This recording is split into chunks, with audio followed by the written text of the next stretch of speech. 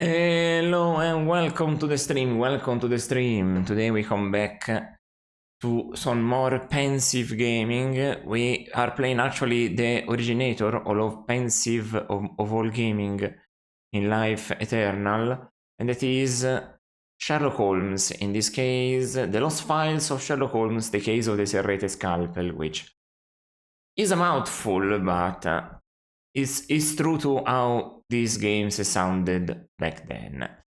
So without further ado, let's start this to use run it in DOS box. There it is. Let me see if I did everything right. Is it coming? One of these days. Okay. Let me check if it opens up because it seems small now. T32. Does it become bigger? Okay, I don't know. Why is it smaller than I thought, this window here? No sound here? Is this on purpose? Yeah, this twice. Okay, it's loading. No. Why is it smaller? Let me just resize it then. Okay. London, England, November 1888. Alright. Whoa. Nice reflections drawn. The Lost Files of Sherlock Holmes. There we go.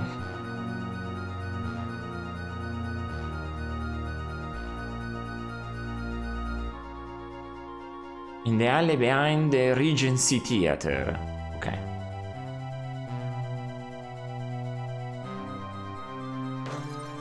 Boom. Goodbye to all that. Whoa, animations of the century though. I like it, I like it.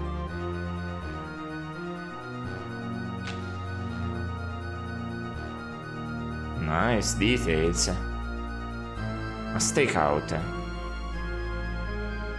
Huh.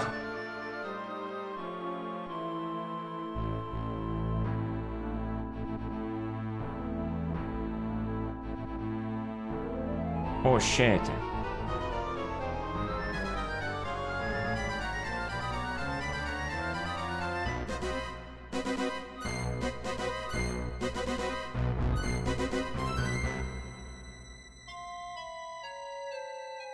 Well, that's fact. Early the following morning on Baker Street.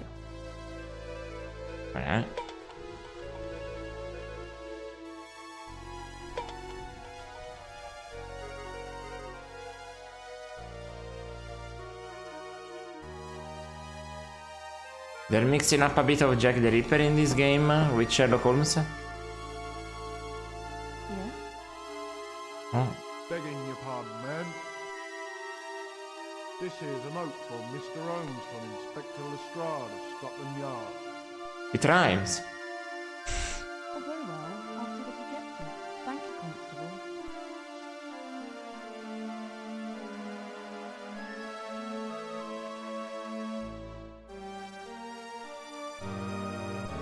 Have you been sufficiently fortified by Mrs. Hudson's murderous cockfighting to put your mind to this mystery? What? Whatever are you on about, Holmes, so early in the morning? Exactly. I'm sorry to interrupt your reading, young man. Mrs. Hudson has just delivered a very intriguing note. Would you care to peruse it? By all means.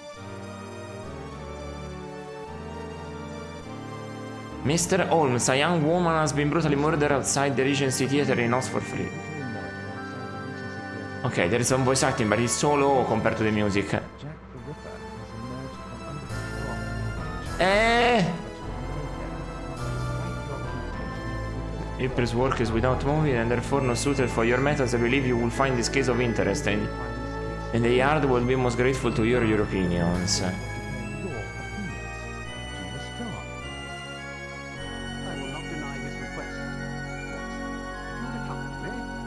Glad to have you at my side. Whoa. Pleasure, Holmes. Lestrade Oh man, it's been a while since I played a game. It's been since Space Quest 4 since I played a game that had this imbalance of audio. My precious Watson, your compliment will turn my head. Let's see if I'm truly worthy of it. Okay. Oof. Okay. What? Okay.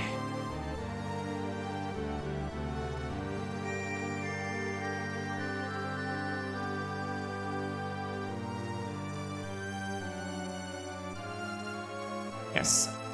Rob Hubbard? Alright, he was a musician working for Electronic Arts. I always forget Electronic Arts used to make games and not only sit back and watch others do that.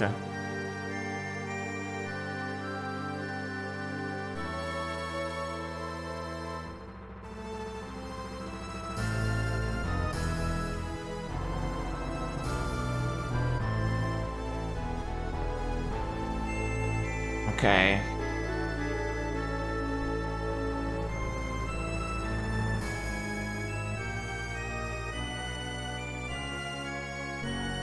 You would have presented these title credits in a better way that wasn't so slow, but okay. It feels like a 20s movie. That's these credits running for 3 minutes and nothing is happening but this epic music.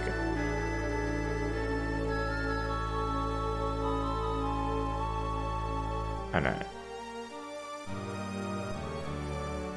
Huh? Ah. Thank you. There we have it. Okay. Look. Inventory. Look. At. Mr. Holmes, a woman has been brutally murdered outside the Regency Theatre in Oxford Street. Evidence here suggests that Jack the Ripper has emerged from under this rock in Whitechapel and struck savagely in Mayfair. Despite your contention that the Ripper's work is without motive and therefore not suited for your methods, I believe you will find this case of interest and the Yard will be most grateful to hear your opinions. It's signed G. Lestrade. Okay. Number of business cards. Several business cards. They read Sherlock Holmes, Consulting Detective, 221B, Baker Street, London. Okay.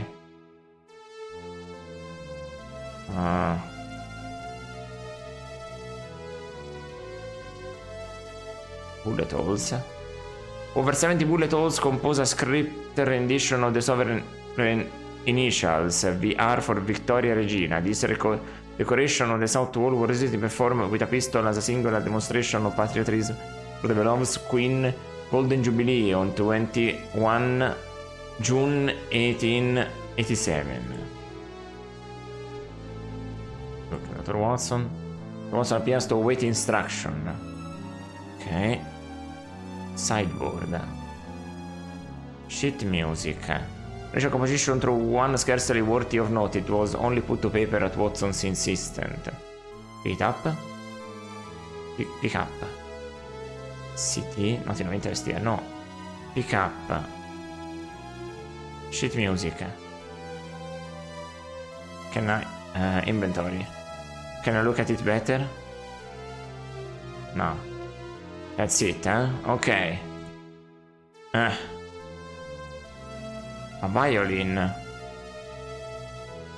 205 violins made in Cremona, Italy by the master Antonio Stradivari between 17,000 and 1737. Despite its value, the instrument lays within easy reach, unprotected from Watson's uncertain coordination, the fluctuating humidity caused by the capricious London climate. Can I pick it up? No. Pick up. Violin. No, I cannot pick it up. Look. There was something else to look at. The city. A fine aquamarine damask covers this elegant sofa. Material and cushions exhibit little sign of wear. It serves more as often as a violin repository than a conventional piece of furniture. Can I... Files. This is how you save. Okay.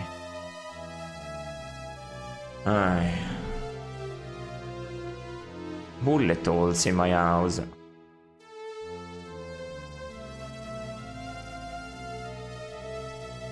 Okay, did I save? Whoa, what is this? Joystick off, Windows slide. Voices on. Paid by pixel. Keep it fast, at help left. No. I don't understand. Files. Alright. Alright. Journal. Okay. A Baker Street.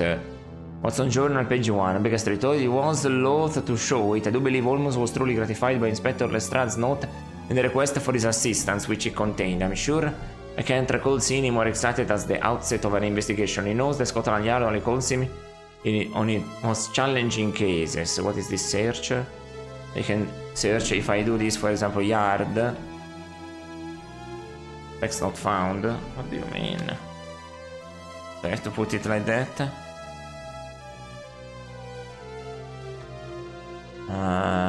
Baker.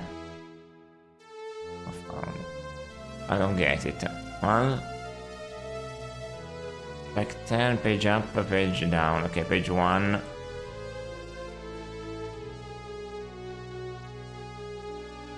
There is another page? No.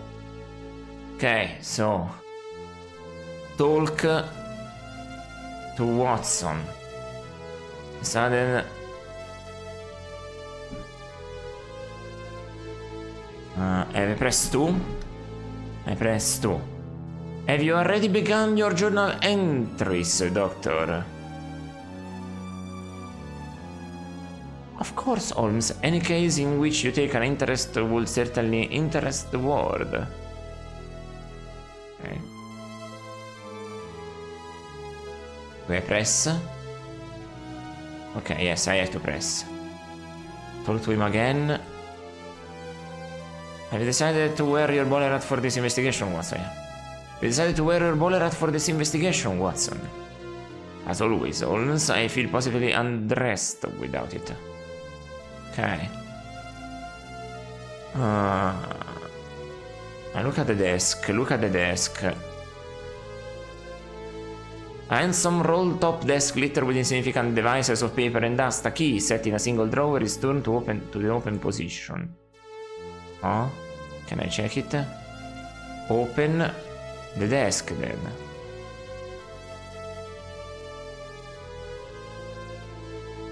Look at the desk here. This contains a small daily diary and a checkbook. Can I pick up the contents of this? No? Then close. Okay. There's a book here.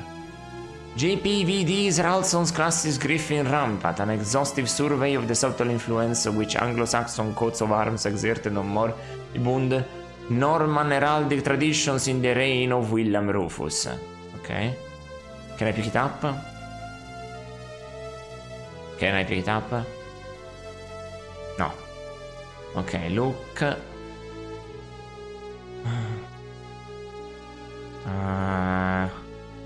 What's on desk? Desk drawer. Another desk drawer. Only one desk drawer. What's on desk? What's on desk? If you can go to it. A commonplace oak desk with drawers, a stethoscope and some letters are scattered around the top. Picture. An unframed picture of the recently deceased Henry Ward Beecher, 1813-1887, the American preacher and orator, a progressive and persuasive lecturer. Beecher was a leader of the anti-slavery movement, a proponent of female suffrage, and an advocate of the theory of evolution. Interesting. So let's open the desk drawer. No, let's open the desk drawer. What is in there? What did you take? Contents of drawer. A small quantity of expensive stationery, beautifully embossed and watermarked, is neatly stacked in the left corner. It also contains a few pens, pencils, a pipe tool, and some pipe cleaners. Can I pick up? Okay. Let's close the drawer.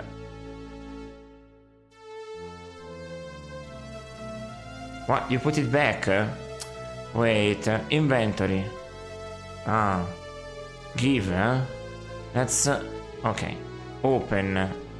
You have it on your end, the stuff here. Inventory. You don't pick it up, really. Okay. Alright, let's close it. Alright. Break front bookcase. Made of carved mahogany, this bookcase holds reference works, maps, gazetteer, an encyclopedia, toxicology, soil analysis, and chemistry texts, a collection of specialist monographs, selected historical classics. Okay. This bookcase. Watson's medical shelf, which also contains a few of his casebooks, notebooks, and scrapbooks, a few pulp mysteries, and a collection of Clark Russell sea stories. Cool scuttle. Okay. Let's just go around here. A wooden box tastefully decorated with contrasting concentric circles and geometric shapes. Okay. Can I pick up any books here? No interest. Can I pick up any book here? No. Can I pick up the coal scuttle? No. Let's keep looking then. What is this? Another picture. A framed reproduction of Clifford's portrait of General Charles George Chinese Gordon, 1833-1885, the hero of the Chinese War of 1860, was killed by the Mahdi's forces in the Battle of Khartoum. Right? Is this jackknife? Huh? Stash. A collection of odd bits and bottles, of which bespeak the vices Watson so tirelessly condemns, plus the day's cigar ends and cigarette butts. Okay. A knife. A common six-blade utility knife of the type used by Swiss infantrymen, versatile in emergency and dire straits. The primary blade of this one fixes unanswered correspondence and a few unwelcome bills to the wood and mantle like butterflies to a specimen book. Can I pick up any of that? No? Okay. Jackknife? Nope. Look at fireplace. 221B is unfamiliar with the joys and curses of central heating. For almost 10 months a year, a coal fire burns between 8 and 16 hours a day. During the winter months, no indoor life goes on far from it. Okay. Move around. Okay. Chair. Can I examine a chair? Really now? A typical sitting room chair. The sheen of its wine red velveteen covering shows that it is well used. A dark purple silk dressing gown with a rolled collar is carelessly crumpled on the seat, and the anti-macassar requires changing. Ah, this is starting to... okay. Persian slipper.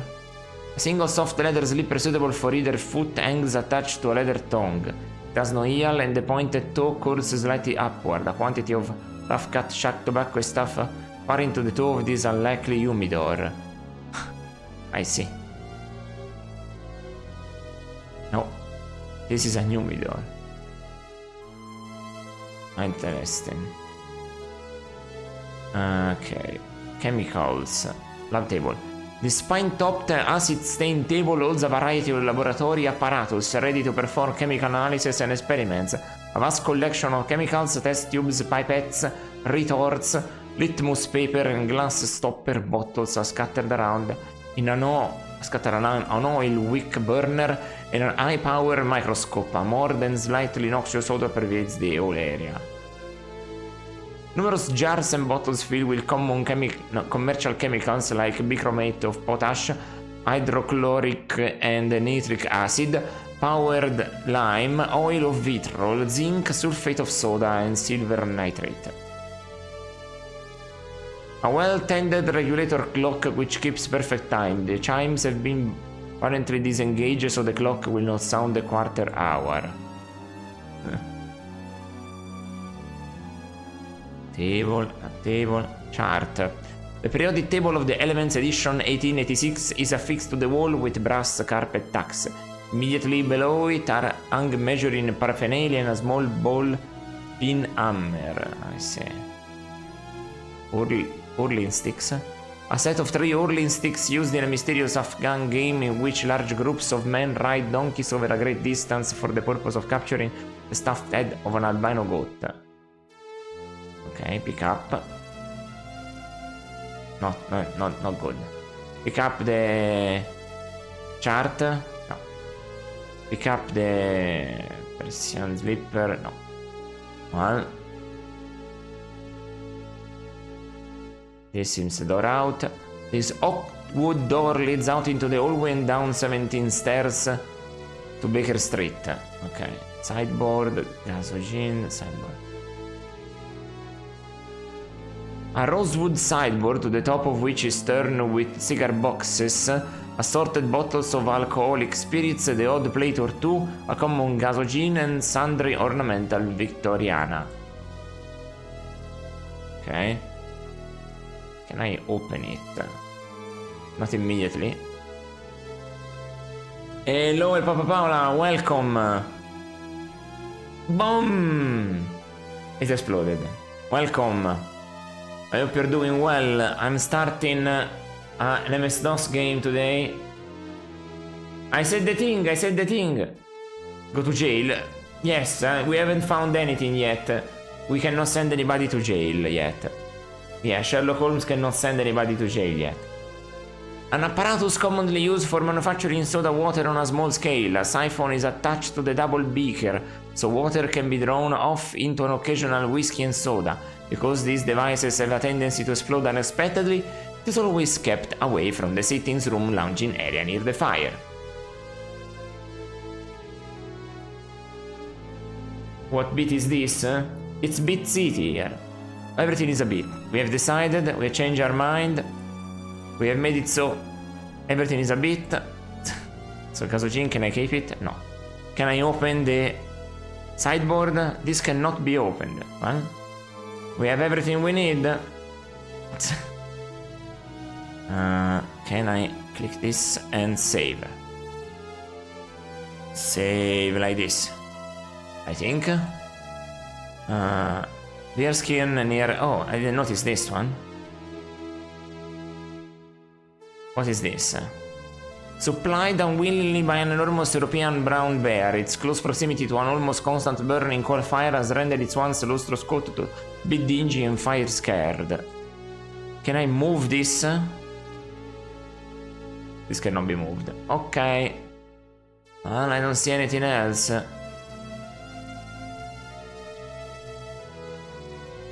Dr. Watson, let's open the door and go out. Now this is come along, Watson, the game's afoot. Anyway, this is Sherlock Holmes, the case of the Serrated Scalpel. Quite so, what's Holmes? Click. Alright. I explored and picked up a couple things here, so...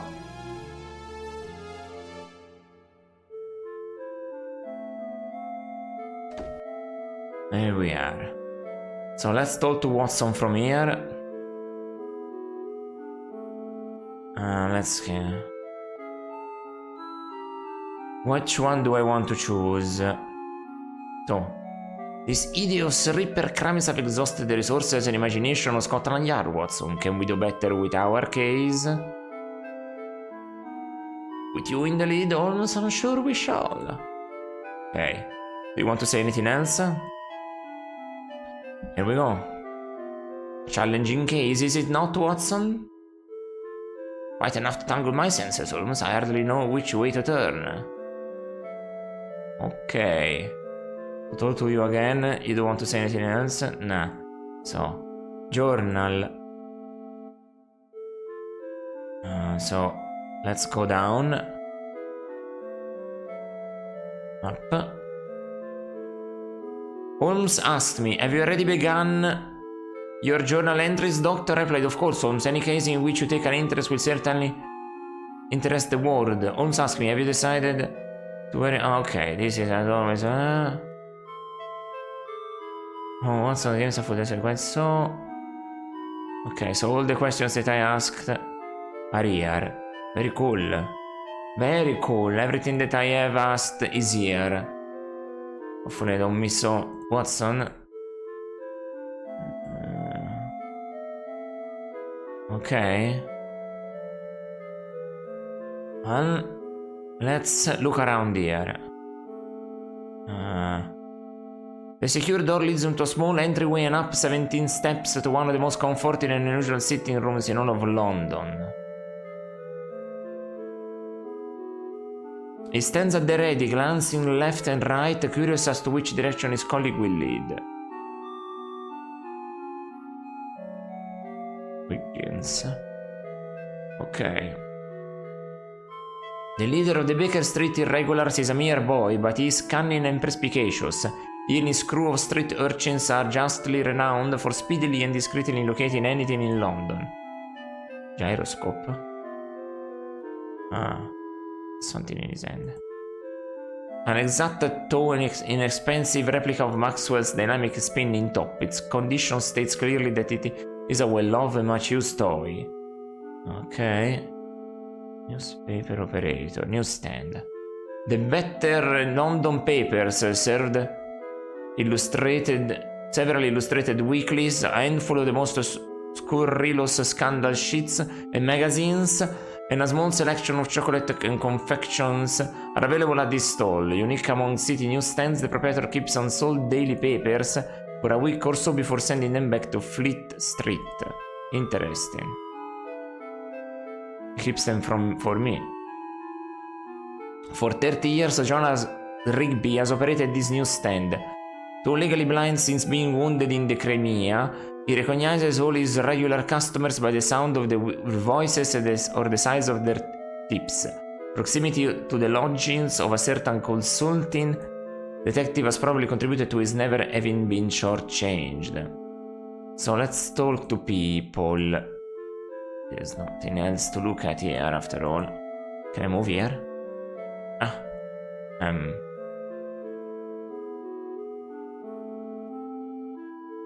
I'm stuck. Here we go. Here we go. Talk to him first. Okay. Which one? This one first. Are the rest of your lads available, Wiggins? They're at the ready, sir. Tell me what you need and I'll pass it on. There's 8 who's willing to work, so it'll cost 8 bob a day plus the usual reward. Okay. Okay, so talk to him again. We'll be requiring your assistant, Wiggins.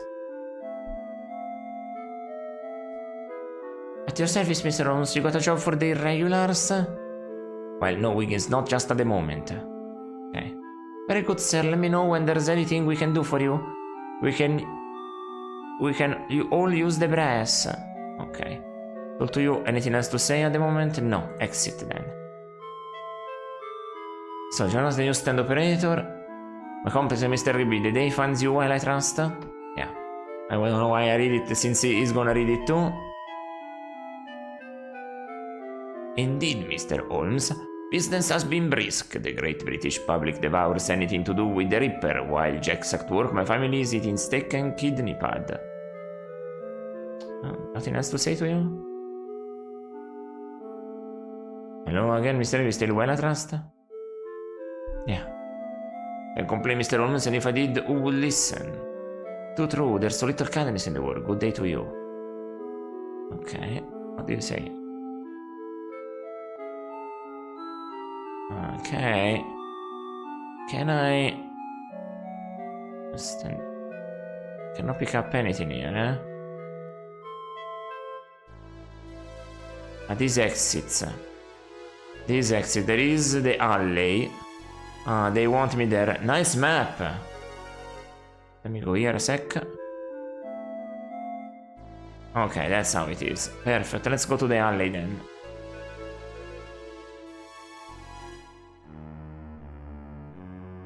Mr. Holmes. Dr. Watson, very good of you to come so quickly. After you've thoroughly examined the scene and the corpus delicti, please share your observations with me. Alright.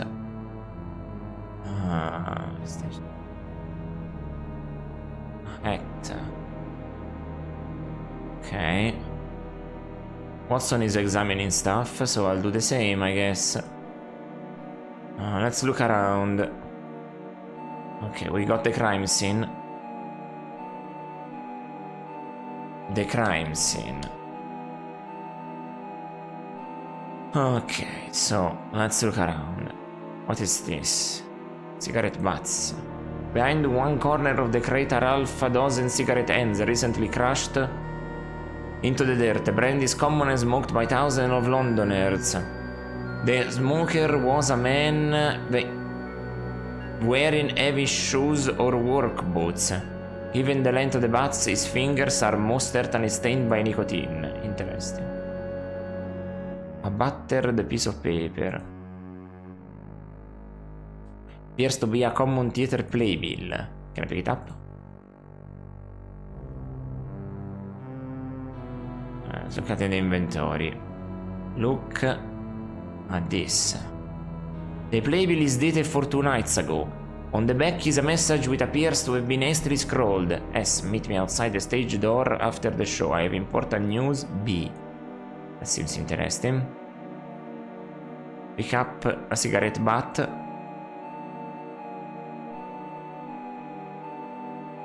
Inventory. Let's look at it. Several crushed cigarette butts, they are a common variety available anywhere in London. Okay. This is real investigation, eh? The corpse, let's leave it later. There is a ladder. Not fulfilled. Watson, how do you look like today?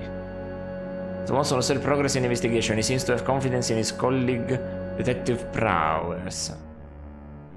Inspector Lestrade records his observations. He peers carefully at the victim between scribblings, so his notes might be expected to describe the state in which she was discovered. Okay. The constable diligently guards the scene of the crime while trying unsuccessfully to direct his gaze away from the body. This door. The door is the rear entrance to the Regency Theatre. Okay. The hat. A lady's very stylish hat fashioned in fine crimson silk. Okay, let's pick it up. This might be. Please look at everything you like, but I shall need that as evidence. Okay, thank you for telling me. Thank you for actually telling me. An iron bar. This is a 2-foot section of iron pipe. Both ends are corroded by rust. There is a trace of red paint on one end. Red paint? Let me check it better.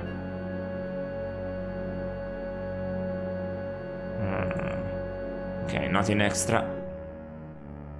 Okay, look at the handbag.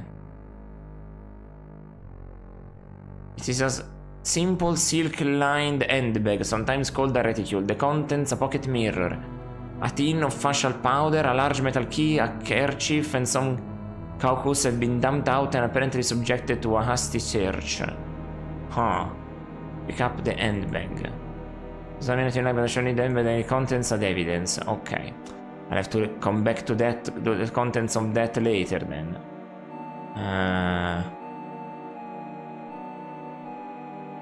Let's look at the corpse then.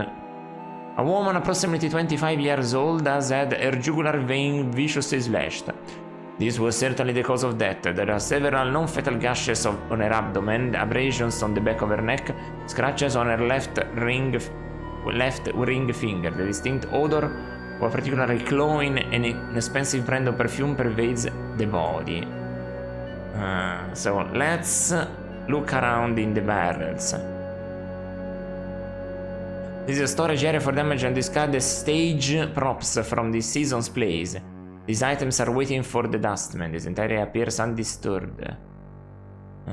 Pick up anything from the barrels? Can I open the barrels or something like that? Not be opened. Pick up anything from the barrels? Nothing of interest here. Let me look better around the barrels, yeah. Watson, what do you have to say?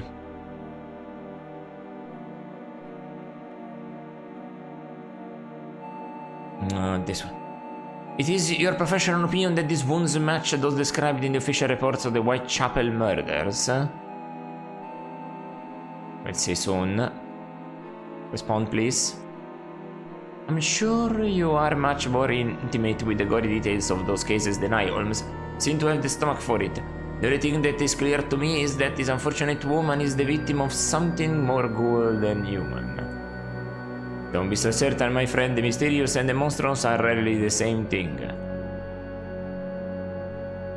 Okay. Dr. Watson. Do you see anything of significance, Watson? I'm not sure, Holmes. What I see disgusts me so that I can barely think. I believe I have seen no clues that reveal the truth of this horrible matter to me. If I have seen any, I have not been able to understand them. I'm sorry. Okay, for now nothing. Okay, so let's talk with the constable.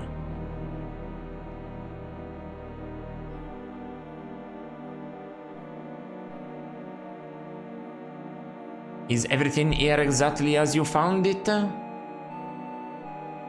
Nothing's been moved since I arrived, Mr. Holmes. I rang up the inspection and the inspector was more particular in his instructions. Touch nothing, he says, so I have been standing here like a lamp. Okay. My inventory. Music. Hello? Hello, Vituri, exactly. We are detectiving around. We are exactly Sherlock Holmes. Hello, hello. Welcome. Welcome to the stream. I hope you're doing good today. I hope you're having a good day. Original composition. Yeah, that's something for me. Okay. Let's talk with the inspector.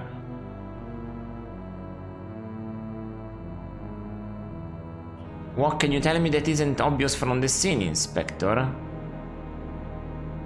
The deceased was an actress here at the theater, name of Sarah Carroway. She lived by herself out in Bayswater. According to our only witness, there's a sister, whereabouts presently unknown. The witness found the body but remembers nothing of the person she saw fleeing the scene. You may speak to her if you like, though she's incoherent. She's in the victim's dressing room, through the door and up the stairs. But before you go to her, I'd like you to confirm some theories of my own. After you've thoroughly examined the body, of course, I think you'll find that the number and character of the wounds tell the whole story. They find just like always a classic, let's say, eh? So, do you really want to talk about it now? Do you want to examine? Move the body? Don't move the body, I bet. Abrasions, scratches, knife wounds. Okay, let's examine the abrasions first. The abrasions on her neck imply that their attacker forcibly removed some sort of heavy chain of necklace. There are 3 separate lines which a chain scraped her neck, all of which are deep and vivid. Okay, so scratches. Where is it? There it is. A slight skin discoloration encircles the ring finger of her left hand and suggests that the victim wore a ring. The scratches result from said ring being wrenched from her finger by the murderer. Knife wounds. The wounds were clearly made with a short blade, perhaps the size and shape of a scalpel. Close observation reveals that the blade was serrated. There is a trace of a white powdery residue of unknown nature on the victim's coat immediately beside what appears to be the first of the abdominal wounds. The scalpel was sterilized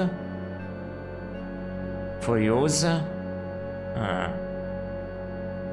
This one? This is a well-traveled but sturdy crate with a detachable cover. The name of the theater stenciled on the cover is almost worn away. Footprints in the dirt nearby indicate someone standing here recently. Let's move the crate. It cannot be moved. So, powdery residue. What is it? Powdery? Talc? The substance was most probably on the murder weapon at the time of the attack. A thorough chemical analysis was unlucky to reveal its composition. Pick up the white powdery residue then? Right. It's probably talc. I think it's talc. Let me check it. Yeah, it's powder. Interesting. Specimen was extracted from the wool of Sarah's Carraway dress. The samples was located at the point where the murderer first inserted the fatal blade. There is not enough of the substance to identify its equilibrium by eye, but it smells distinctly of camphor. Ah, camphor! An envelope is sufficient to hold a small amount. Okay, camphor. Interesting, that's an old material. So... find... Asian scratches, nothing else. Let's talk with Dr. Watson, after all he's the doctor.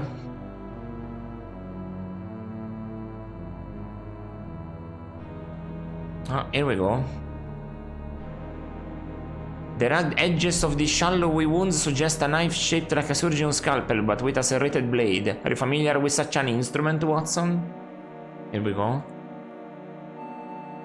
I've never seen a tool like that in surgery or anywhere else. I can't imagine a medical use for such a knife. So serrated is not good for surgical. Okay, interesting. Interesting. Let's look at the journal.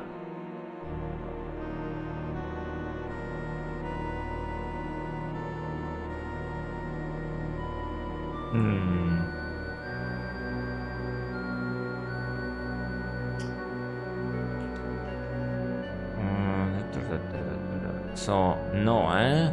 Interesting. So let's talk with you again. Do you say anything? No. Can I give this specimen?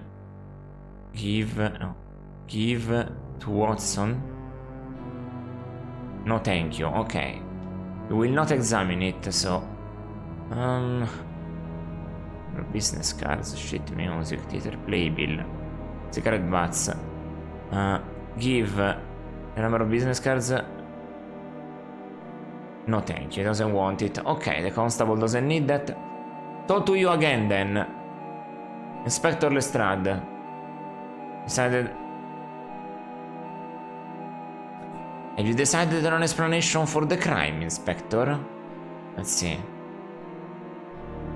There is no doubt that this is the Reaper's awful work. The fact that we are miles away from his habitual haunts in the Whitechapel is of absolutely no significance. This gruesome business has his signature written all over it. So...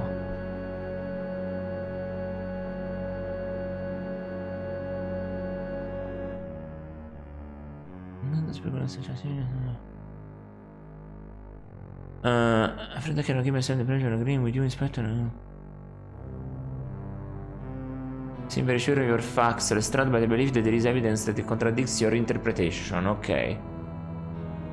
You seem very sure of your facts, Lestrade, but I believe that there is evidence that contradicts your interpretation. Yeah, let's see. I think... I assure you that I have examined everything in great detail, Mr. Holmes. I seriously doubt that I have missed a significant clue. What have you seen that goes against my theory? A killer strike weapon is most telling, don't you think? The absence of a perfume bottle in her purse is a vital clue. Wouldn't you agree, Inspector? So, I suspect you noticed that the victim's jewelry is missing. What do you make of that? Which one of these three?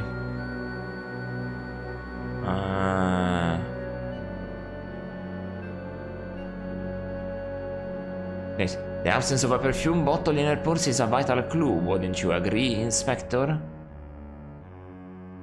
A large bottle of the scent she is wearing sits on the vanity in the victim's dressing room. Powerful smell, isn't it? But the absence of the bottle is no mystery.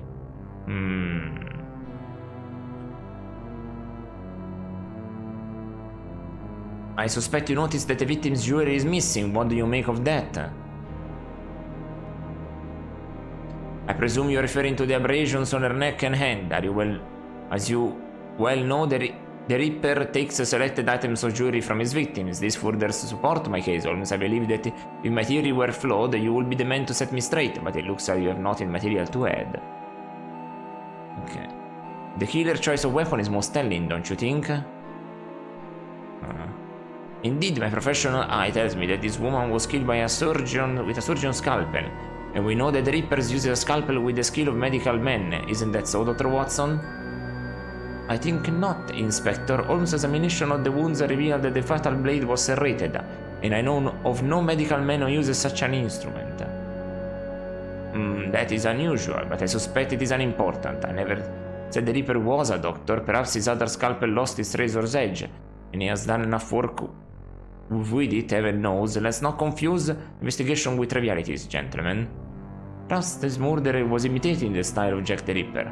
Lurid and detailed accounts of the fiend's disgusting exploits have been in all the newspapers. Perhaps pigs will one day fly, Doctor. This guy just wants a man without having to do any work. I need facts, Mr. Holmes. My hypothesis is that the Ripper is responsible for this murder. I will restrict my inquiries to the question of the serrated murder weapon.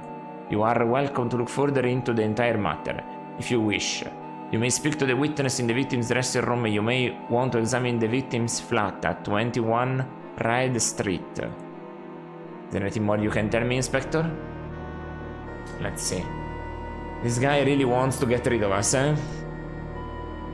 I said all I have to say, and I can only hope that my inquiries into the source of the murder weapon will reveal some new link that will lead me to this foul criminal and help me send him to the gallows. I hope you have seen something that I have overlooked, though I suspect the chance is remote. It appears that I have little choice save to report at the yard that Jack the Ripper is no longer satisfied with hunting in Whitechapel. A citywide alert must be posted. I will suggest against it, but what do you want? Is there anything to say? No.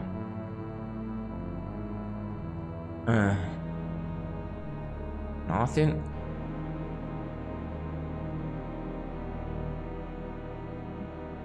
Okay.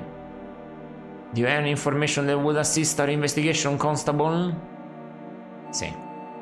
No, Mr. Holmes, I'm sorry, but with fending off the newspaper gents and half the nosy buggers in London have been preoccupied, as you might say. So, nothing, eh?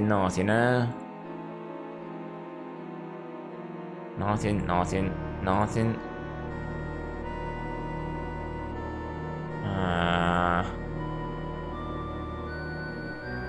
You are not preoccupied by the guy telling us that? No. You are not preoccupied of anything, Watson. So this is nothing here. There is nothing in the barrels. Up here. Well, let's look at the backstage entrance again, just to be safe.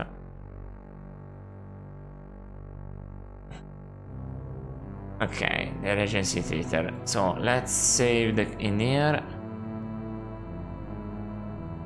And let's open this door. Open the door. There we go. You must be Mr. Holmes and Dr. Watson. I'm Henry Carruthers, the stage manager.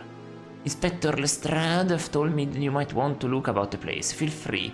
I'm afraid we can't be of much help, Sarah. Is that the girl who witnessed the incident? Yes, her name is Sheila Parker. She was in a dreadful state earlier. Fainted dead that way. As you can see, she is still very upset. I doubt she'll be able to answer any questions just yet. Okay.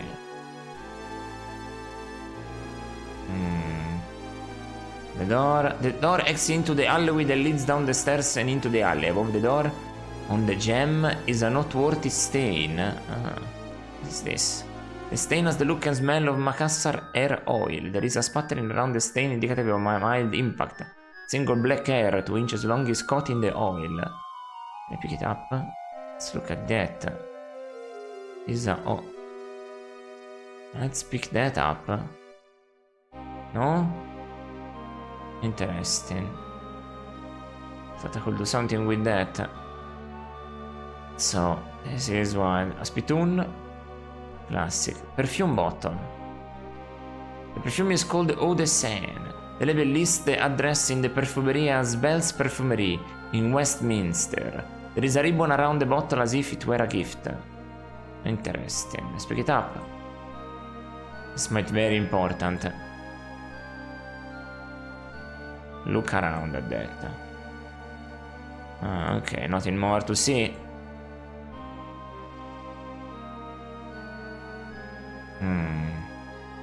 A chair. A straight-back velveteen upholstered chair, probably intended for visitors. It's a bit worn and has seen better days, but the upholstery is not ripped, nor do any of the finishing tags appear loose. Oh, there is something down there. What do you say, Watson? Watson looks about the room carefully and devotes as much attention to the ordinary as to the significant. The stage manager seems more impatient and distressed. He's fiddling with the door latch incessantly but does nothing constructive. On his belt hangs a key. I see. Dressing screen. A well-traveled but unexpectedly lovely oriental silk dressing screen. The demands of modesty forbid an explanation of what goes on behind the screen, but suffice to say there is nothing worthy of note there now. Okay. Wardrobe, a spring. This is a steel spring attached to a small square mass of solid brass. Let me pick it up. Let me look at that. Okay, classic corked spring. That's interesting. Can I talk to you a second? Actually, can I look at the wardrobe?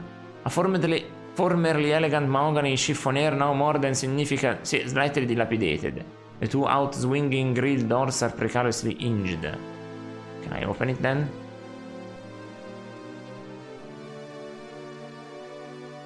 Let me look in the wardrobe.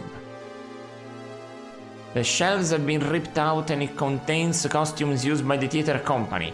The sleeves and pockets of several garments are turned inside out, and the overall condition of the clothing suggests that it is poorly maintained or that it has been ransacked. Interesting. By whom? This is nothing. Can this be moved? The wardrobe? This cannot be moved. Okay. Let's close it. The wardrobe. There's nothing there. Let's look out the window. No. Flowers. These are pink carnations with dark red veins in the petals. The startling but common effect is probably achieved by standing the flowers in some kind of dye or staining fluid. Analysis of one of these blooms might prove useful. I see. Handwritten card. The note reads, Dear Sarah, what's in a name? A rose by any other name would smell as sweet, a secret admirer. This misquote from Romeo and Juliet is strangely the product of a feminine right hand with the unusual habit of dotting eyes with tiny hearts. Pick up the handwritten card. And pick up the flowers. Okay, we got the inventory now. And card. Flower. Incarnation with dark veins in its petals. Okay, have to examine that. Chest of drawers. Okay. The chest is closed and locked. There are scratches in the wood around the lock, deep enough to suggest that it has been forced open more than once. Interesting. Let's open it. It is locked. Both of them? Okay. Mirror and filigree work mirror frame. The mirror is one solid piece of glass with no removable back. The nooks and crannies of the carved mirror frame, which is poorly painted a dingy yellow, look like gold, reveal nothing out of the ordinary. Pictures. Boxboard portraits of several notable London stage actors of the previous generation are glued securely to the wall. Okay. Miss Parker is sobbing but is not clinically hysterical. The experience was such that a sensitive young woman might never get over it. Okay. Let's talk with the guy here.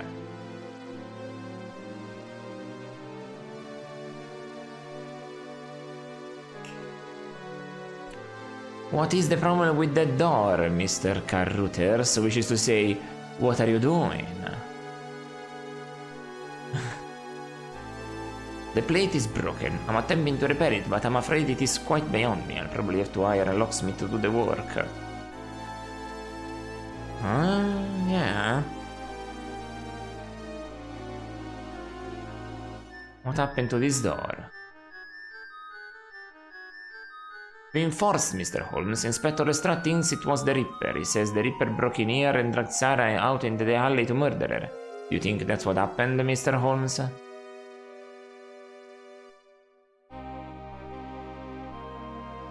Inspector... Oh, he found the theatrics. It's clear that the murderer did not attack Miss Carey here in this room. The inspector has many fine qualities, but he is overly fond of theatrics. It is clear that the murderer did not attack Miss Carey here in this room. What is your evidence for that, Mr. Holmes? The location of the woman's set.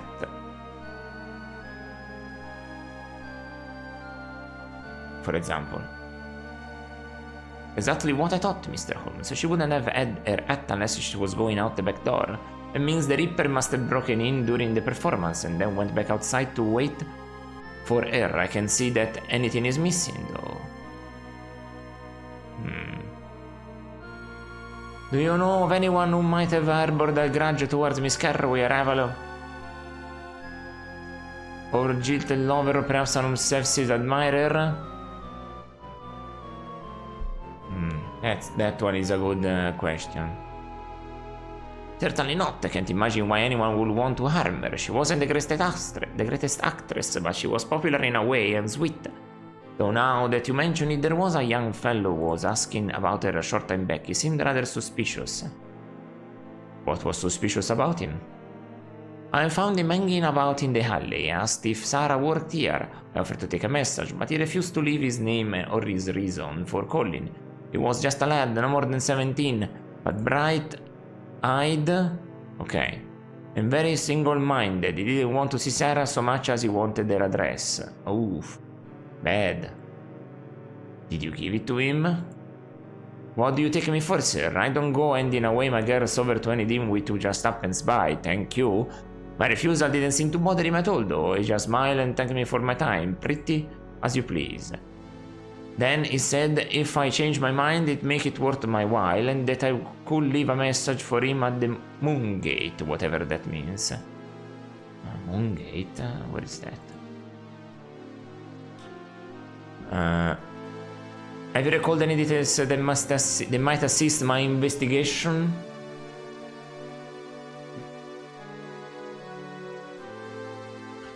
I think I've told you everything I know. Okay. There's nothing else here, eh?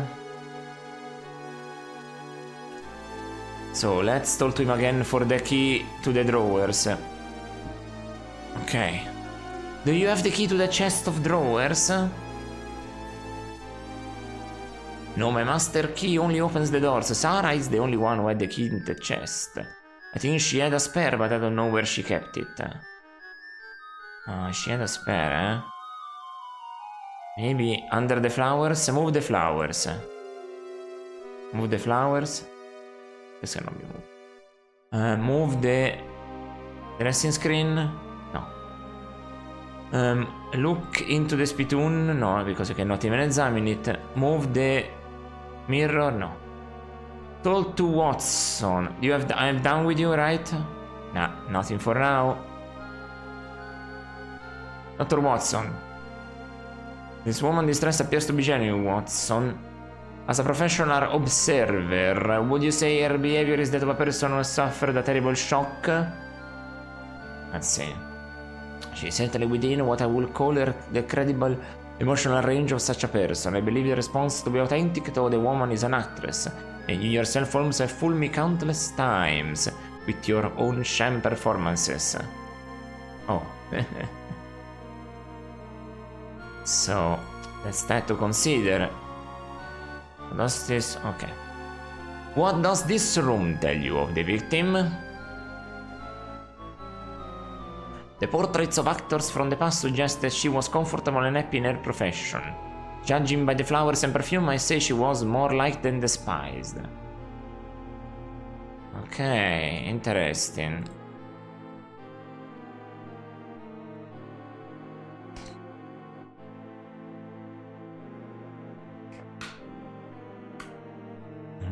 Let's see. Watson, have you espied any new detail? Has a blinding revelation struck your brain?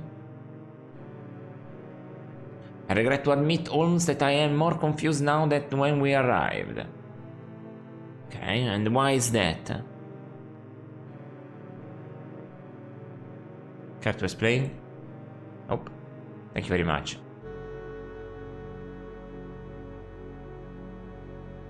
Watson, do you have anything that might calm Miss Parker? We might as well have the benefit of her testimony, meager though Lestrade claims it to be.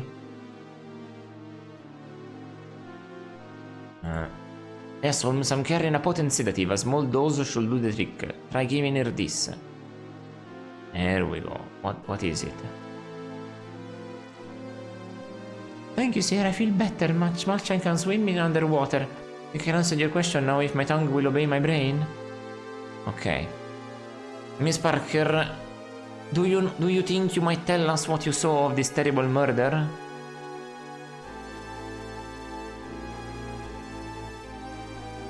I saw Sarah, blind or dead.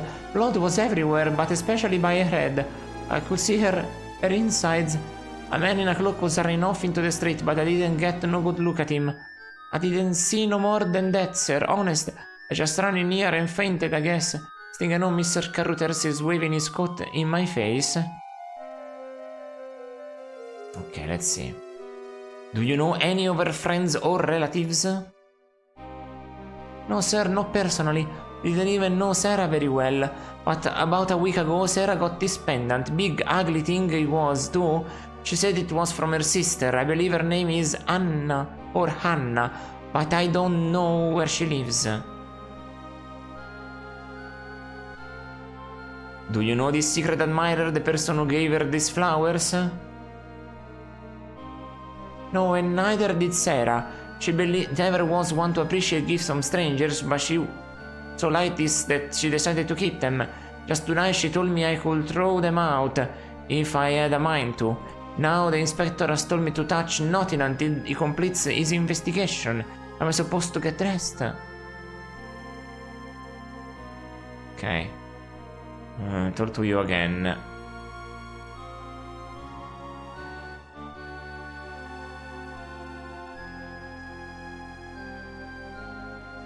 Interesting. This perfume was a gift, wasn't it? Do you know who gave it to her?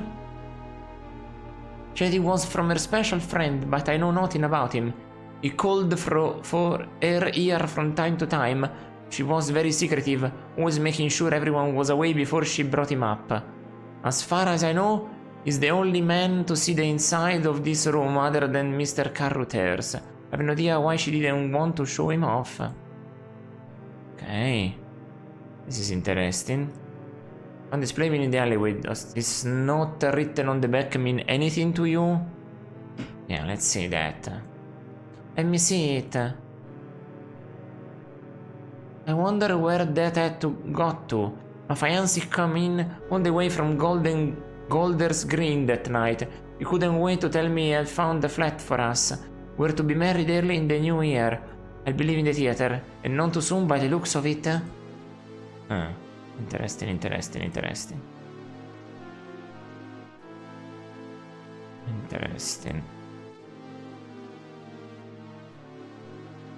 Okay, so that item has been used and there is nothing you can do with it anymore.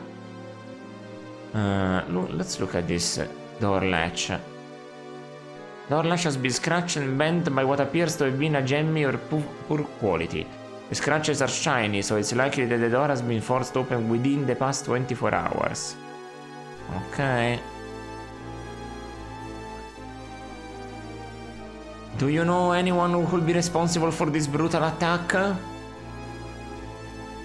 didn't know anyone on Earth could do such a thing as what was done to her. Now I know there's monsters in the world for certain, but I can't believe they are friends of mine, or Sarah's for that matter. What was your relationship with Miss Carroway? I was her understudy. We were performing the play, The Loves of Atty Hill, and Sarah was the lead. I play Beth, the servant girl, but I understand the lead and I studied the lead in case... Oh, I can't bear to think about it. Can you direct me to anyone who might help me learn more about Miss Carroway? No, sir, I'm sorry. Like I said, I didn't know her very well. She was very protective of her personal life. Okay. Anything else to say? No. So... Dr. Watson. Maybe the key was in the purse. Henry Carruthers. Nothing to say here.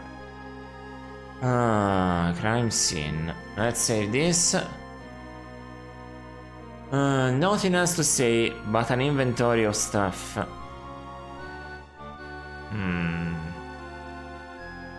Open this door. Let's go outside again. Open this door. Sorry, Mr. Holmes, the bolt has jammed in the lock. Until I can pry it loose or replace the spring mechanism, you won't be able to use the door. Okay, you know what? I'll give you the spring then. There. I believe this spring may be helpful in repairing the lock. Yes, thank you. I believe that is just the piece I need. I'll have this finished in a moment if my fingers don't fail me. Okay. Are you done? This thing up there. Okay. Nothing here.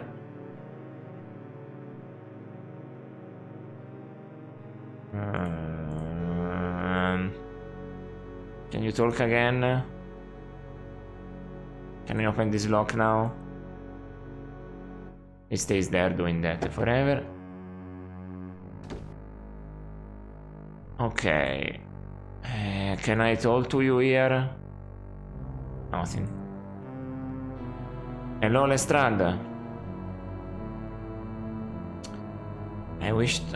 What was in the handbag? Pocket mirror, a tin of facial powder, a large metal key, a kerchief and some calculs have been dumped apparently asked to search. Look. There is a key. Come on. Pick up.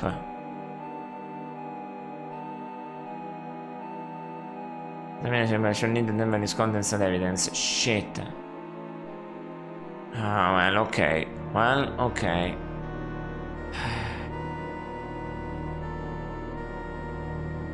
Well, let's go then. I have maybe a few places I can visit now. This one. Sarah Carroway's flat. We haven't got the location. Well, we can examine a couple things before that. Actually, well, let's not do that.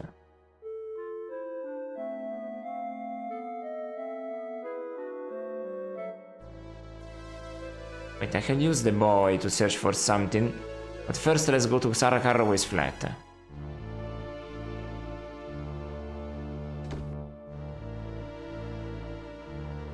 Okay. Weird light, bookshelf. The simple wooden shelf holds half a dozen assorted two-penny novels and the Holy Bible. The shelf area is messy, books are open, spines on one or two titles are broken. Brass caps of the bedpost. Interesting. A mass-produced brass bed forges a series of tubes. For aesthetic reasons, the manufacturer has fitted the tops of the tubes with decorative hollow caps. Hello, of course I remember you. I remember you. Welcome back, Redu. They are convenient to obviously ID holes for small objects and sometimes known as the poor man's bank. Hello, how you doing? It's been a while since I saw you here. Yeah. I'm glad to see you again, Redu. Another hat. Much. It's a flat. I'm playing a point and click about Sherlock Holmes. So let's save here. The victim. Tom. There we go.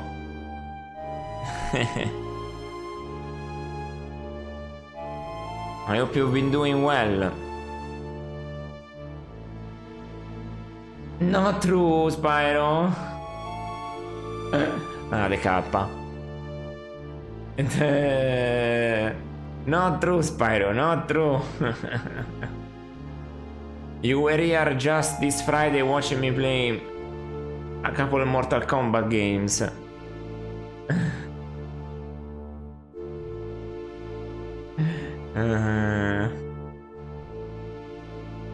That's funny.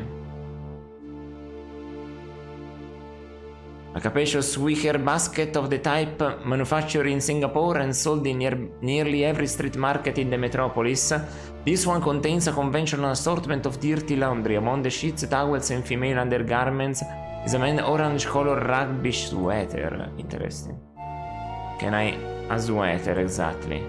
A man's sweater is buried deep in a pile of dirty laundry. Can I pick up the man's sweater? Where is it? There it is.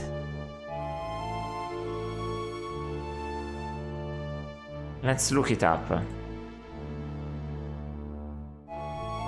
Oh. But yeah, how you both doing? How you both doing? Seriously, I hope you've been doing good, honestly, because here we are actually doing some incredible work. This game seems like an investigative game for real this time around. A man's rugby sweater with the colors and insignia of the Kensington Rugby Club. The back of the collar is heavily stained with Macassar oil and a few black hairs are embedded in the fibers of the wool. Oh really now? There is some air in the fibers. Can I keep it? Seriously? And a few black hairs are embedded in the fibers of the wool. Can I grab the hairs here somewhere? No. Can I pick up this one? No. Can I... Oof. Open as well. Do I have a picking thing to grab the stuff here? I don't have anything to pick from. Whatever. Okay. Well, this is gonna be interesting. Let's look around more.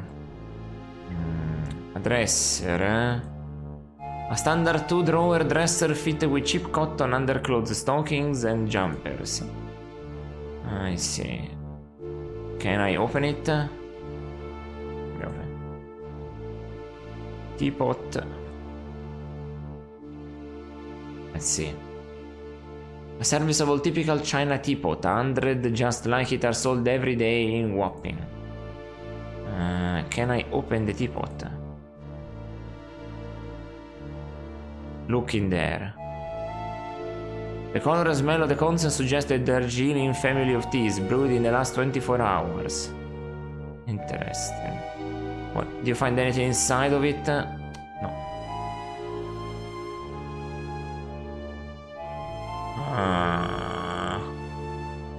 This is interesting. A picture?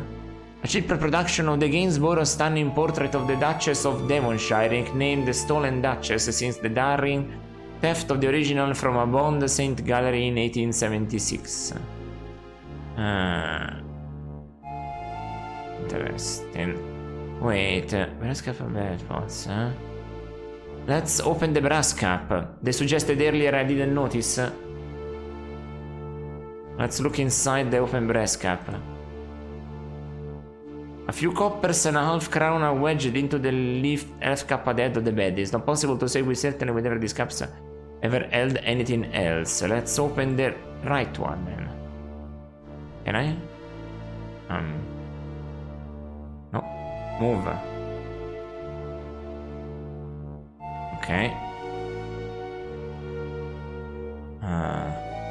A move is move something on the ground, right? Move the dresser, maybe? No. I don't understand what am I supposed to notice here. An umbrella. This is an old and shapeless classic brolly which has clearly survived a number of seasons. The blue muslin fabric is faded and it is dry despite the wet weather outside. There is a slight bulge in the fabric near the tip. A bulge? Where is it? Bulge near the fabric. Can I open it? I found it! A key! Amazing, Holmes. Only you could draw good luck from an action that's supposed to yield its opposite. Thank heaven you're not superstitious. Brass key. Tiny brass key. It is too small for most door locks. It is most likely open something smaller, like a drawer or a jewelry box. I know exactly where it goes. I found a drawer earlier. Very good, very good. Nothing extra. Can I pick up the umbrella just to be safe? Just for fun. What is this? Barred door to fire escape. The crossbar is sturdy and topped with enough coal dust to indicate it has not been removed anytime recently. Moved the bar door. No, open the bar door to fire escape. Okay, let's talk with Watson real quick.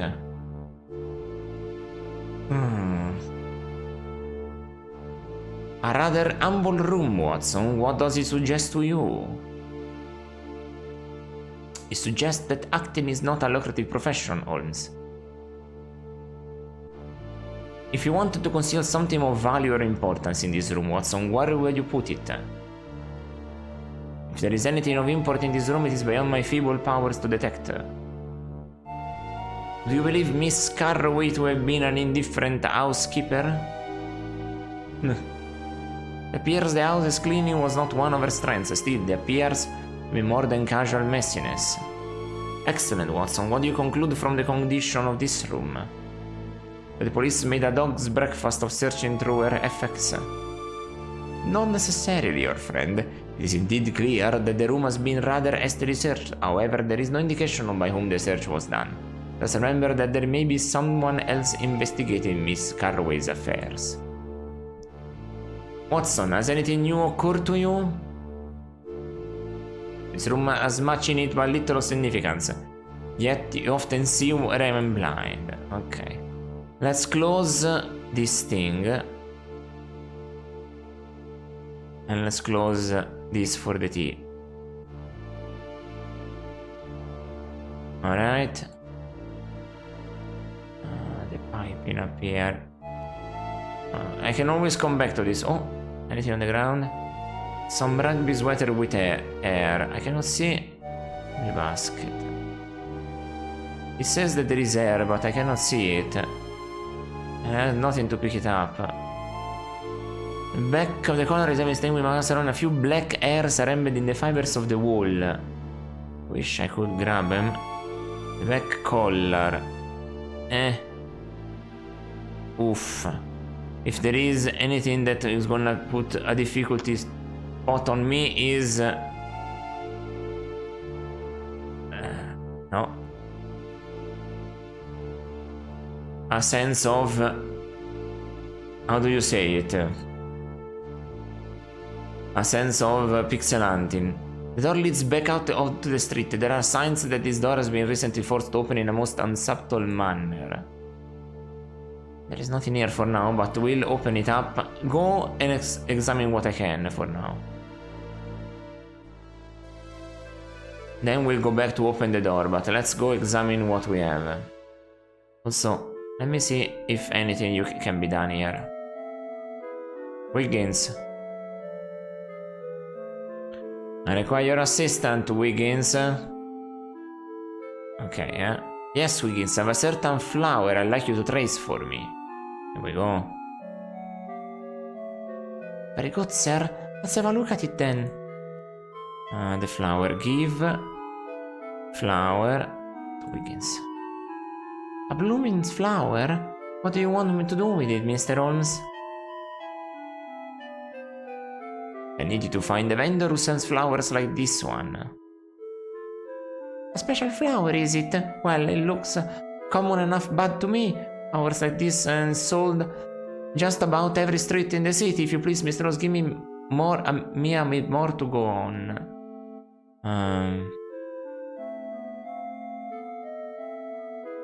Do you want... I want to give you this also? No, not the written card. Other than... Would you want the perfume also? No, thank you. So you want power specimen? No, thank you. I don't know what to give you then. I was sure I had something there. So nothing I can do there? Damn it, no. More than that. Okay. Told to you? No. Can I check newsstand? Pick up the newsstand. No. Can I pick up the news or any way, shape or form? No. Okay. Let's open the door.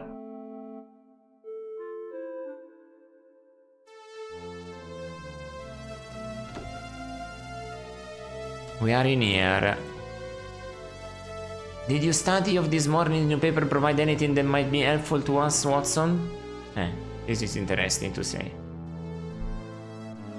There was nothing relevant in the scandalous Sherlock Holmes. Okay. So, these are lab table. If I want to use the lab table for something...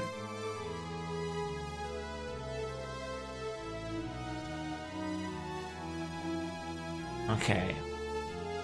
I can use it. I use the lab table for... I don't but the powder specimen.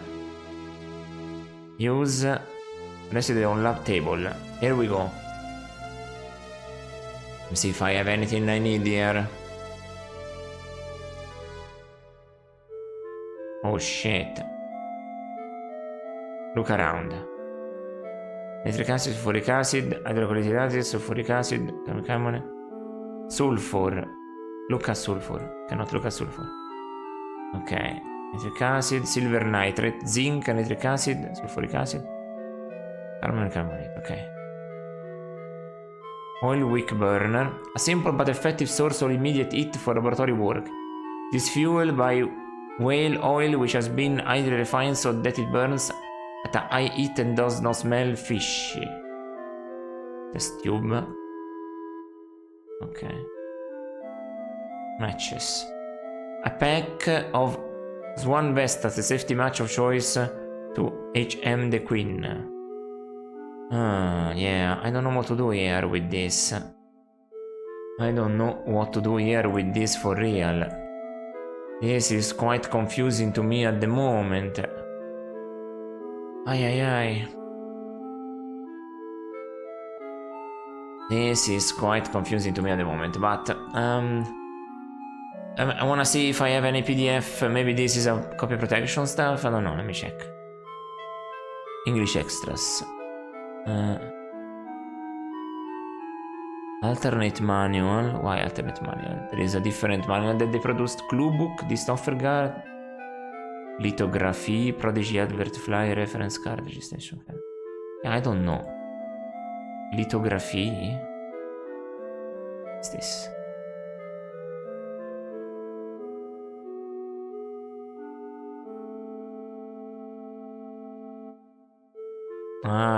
Okay, I understand. It's a lithography of for the limited edition.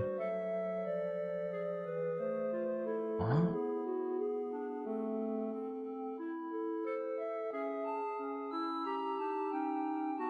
Okay. I'm saying a bunch of extras here, but they're weird. Reference card. What is a reference card? For all the buttons in case you don't have a mouse. I mean 1992, huh? I don't know what to do with this. Why would I? So pick up, match. Not even interested, no? Use matches. It's not a good idea to eat an empty tube. What? Okay. Use powdery specimen. in in test tube. Adding sulfuric acid to the test tube. Okay. I didn't want to do that. Exit. I don't get it.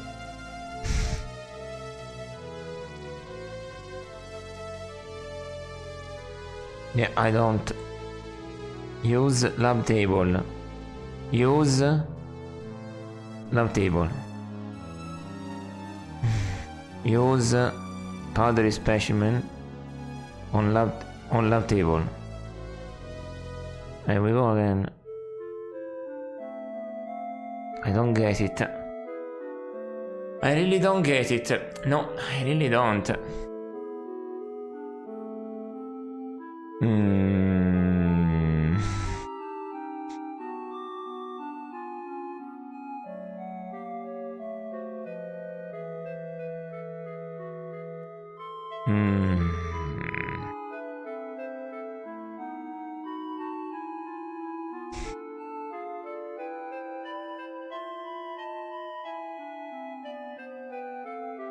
They said also the flower.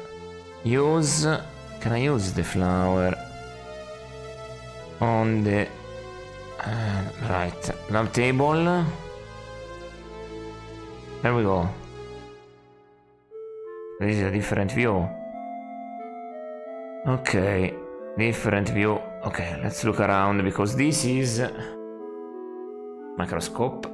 A high-quality compound double lens microscope based on Galileo's design and manufactured in Amsterdam in 1978. This instrument is of the type commonly used by medical students and experimental scientists. Okay. Burner. A flask. Not even check. Matches. Book on the other side. Nitric acid. Silver nitrate, sulfur. Use flower on microscope. This is the only thing I can think of. Right? Okay. Determining cause of petal. The petal is artificially dyed. Oh! What?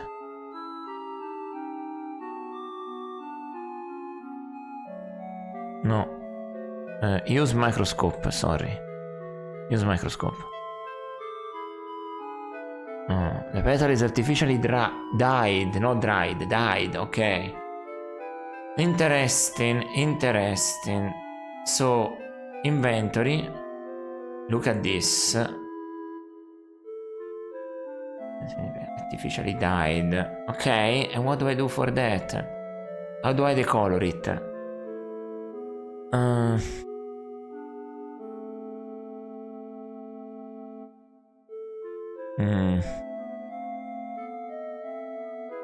These are stuff. Oh, wait. Maybe I can. Okay. Yeah. Let's turn this on. There is a flask. Let's look at the flask.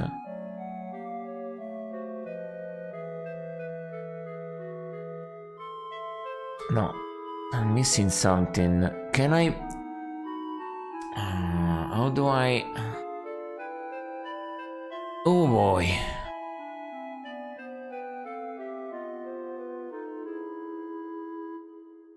I have the perfume bottle.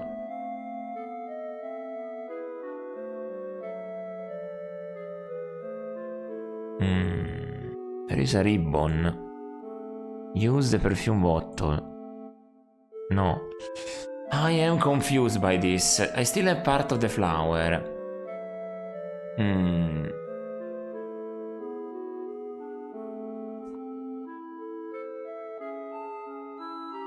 No, non use perfume on a flask. I lit up that. Let's put the flower in. Let's put the flower in the flask. Can I do that? Come on. Add the necessary to warm water bath. Okay.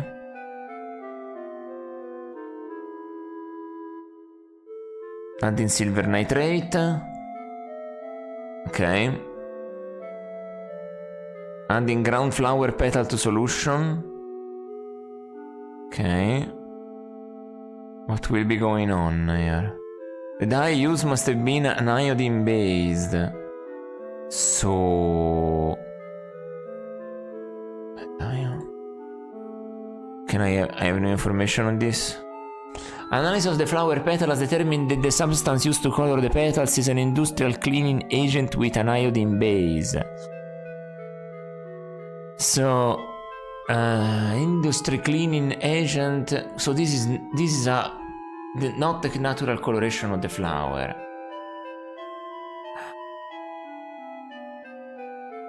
Oh man. That is... This specimen was extracted from the wool of Sarah's carro with rest. The sample was located at the point where the murderer first inserted the fatal blade. There is not enough of the substance to identify it in equal by, but it smells distinctly of camphor. Nope. It's sufficient to hold a small amount. Okay. Let me exit here. Exit. There we go. Let's talk with Mr. Dr. Watson. Please come back and talk to me. What do we have here? Nothing. So, we have that, but now let me use the powdery specimen with the table. Okay. What? Was it in... okay, I'm keeping up with the manual and trying to figure out what the stuff here, because it's not easy, I tell ya.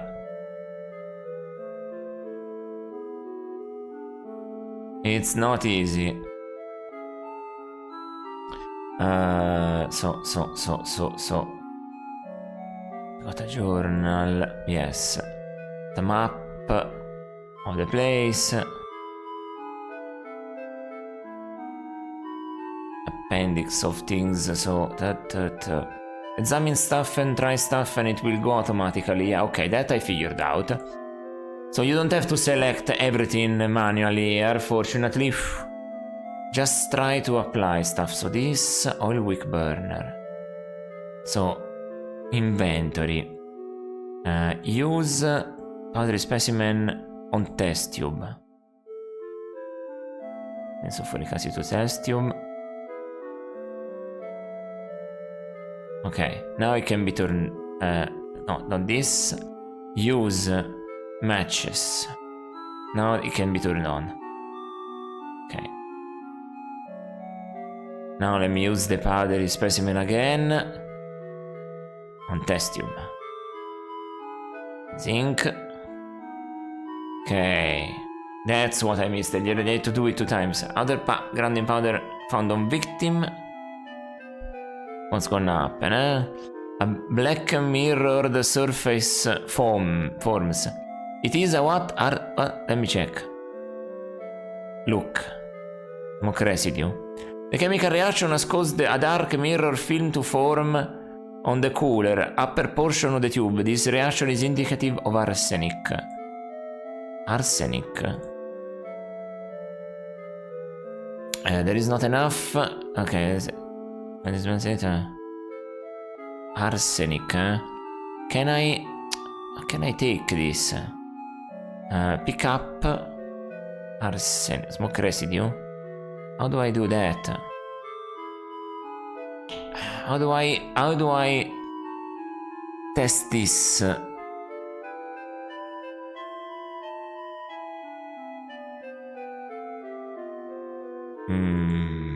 I think maybe it will tell me that the flower could be an extract of arsenic. No. But the flower now has a discoloration. Maybe he knows to find a place for discoloration. Arsenic though, huh? Look. Oil wick burner. Not this. Okay, residue. Indicative of arsenic. Interesting.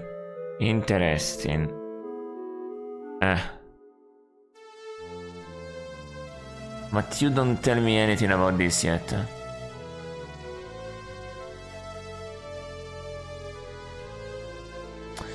Okay. Can you tell me anything, my dude?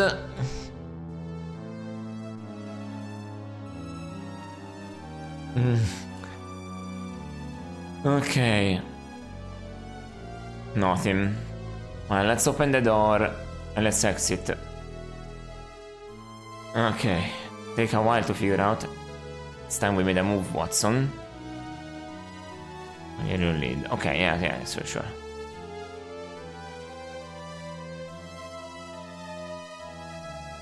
Okay. Yeah, maybe something. For the flower. The other thing, I don't think it's still done yet. So, give iodine dyed petals. Other specimen, yeah. Now maybe we react to that. Oh, a flower goat? Ah, very kind, I'm sure. Don't be impertinent, Wiggins. You know it's not a gift. Now, remark those dark red lines running through the petals. They were caused by the application of an iodine solution. Find the vendor that sells flowers colored in this manner. You might want to begin your search around the Regency Theatre on Oxford Street. The Regency, is it, Mr. Holmes? If you're right, it shouldn't take us long to find the settler. I'll come back here as soon as I have the news. Okay, and he's gone. And he's gone. Okay, so, no. Save, and save. So, do we have anything to say now? No. Well, I have the key, so let's try it in the location I think it is. Flat, okay. Can I... Oh, I can look at this more. Oh, there is stuff.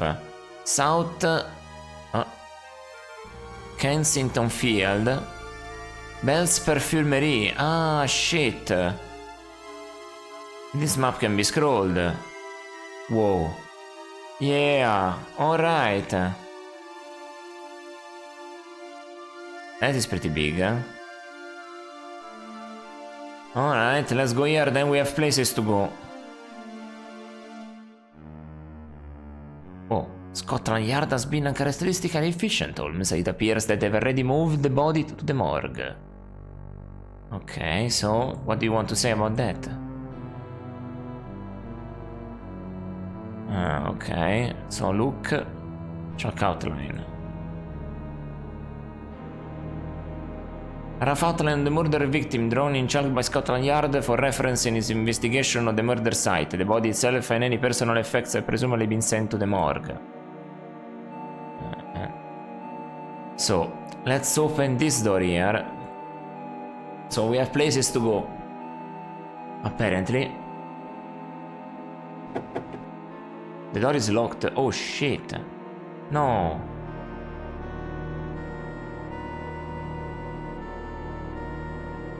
Oh no. They locked me out. Shit. Shit. Door is locked. No. No. No. Shit.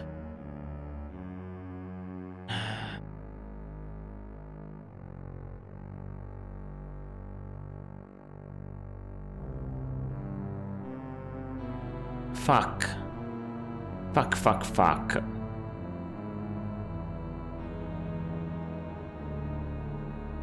It has been locked. Of course. So? Anything to say about that? What are you fucking... yes, sure.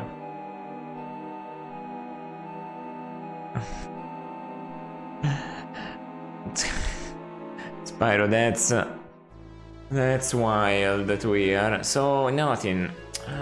What can I do then? Let's see if the guy has returned. No? Let me see. Well, what? Oh, here it is. Is the guy. No. Okay, let's see. Have you located the source of the flowers, Wiggins? Yes, sir. It's a girl named Leslie. She sends flowers just like the one you just gave me. She has a nice card set up in Covent Garden just outside the pub. Well done, my boy. Here's your payment and a bonus for the lad who tracked her down. There we go. Do we have anything else? Any business more? No. So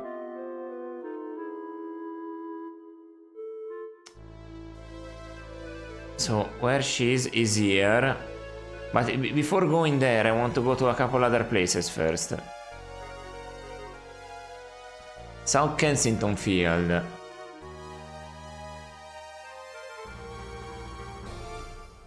The boy playing the whole thing.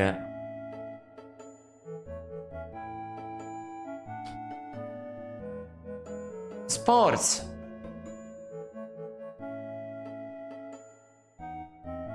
Look around.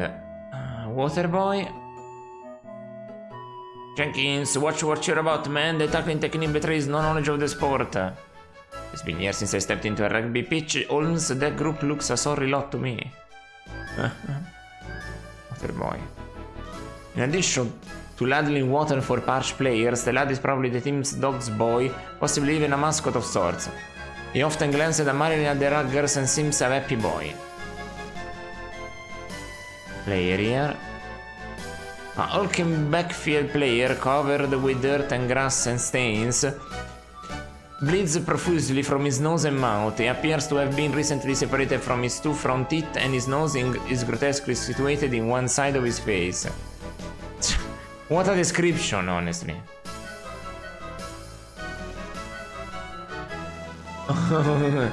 Why? Well, playing rugby is rough, man. Watson watches the players on the field, occasionally worrying the spot where he took a Zale bullet in the Second Afghan War. Perhaps he speculates that where if not for his wound, he might have had a more athletic life. Sure. Not told to him? Fashionable couple. A handsome young couple evaluates the talent of this year's crop of hopeful ruggers trying to make the Kensington Club. So, let's talk with the player. Okay. Excuse me, young man. Oh, shit. No, let me talk again. Excuse me again, young man. As I said, sod off. He's not happy about it. As a hand ips off, see a hooch. Well, that's a very polite boy right there.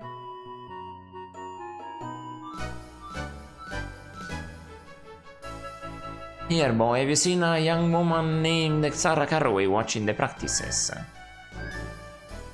I don't think I've ever heard the name, but then my dad is keeping very busy and the players don't talk to me much. Are you sure about that? I suppose the coach doesn't pay you very well for all your work. Here's an extra shilling for taking the time to talk to us. I don't want no wages, Gav. I like helping the team. I'm going to be a 3/4 when I grow up. Okay, dude.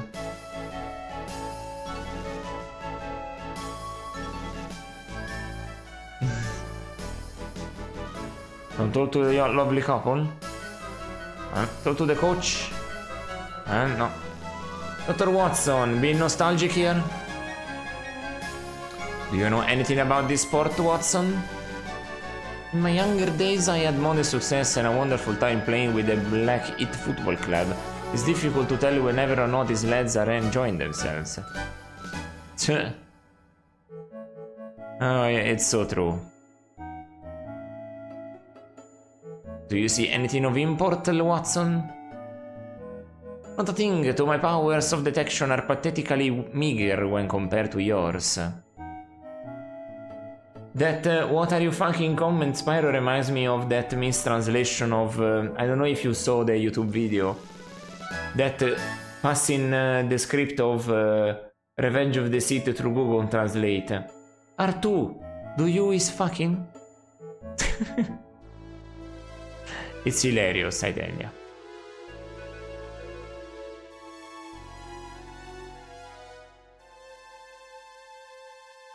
Okay. Good day, gentlemen. My name is Belle. If you require any assistance, please do not hesitate to ask. Okay. A cleaning lady here. It's quite funny. So, smells for every nose. Seems about right. So, a plainfully handsome girl is sweeping the floor. She sneaks furtive glances at her employer, Belle. Her fearful demeanor is strongly reminiscent of an abused domestic servant. Classic. Stairs. The perfumery also houses a dressmaking shop. The stairs lead to fitting rooms intended for a select group of respectable ladies of certain age and station by appointment only. Next season's most extravagant entry in silken organdy, virtually guaranteed to attract the newest crop of debutants as moths to a flame.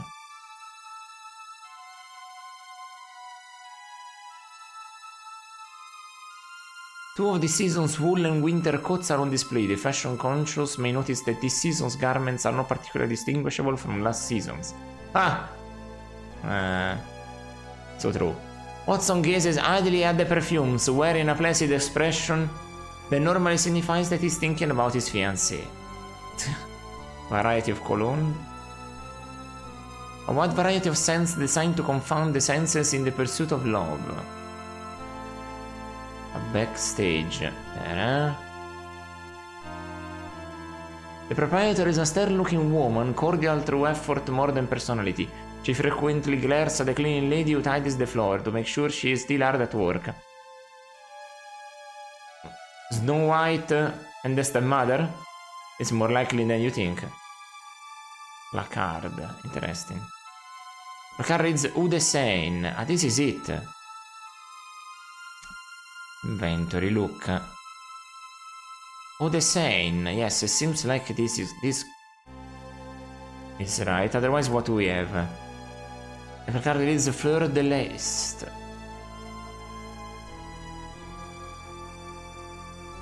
The placard reads L'amore. Huh? This case is empty. This distinct golden bottle of love promises much more than it can possibly deliver. It is, however, prohibitively expensive. It makes up for any inadequacy in the product. Flowers of the East is a popular exotic scent, smelling faintly of jasmine and coriander. This case contains a number of beautifully crafted and blown bottles in brilliant blue glass. The obvious quality of the bottle perhaps conceals the less than obvious quality of the scent. When something looks too good to be true, it's probably is a bit of a shoe.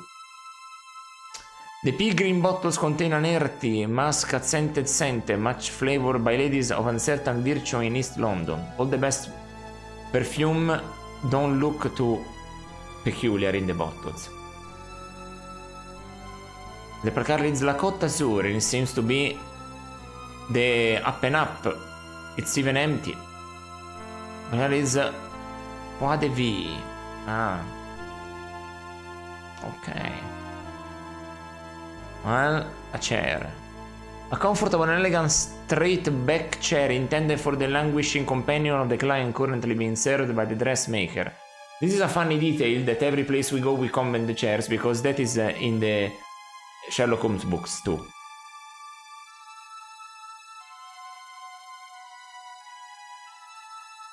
So first of all, let's see what you have to say. I'm looking for a certain young man who purchased perfume from this shop recently. Beg pardon, sir. My mistress don't permit me to converse with the clients. If she sees me talking to you, I'm sacked for certain. Alright. I have to distract her somehow. Will you recommend a perfume for me? Beg pardon. Shit. I have to do something about that. Let's talk with Belle in the meantime.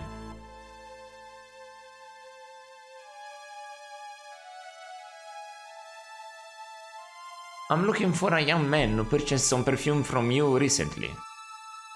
Maybe able to help you. What scent did he purchase? Eau de Seine. Ah, that is a very popular scent. The quality perfumes, it has the most modest price. What does this young man look like? Heavy wool sweaters, wear copious amounts of macassar oil in his hair.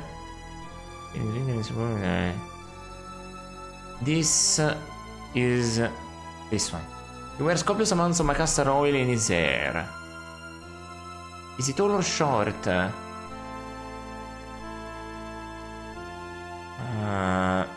The sweater seems big. Very tall, taller than myself.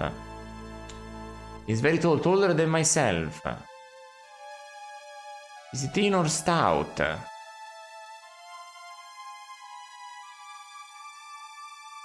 I am yet unsure. He's not obese. He's thin as a rail, I think. The requirement of the description behind the saying recently cannot help you. Damn it.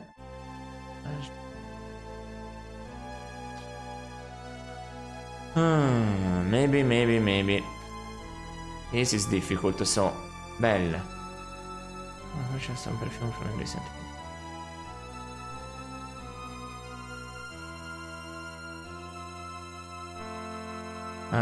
So... He wears heavy wool sweaters. Can't help you, no. Talk. Again.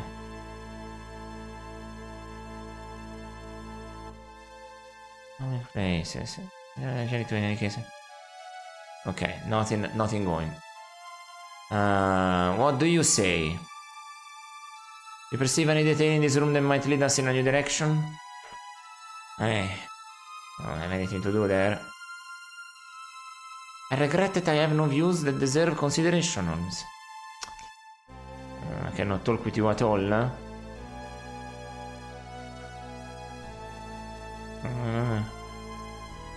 This is me talking and stuff for sure. I don't have the need to buy anything here, so let's leave the premises. Let's go to the Covent Garden to talk with the flower girl. She's not Aerith.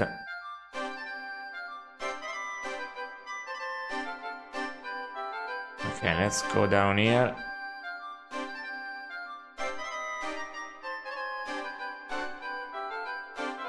Save here. Let's look around. Oh, that's me. The fence behind me? What is that fence? The pathway along this fence leads to the main street. Okay. The sign says Psychic Readings by Madame Rosa. Okay. Flower cart. Hello, good sirs. Buy some flowers from Leslie? 2 pence for a bunch of violets. Okay. Interesting.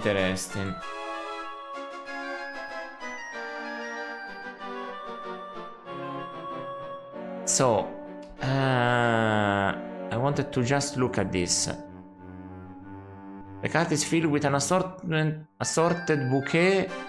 With assorted bouquets of beautiful flowers, some has strikingly unusual coloring. Pleasant odors emanate from the cart. Barrel. Wire basket with flowers. The basket hangs from one side of the barrel. Bouquets of assorted flowers are densely packed in it. The barrel is probably filled with rainwater and the flowers are set in with their cut ends in the water. Can I pick it up?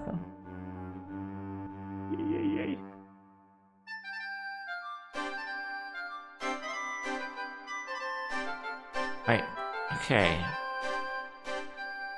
This is result.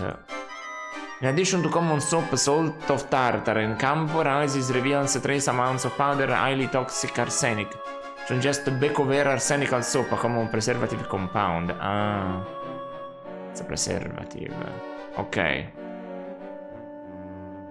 Simple basket formed of baling wire, I see. Not exactly what I had in mind. Barrel. The barrel is full of colored water. The water is deep red as if dye or stain has been added to it. peering deeply into the fluid, you can just make a shiny object at the bottom. Ah, shit. So, okay. The bung of the barrel is made of Spanish cork and is swollen with moisture. So pick up the bung. I need that water for my flowers, so please don't empty it out. Shit, okay.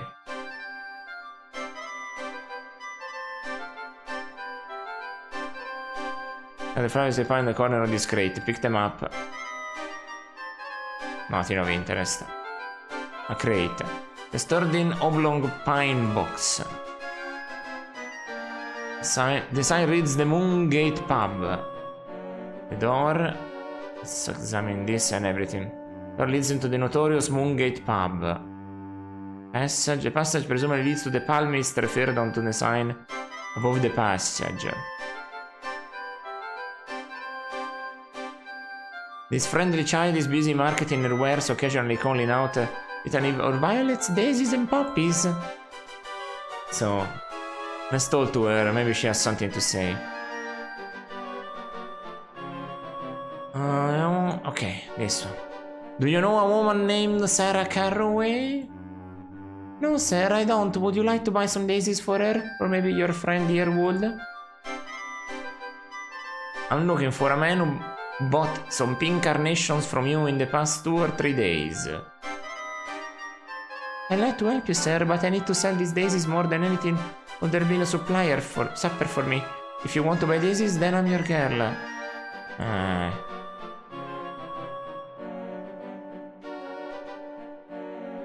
A very lovely array of blossoms you have here, young lady. Why, thank you, sir. Might you be interested in a bouquet or two for someone special?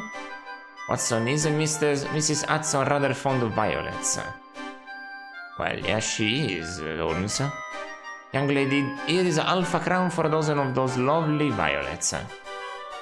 That's most irregular, sir. They are but tuppence. I will be pleased if you'll keep the difference in exchange for your time in answering a few of simple questions. My pleasure, kind sir. Okay. Let's see if now we can get some answers. I'm looking for a man who bought some pink carnations from you in the past 2 or 3 days. I don't have many carnations now, sir. A couple of days ago I had plenty. What did this man look like? Oh, shit.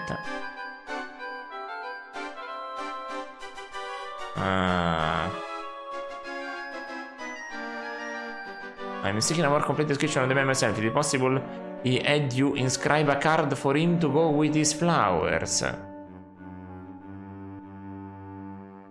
Many customers like to have a personal touch to their flowers, especially if they're to be a gift. My aunt says I have a lovely way about my writing. If a customer asks, I don't mind adding a word or two for them. If you could show me the card, it might help me remember him. Okay. Finally something. This is the handwritten card. Give.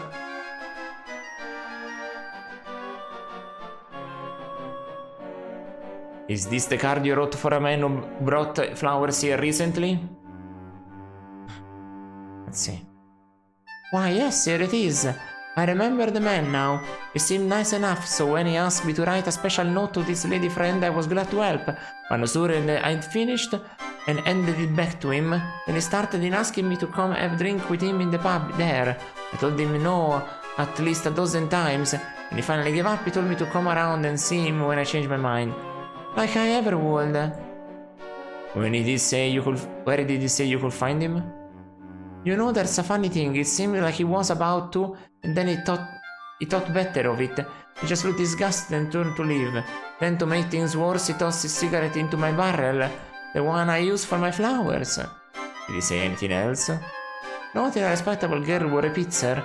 After he tossed his cigarette into my water barrel, he looked at his sleeve and cursed something terrible. I never heard such words before. Looked around my barrel, cursed again, and then stomped off down the street. If you have business with this man, you're welcome to it, but please don't say anything to him to make him come back here. Okay. Well, that wasn't too much.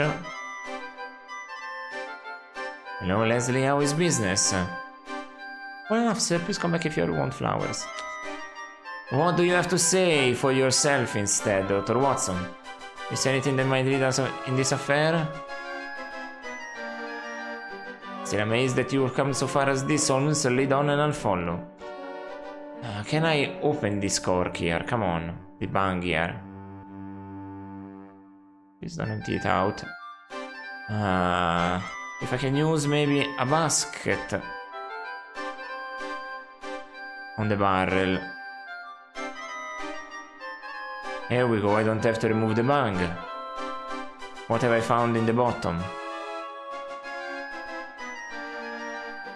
The basket, where is it? Ah, shit. Broke. I shouldn't have done that. Cuff link. A shiny brass cuff link with the initials GB inscribed upon it. GB. The wire basket has been mounted into a crude hook. Figured. Well, there is some stuff there. Okay. Flower girl.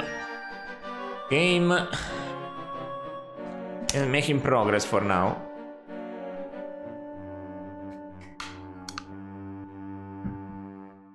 I'll go here or here. Let's go here first. Yes, I don't wanna look anything, I wanna just go there.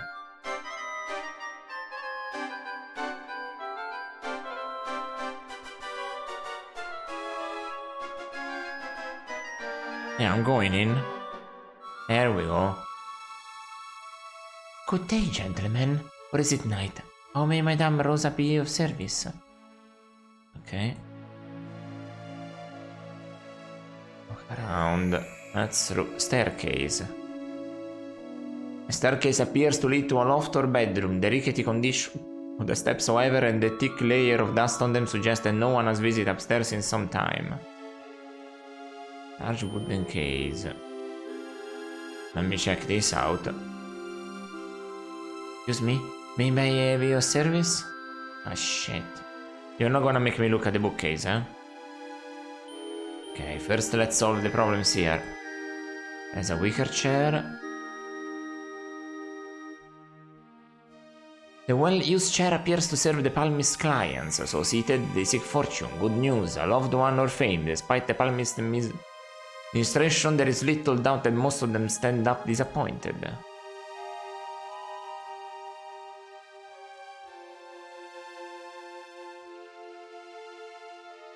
The crystal ball captures and reflects the flickering light supplied by the candles and the gas fixtures above the table. The effect provides a little mystery to an otherwise ordinary room. Her turban and an Indian prayer shawl make her the very image of a woman whose days and nights are spent in pursuit of experience and personalities from the other world. The glassy eyes, however, may as likely result from an overall familiarity with cheap gin as from peering into the unknown. Let's see, large candle. I cannot go there and look at it, right? Right. Desk lamp.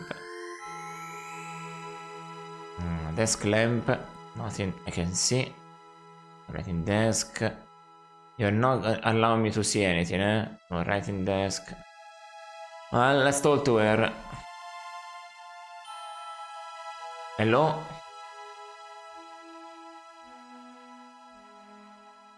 Good day, madam. I'm looking for someone. Do you seek a sign from a loved one who has passed to the great beyond? Not really. We are investigating the murder of a young woman. And do you need to speak to the dead? No, you misunderstand, madam. We are looking for her killer. I'm sorry, I have no powers with the living. Read your palm? I could tell your fortune. I'm sure you could, but not today. I want to speak about a murder.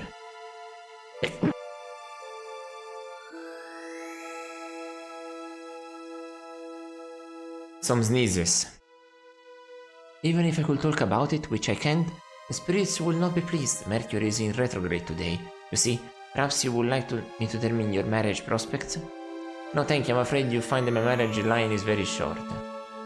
Then I cannot help. What a shame. Good day. I don't really know. Dr. Watson, what do you have to say about this?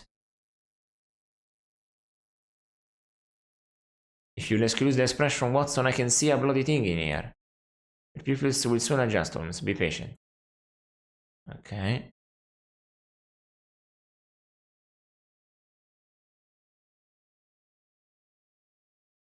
woman barely remembers us, Watson.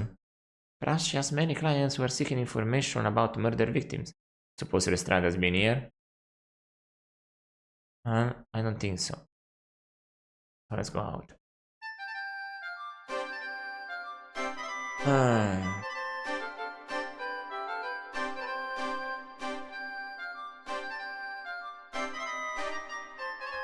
So let's open this door now. Where the heck do I go?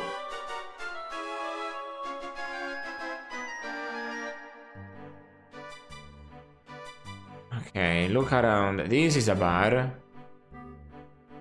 The head of an enormous Bengal tiger, a taxidermist of only modest competence, was unable to properly match the creature's yellow-green eyes.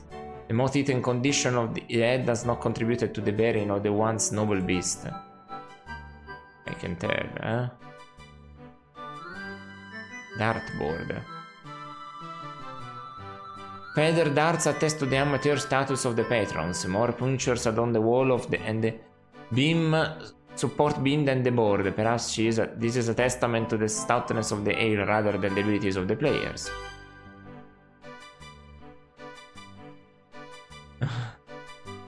The door leads to Covent Garden. Bouncer.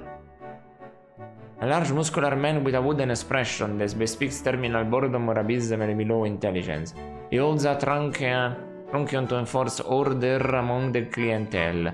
Given the current condition of the patrons, he won't need it tonight. His window faces out onto the square. Layers of grime dull the beauty of the stained glass. An inebriated longshoreman on the verge of becoming more closely acquainted with the floor murmurs, hisses, and occasionally shouts at an invisible companion. His chops are cut in a manner peculiar to the non-commissioned class of the Royal Navy. This is a place and a half. Huh? Large candle. What do you say about a large... Why are you fixated with details, huh? A large yellow candle provides a tiny flickering light. The wax residue caused by the hot yellow flame drips into the tin holder on the table. I cannot grab the wax, no? Utter, judging from the silvery white stains on his sleeves. His wild eyes and facial tics suggest that he may suffer from mercury poisoning. This is typical of his trade. Since he is completely intoxicated, it is hard to tell what his problems might be. The cut of his jib reveals a prior affiliation to the Royal Navy. Judging from the carbon black stains on his face and the hands, this man is a chimney sweep of Rush Oler. Despite the glassy cast of his eyes, he appears in thoughtful mood, even be coherent. The distinctive tattoo on his wrist indicates he has spent time in the Royal Marine Light Infantry. Interesting. Snakeskin. A large specimen of the Indian cobra, Naja Naja, is tacked to the wall. His characteristic voluminous hood is marked with the eye pattern which has long fascinated the native audiences of snake charmers.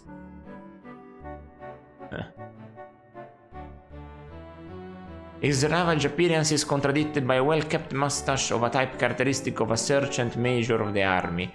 He is cadaverously thin, with the haunted eyes and sallow complexion of an opium user. He wears a black band around his left arm. Oh, interesting. Is in mourning? All reliable Widowmaker, Never Say When, and several other jeans of questionable provenance and dubious quality are displayed beside some very modestly priced scotch. Apparently the drink of choice in this pub is beer. The bar is fitted for 3 barrels and of some brand Bang Drummond Lager.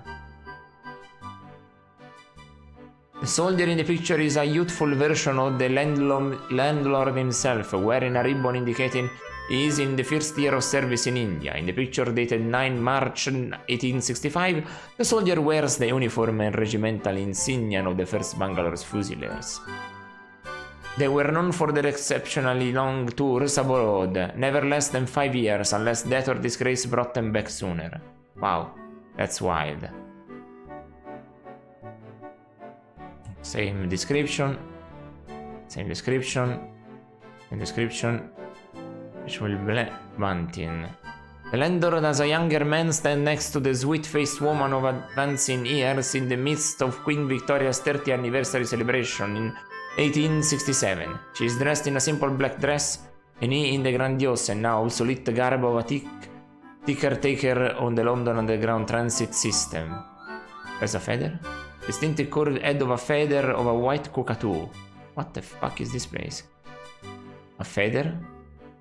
Let's pick it up.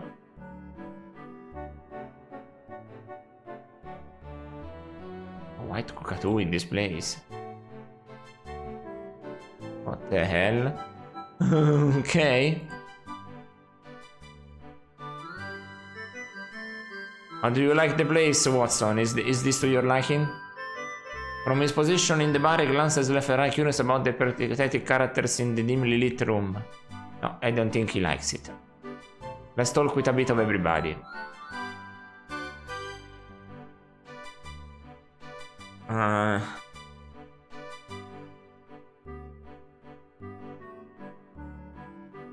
I like a pint of your best bitter and something for yourself. Very kind of you, sir. I'll have a lemon squash. Go to him again. Good evening, landlord. I have need of some information. Who you might be? This is Mr. Sherlock Holmes and I am... Oh, this is Mr. Sherlock Holmes and I'm Dr. Watson. We are assisting Scotland Yard in a murder investigation. My name is Taggart, but I'm in no information bureau. I've got customers to serve in any case. I see very little, hear even less, and generally talk about it or not at all. Well, that's easy.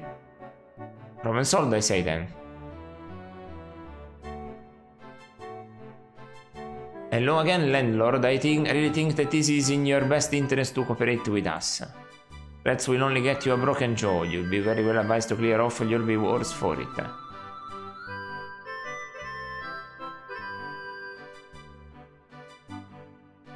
Do you think the police would like to know that you are trafficking in wild animals out of India without a license? What a... Whoa. Right, I forgot this used to mean something else back then. Queer thing to accuse a man of. You're barking up the wrong tree, mate. I don't know what you're talking about.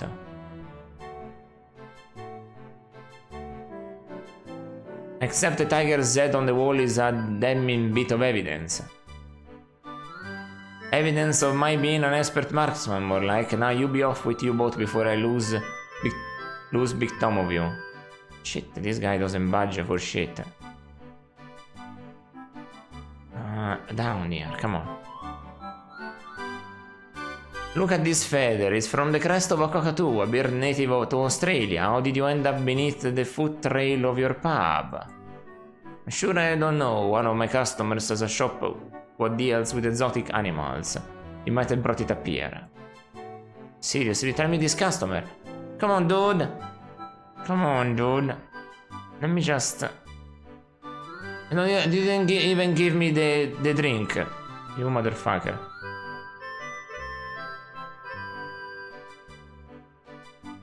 Do you recognize this cufflink? Yeah, yes, sir. I've seen that fancy name more than once. Belongs to a chap named Blackwood.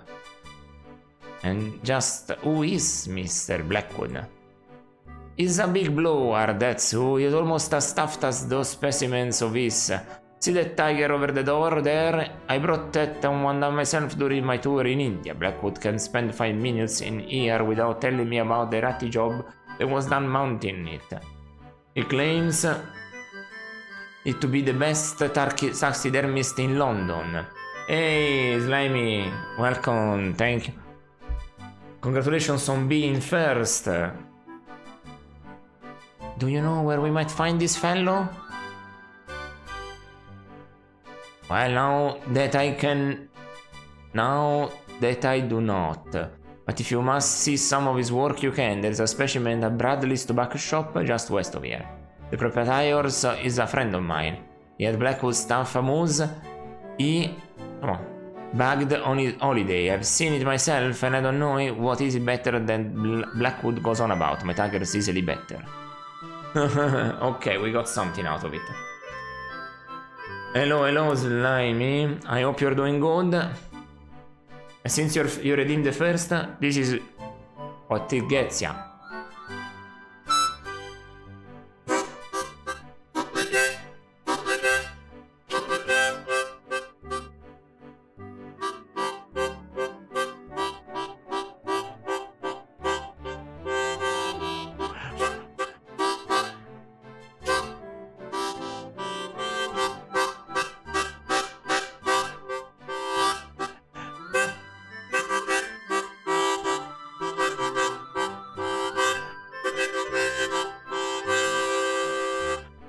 Here we go.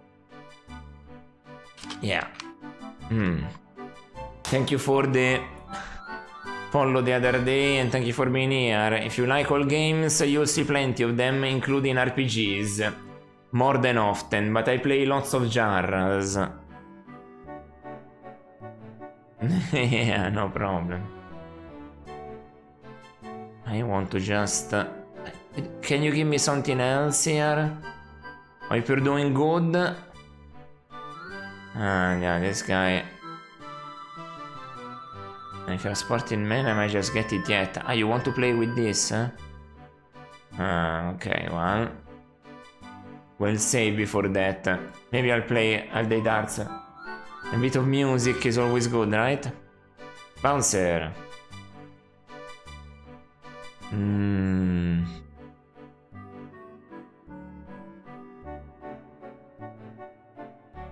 Let's try this. Good evening, sir. Have you seen anything unusual lately? I've seen Bill Table soldered and taking a beer with his wife. Okay, this is a bit of banter. Good evening, my man. Perhaps you could render some assistance. I'm looking for a young man who have a reason to believe frequents the establishment. You what? I'm seeking vital important information. Can you help me? RPG, fighting games, and more. Well, I'm trying to get into fighting games, even if I have a certain bar for them. I recently managed to find a couple that I liked and played them to completion. Sorry, Gav, we got to know Lou here. Okay. Holmes, I believe you exhausted this chap's vocabulary, if not his knowledge. This guy doesn't know anything that I'm talking about.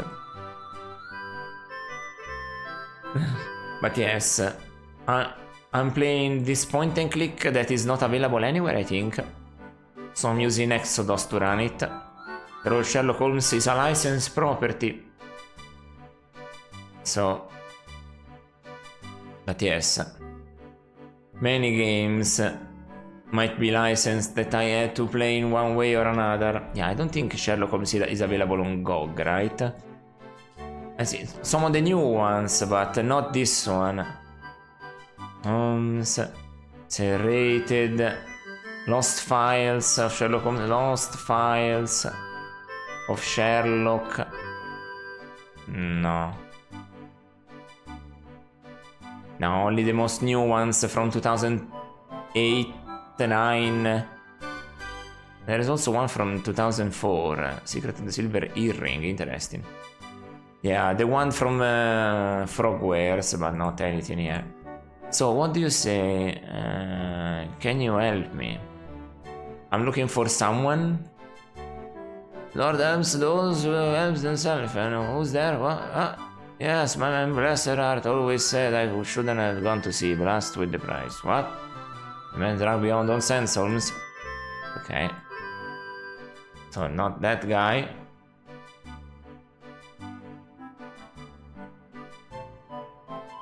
Pardon me, but perhaps you might help me?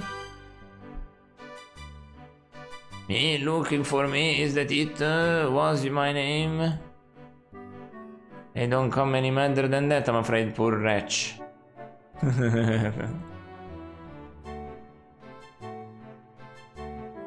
Yes, good evening, might I have a private word? It's your shilling. I'm looking for someone, a young man, who may come here often. You've got the wrong bloke, mate. The only thing I look at when I come here is the bottom of this here glass, and the lens are ugly. Also when I have to. You wouldn't want to send me to another round, would you? Or maybe your friend will be so kind. Not tonight, I'm afraid. So this guy nothing. Nobody here knows anything. So let's try playing this guy at darts. Unfortunately so. This is still the same area, so let's just save on here. Let's talk to this guy. Maybe let's play him at darts and I'll get the information. This. I need this information, sir, and if you're a sporting man, I just make it get it yet. What do you mean by that? I'll play you at darts, and if I win, you tell me what I need to know. Well, I am a sporting man, as you say, but I don't play with just anyone. Prove to me you're worth my while and I'll consider your proposal. You can beat the house, I'll play you. I have to beat anybody else? Including you? I don't think. Watson, I have to beat you? Not a particularly savory spot, is it, Watson? Overty and drink are a disclosure in mix, Holmes. I don't think we can learn much from this crowd. And instead, I'll try anyway my best. They want me to play darts with them. Oh man. If only they knew that I am bad at point and click minigames. You can play darts with me? You don't. You don't want to even engage in that. Sir, if you will be so kind, could I interest you in a friendly game of darts? End of the Lord is on his place, and no one has merit touched the board all evening. It will be a bad omen to me first. Play I will, but another must go before me. Okay. What the hell is that phrase? But I understand that he doesn't want to go first. Sir, the board is empty and I require a worthy opponent. Do you perhaps play darts? Was that darts? Darts? Of course I play. I'm the champion of Basil Street. If you're looking for a challenge, I'm your man. Which way is the board? Right this way, my good man. Shall we begin? Well, means, and you, sir, may throw first. Oh, shit. Oh, no. Hit a key to start. Okay.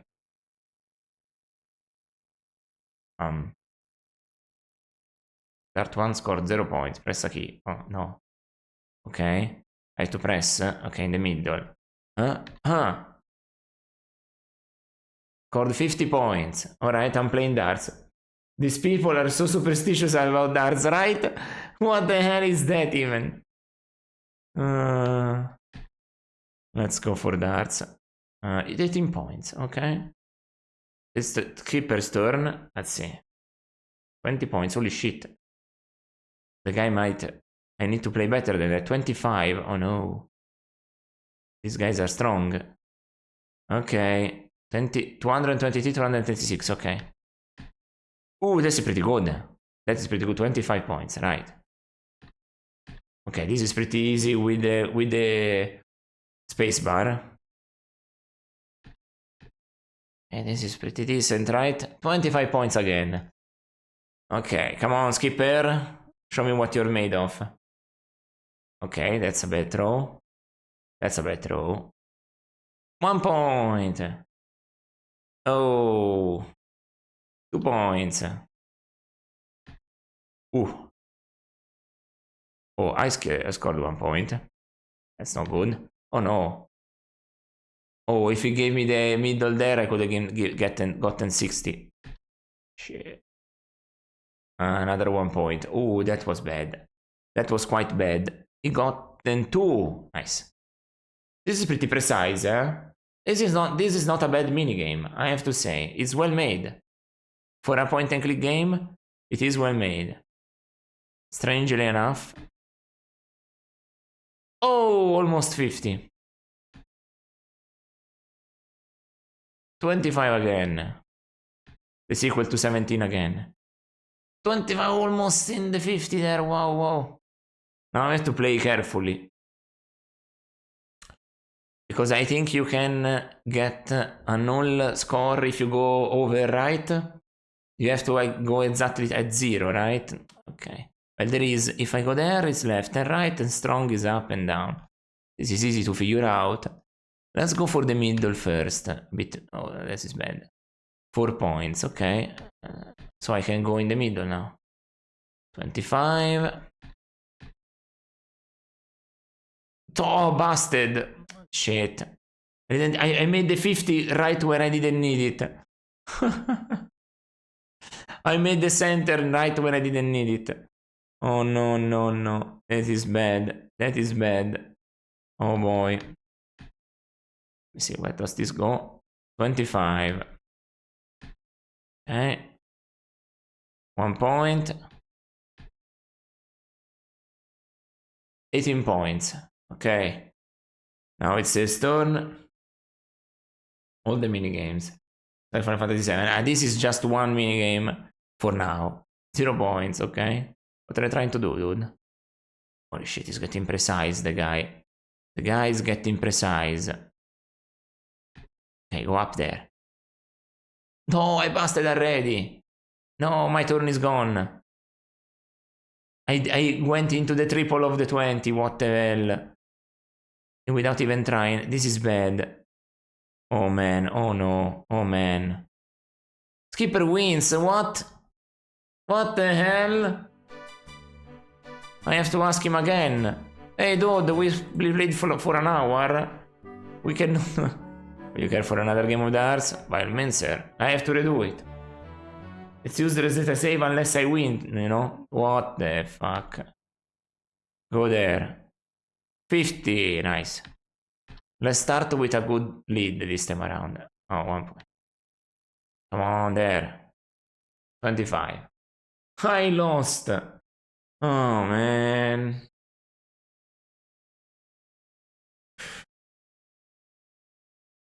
No, Final Fantasy 7. Wow. What memories. Loads of minigames in that one. Nice. And go. Nice. Okay. Okay.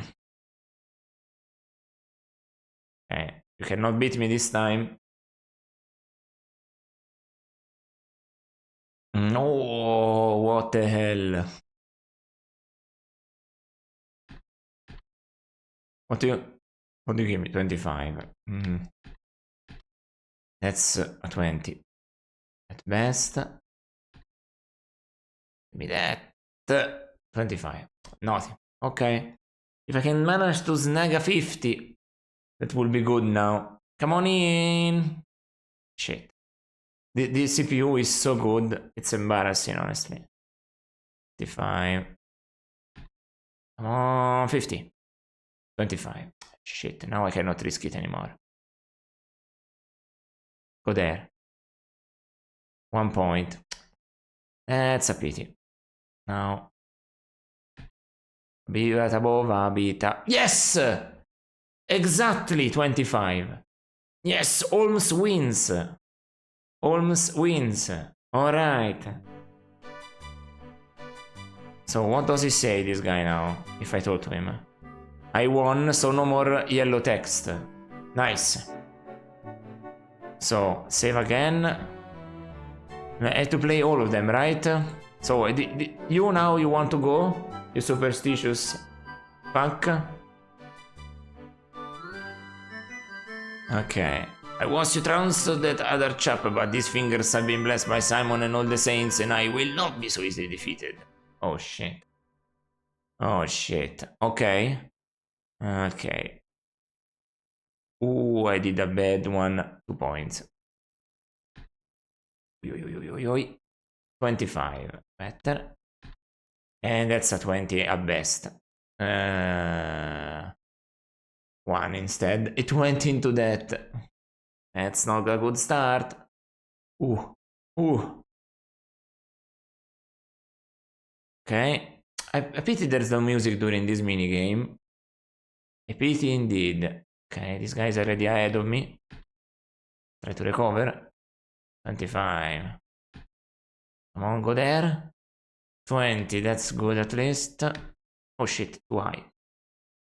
Oh, 1 point. Nothing. I try to score in the smaller diagonal of the... of the 20 to get a triple 20, but holy shit, this guy. Oh, that's not good. I knew it. And that's a 50. Nice. That's a bad one. 5 points. Okay, he's ahead of me because I went first. Oh no, man. Well, I'm saving just in case, huh? This game doesn't seem to have any bad dead ends or swords. It's a 50 if I ever saw it. Oh, that's a 25 at best. It's okay. That's a bad one. 5 points. Okay, I'm recovering. What are you going? Where are you going? You tried that 18 per 3 in there. Oi oi. This guy is... Okay, 88, 85. 85, okay. 25, okay, I cannot risk it now. Go there. 5 points. Ay. Now this is bad. Now it's gonna be difficult to not go overboard here. Oh no. Wait, where are you going? 7 points. I cannot. Okay. 1 point. Oi. Oh, there. 5 points. Don't do this. 20 points. I have 7. 7 is gonna be difficult to score. Maybe I can do it. Maybe I can do it. 7 is gonna be extremely difficult to score and easy to bust. Holy shit. The darts you have to do the exact number. Which is a mess.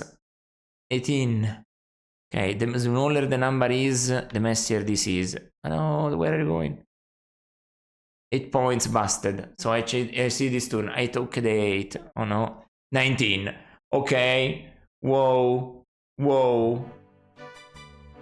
Now let's talk again. I defeated you already, right? Okay, yes. Okay, I saved for precaution, but there is no need really. Ay, see?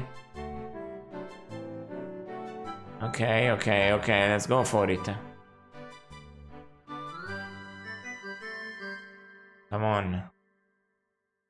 There we are again. Come on. 25. 50. Hey, I took 100 points in the first turn. First round, sorry. If the game doesn't want me to talk. But yeah, this is very reminiscent of an RPG, the minigame, especially from the 90s. But yeah, if you don't know, lots of them. Whoa, nice. On the... Hey, nice. Lots of them on the point and click side of it, they had minigames. Wepa! Fantasy VII though I love as an RPG. Not as much as Final Fantasy VI, but it's up there. Oh, shit. Another 50, now I have 16. This is gonna be difficult to do without messing up. Okay. Oh, fuck. This guy is ramping up his skills. Okay, no, don't bust from 16, otherwise I see the entire turn. No, there. There, I win. 16 on the dot. Nice. So, there's another guy to play, the one in red, right? Oh boy. Okay, this minigame though works perfectly, so I am fine with it. Sir, if you could part from your drink for a few moments, I will welcome your participation at the dartboard. Winning against those two dilapidated rummies is no great feat. I suppose it's up to me to take you down a peg or two. Prepare yourself, sir. Okay. Yeah, because if a minigame works perfectly, I am fine. It's that usually in computer games they don't work as good. But this one is fun. This is another 3. I think I made it wrong. No, 17. I threw it a bit on the side. 25. Well, I recovered a little bit. Mickey, I love that we get the names of them in here. Okay. Come on now. Okay, this guy is hot stuff. And the other guy, what the fuck? How do I beat the other guy if this guy is already this strong? Holy shit. Okay. That's not too bad. That's decent enough. Alright.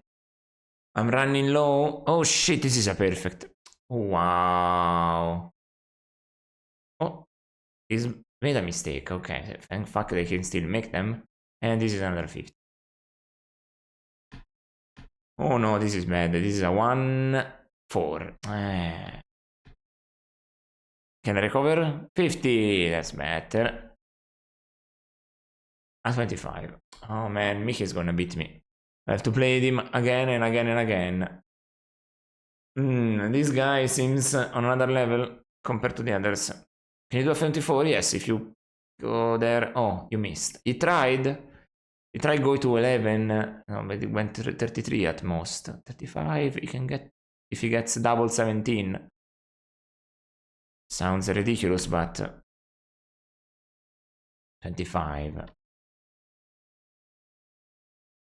25.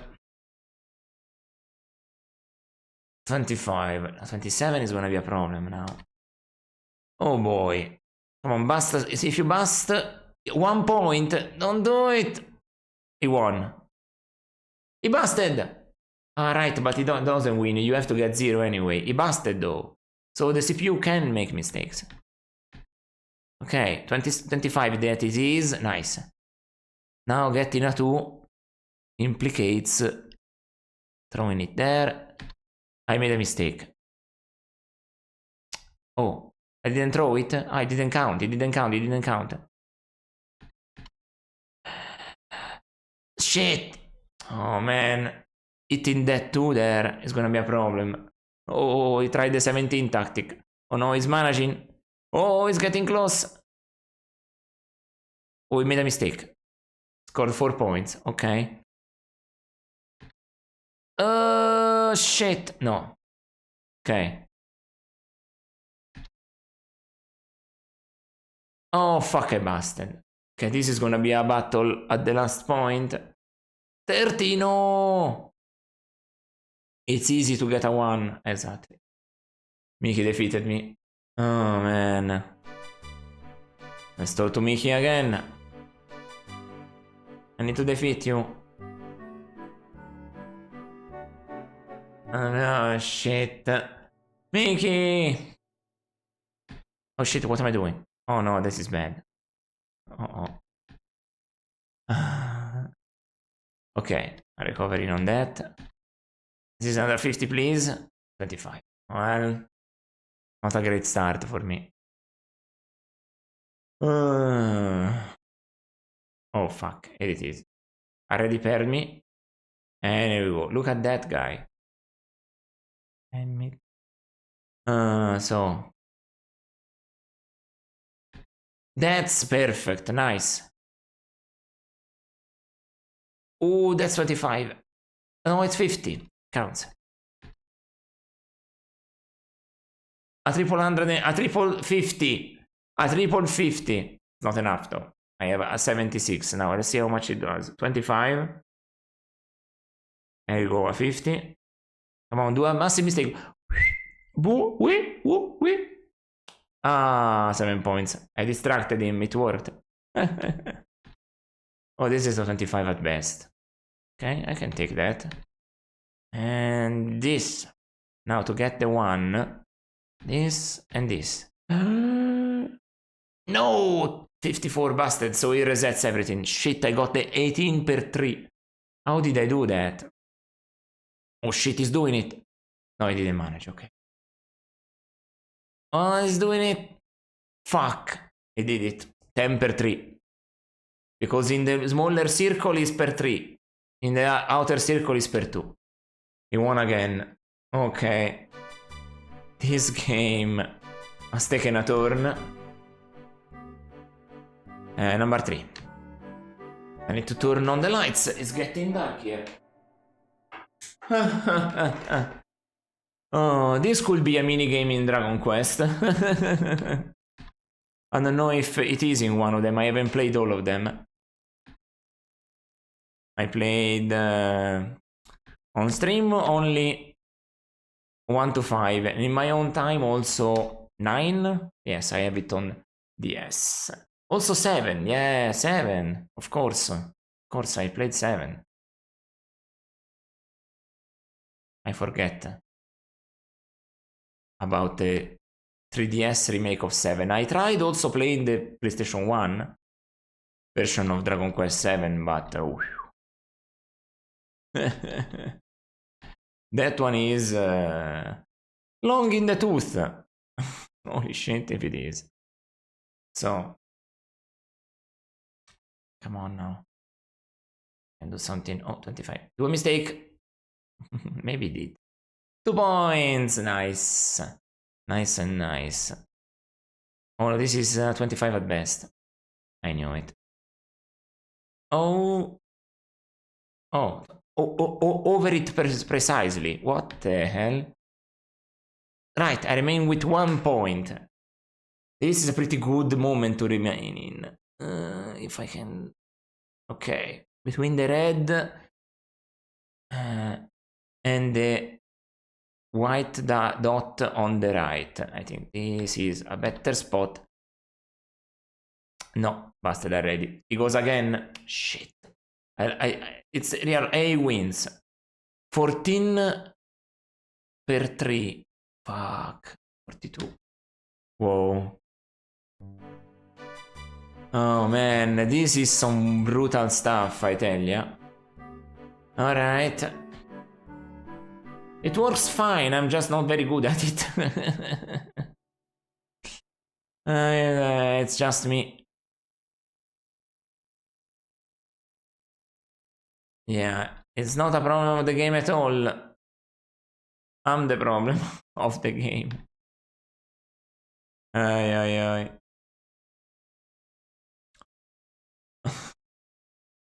Funny, but it's true. It is funny, but it is true. What can I say? Whoop. Nice. And... Oi. Oh, that's too much. That's too much. Well, I managed to throw it even more so that it went into 18.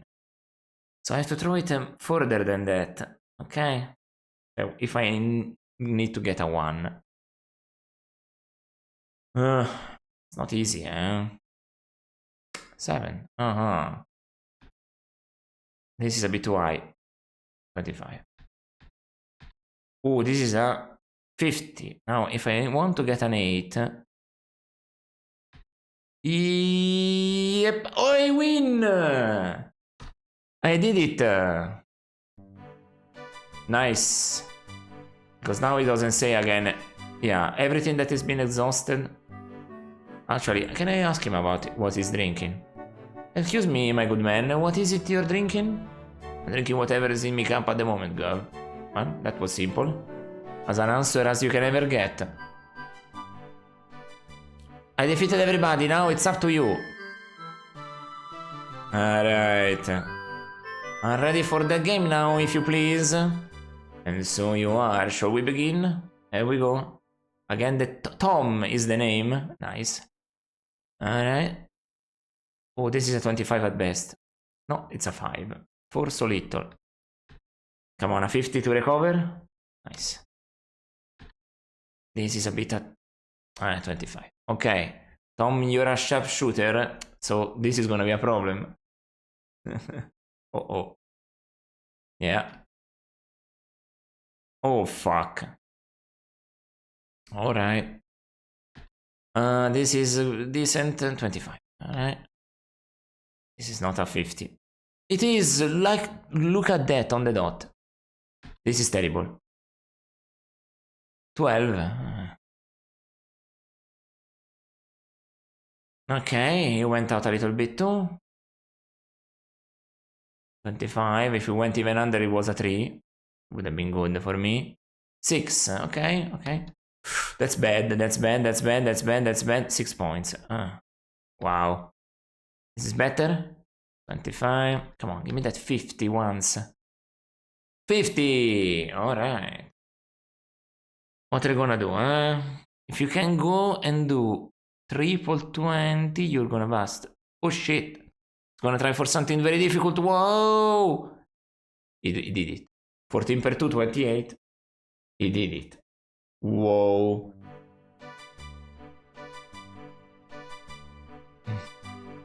I wonder if we might play again. You really only waste your time, but if you must. Alright, let's go again. This is a 25. I knew it. This is maybe a 50. Alright. This is maybe a 50? No, 25. Well, not too bad for a start this time around, better than earlier. This guy doesn't leave much to imagination. After all, sharpshooter, hunted game. I should have known. What the fuck?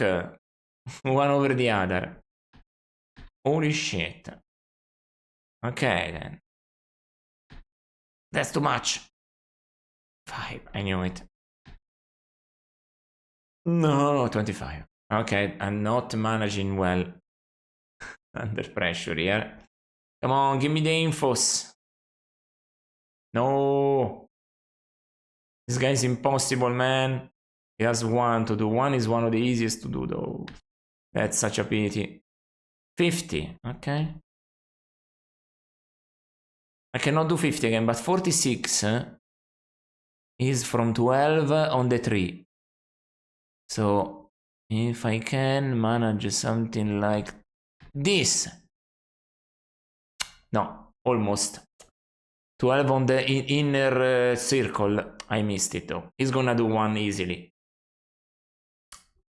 He won. I had 1 chance. And it didn't pan out for me. Whoa. Come on. I wonder if he might play again. Okay. The option was grayed out and it scared me. That it was gone. Nice.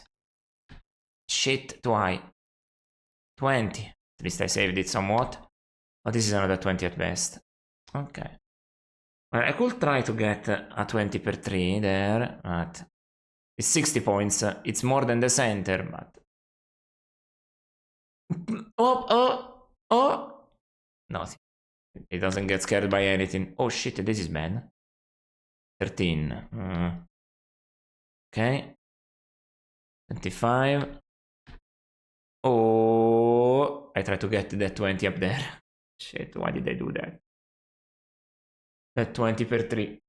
No. No.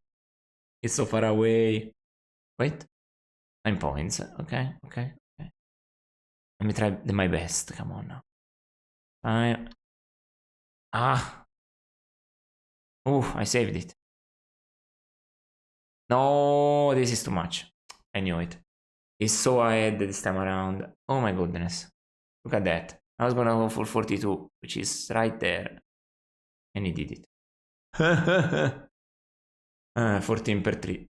Ah, man. This guy, he has all the stuff around here, you know? It's a sharpshooter.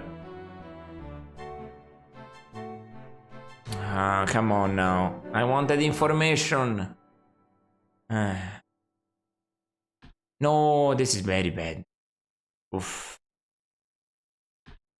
Oh, this is perfect. Wowie. Too high. Okay. 55 points on first round is not bad, but this guy's gonna do 150 and goodbye. Here we go. Hoop. Oh, 125. That's not good. At least that I managed to do. There we go. That's good. Too late. Alright. A bit better. Come on. If I can get... I don't know. I want to risk it. Shit, look at this guy. No! He's gonna do it. 26 is so easy, he just needs to get 12 per 2. Which is up there, between 9 and 5. Oh, this is a problem. Let's see. 50? Second. That's too low. 25. 41. 41. 41 is impossible. But I also cannot risk it too much. Like that. 1 point. Shit. He's gonna do it. Bam, he won. Fuck. Fuck. This guy is impossible.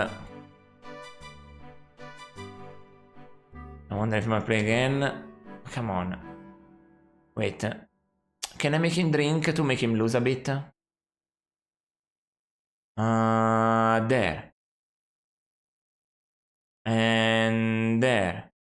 And... Come on, this is pretty good, no? No, for the last one I almost did 150. Oh, he recovered. Holy shit. 100 only. Ok, che advantage of this? Maximum concentration. No. 5, this is bad. Pretty good, okay. 100 there. Boom. And we got it. Oh shit, where are you going? 25, okay. Oh, this is good. Oh no. Okay. Come on now. 50. 26, there's a 13 there that can go per 2. Or go 2 times on 13. Well, I could try both things. Yes, I got it! Yes! I win! I finished the minigame. Oh yeah, oh yeah. Holmes wins. Holmes wins, and I'm Sherlock Holmes. Oh yeah, festivity music. Okay, let's save. Now you're gonna spill your guts. Tell me everything. Tell me everything. Come on now.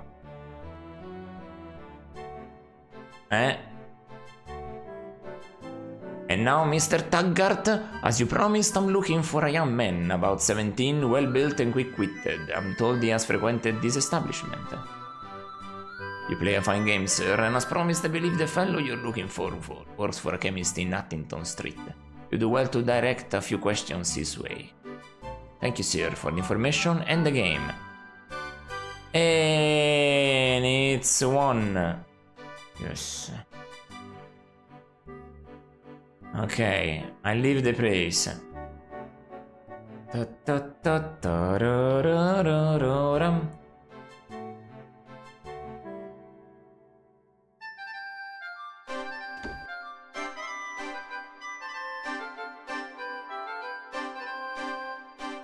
Okay, let's leave the premises. No, I want to leave the premises. Alright.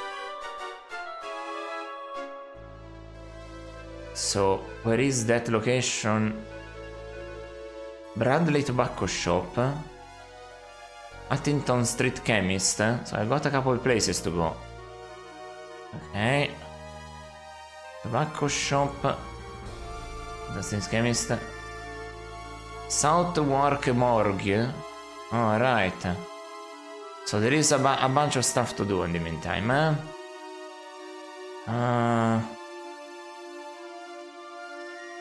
So let's frequent first the morgue. Alright.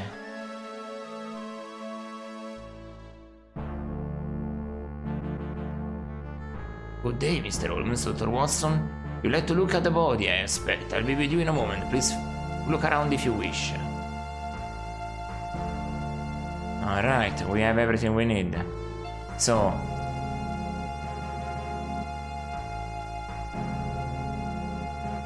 The dead lie.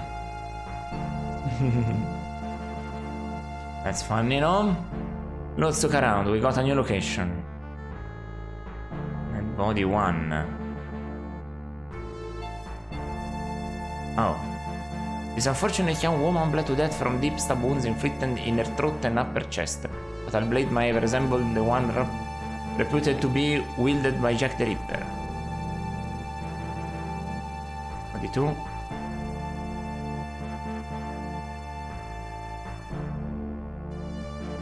A shallow but lethal incision across this female victim's throat appeared to have been made with surgeon's scalpel of straight razor.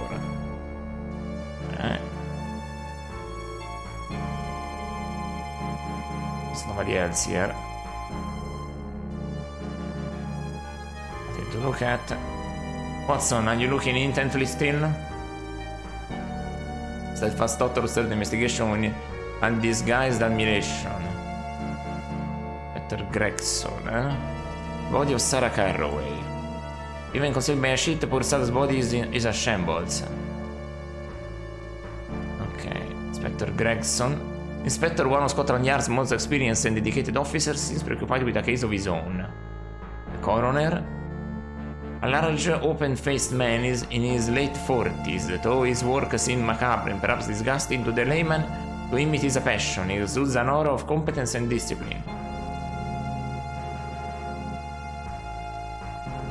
Tray of pathology tools. A tray of the medical examiner tools, scalpels, clamps, needles, and sutures. Okay. Nothing else can be said here. This cannot be moved, so... Let's talk with the Inspector Gregson first. Oh, it's you, Holmes.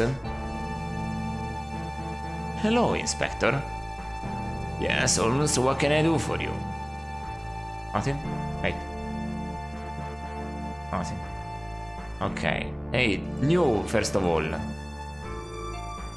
What a remarkable odor, Watson. Some professional guidance, please. Can the stink of carbolic acid be harmful to one's health? Not really, Holmes. This area must be disinfected regularly. Someone sloshes it everywhere several times a day.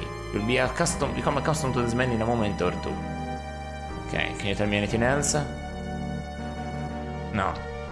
Well, let's talk to the coroner. That seems like I cannot interact even with the personal artifacts of Sarah Carroway.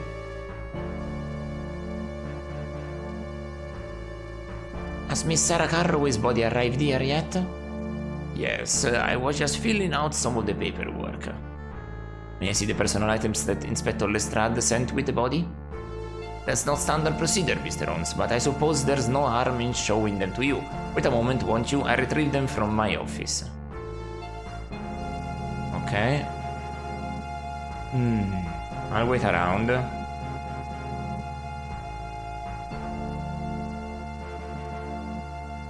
Nothing, there you are. They actually come back. Okay. Can I look at this stuff? Facial powder. Small compactino Morelais number 8 facial talc with a cotton wool applicator. A large key. A large iron key of the type usually associated with the locks of iron gates or sturdy external doors. Ah. Interesting.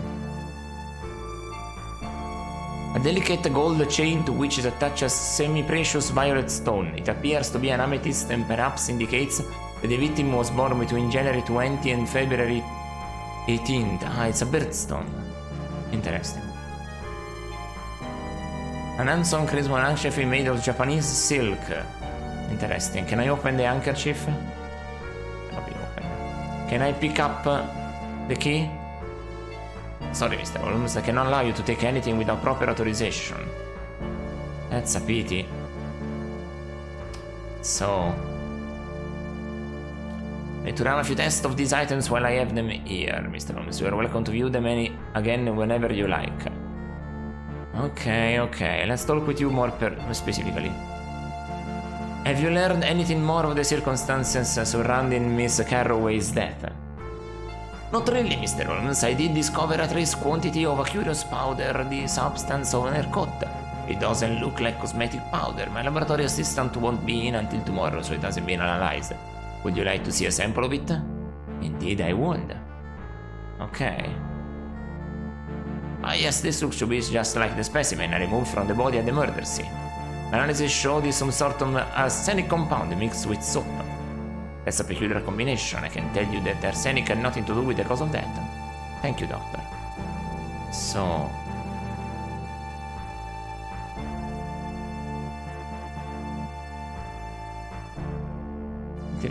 Head feather of a white cockatoo. So many things, so many things. How do I gain... no.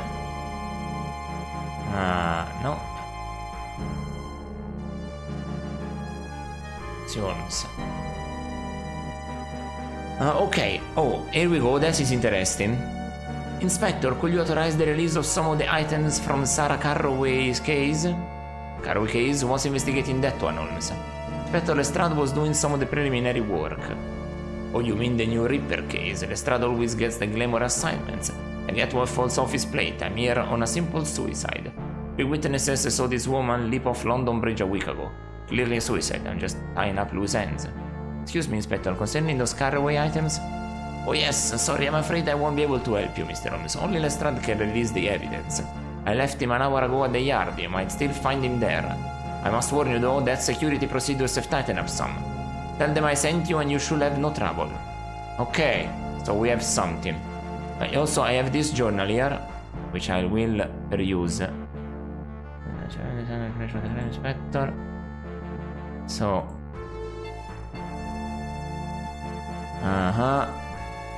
Pressing D. There is a lot. Look at this. You can peruse all the discussions in the game. That's pretty useful. I don't need to write down anything this time around. Lots of pages. There is also a search for... What if I search Lestrade? That's not found. If I search yard... Oh, not that way. Search for key. Not found. Okay. It must be some specific words then.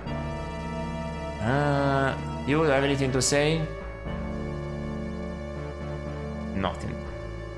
Well, we'll come back to this. We'll come back to this. Reminsory supports the ceiling. Oh, I wanted to... I didn't know I could check on this stuff.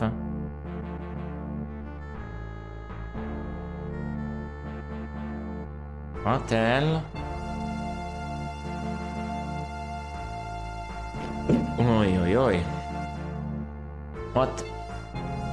I didn't know I could check this stuff. What? Apparently, I cannot anymore. It was here and now it's not. How weird and peculiar. Reminsory supports the ceiling. It overarches a dry reasonably lit room which nevertheless seems perpetually damp. Actually, is reminiscent of the Roman catacombs. If I press... Oh, that's weird. Okay, so this is Scotland Yard. I have more to go on to. So this is the perfume area. Okay, this is... Okay, first of all, let's go to Bradley's Tobacco Shop. Then we'll go to the... chemist, and then to Scotland Yard. We got some things to do here.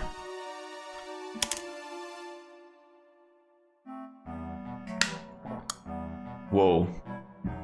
This is a shop.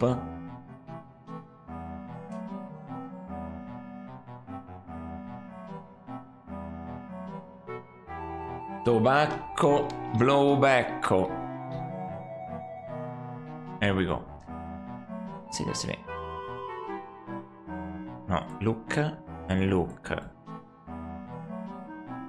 No, look in general. Okay, no. Watson, what are you doing here, eh? Watson here, turn by, ready to assist if need be. Thank you very much, Watson. nothing here. Oh, this is a large stuffed moose head mounted on a mahogany board. The taxidermist appears to have been more than competent. Near the top of the board is a metal plaque with a description on it. Cannot be read by simply looking up. The head itself conceals it. Ah, shit.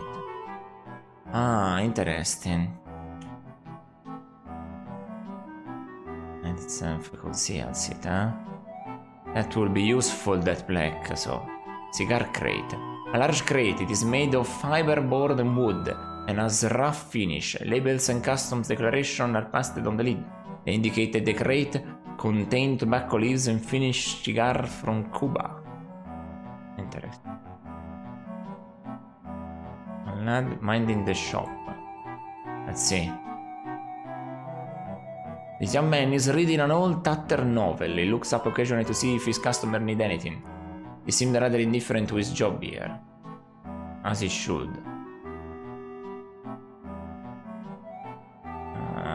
Okay, well, let's talk.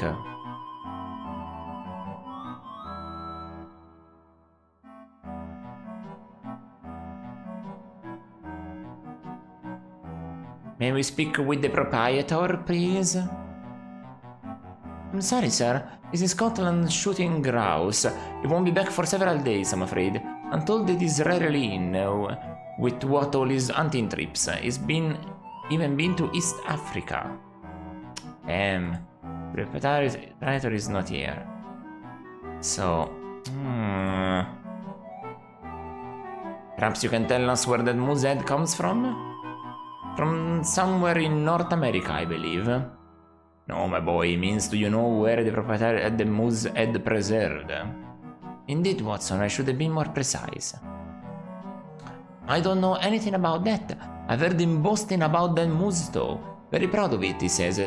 Says that they are very dangerous. Doesn't look very dangerous, does it? You know anything better? It is imperative that I find out where the moose head was stuffed. Can you think of anything that might help me? I'm sorry, sir, but I don't have an idea that I can think of anyone else that might know. I'm just helping out here, temporary like. Watson, can I pick up a crate and put it under... Wait a second, You've purchased cigars here before, have you not, Watson? Indeed, Holmes. They were allegedly rolled by the hands of Cuban maidens, but who can say, very expensive they were. I think they scammed you. I think they just scammed you, Watson, my guy. That is certainly the head we heard of at the Moongate, Watson. A noble beast, Holmes. It seems a pity that it should have become a wall ornament in a public place. Very dubious taste, I should say. So... you have nothing more to say. I have an idea. Can I pick up a crate and put it there? Can I pick up a crate? No? Can I move a crate? Hold on there. I can give you the run of the place. The owner will be angry if he found out I'd allow anyone to mess up about in his shop. So... just tell me if I can look up the crate. It is of vital importance that I be allowed to continue my investigation without hindrance. Sorry, sir, but I don't know who you are and I can't be letting just anyone come in and start moving things around. It's not just anyone, this is Sherlock Holmes. My dear boy, I assure you I will harm nothing. Your sense of responsibility does you proud, but your assistance will be most valuable. It may help apprehend a murderer. Well, I suppose it's alright if you look about the place, as long as you're careful. Alright, let me move this. And let's pick it. What? I didn't want to do that. Well. Here we go. There we go. No. Use... no, use the crate. Can I go in it? Can I... Wait. Okay. Look at this from here. And it self-conceals, no? Move the... head. Oh man, how do I do this? Can I move another one of these? Maybe, eh? Maybe, just maybe. Here we go. Let's see.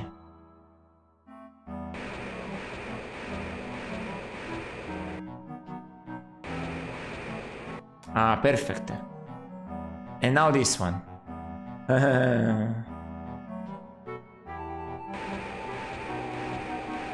Now pick it up. Pick it up. Ah no. Okay. Move it. Now walk over it. Alright. Now look at this. Okay. The head is attached to this large staff moose head. The moose head is mounted on a large mahogany board. The head is attached to the wall from a hook which goes through a hole in the top of the board. From this vantage point, you can make out the metal plaque, which reads John Bradley, May 1885. Okay, what the fuck is John Bradley?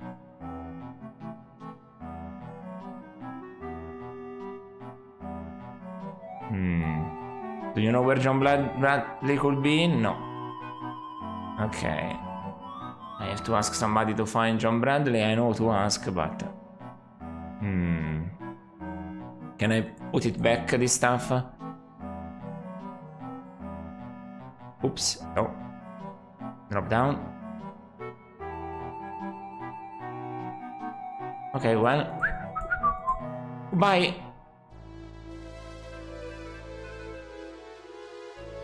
Okay, let me go to my house. You, do I have anything for you? No. No, I don't have anything for you. Well, John Bradley, eh? John Bradley. I don't have an idea. The car always flat, right? Name in the archives of the Scotland Yard. Maybe. Yeah, John Bradley though. Where is he? Who knows? Well, let's go here. Street chemist.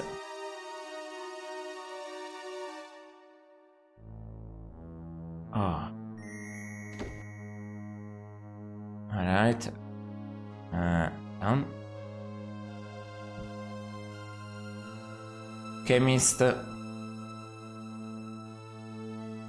but not the RPG class. Good.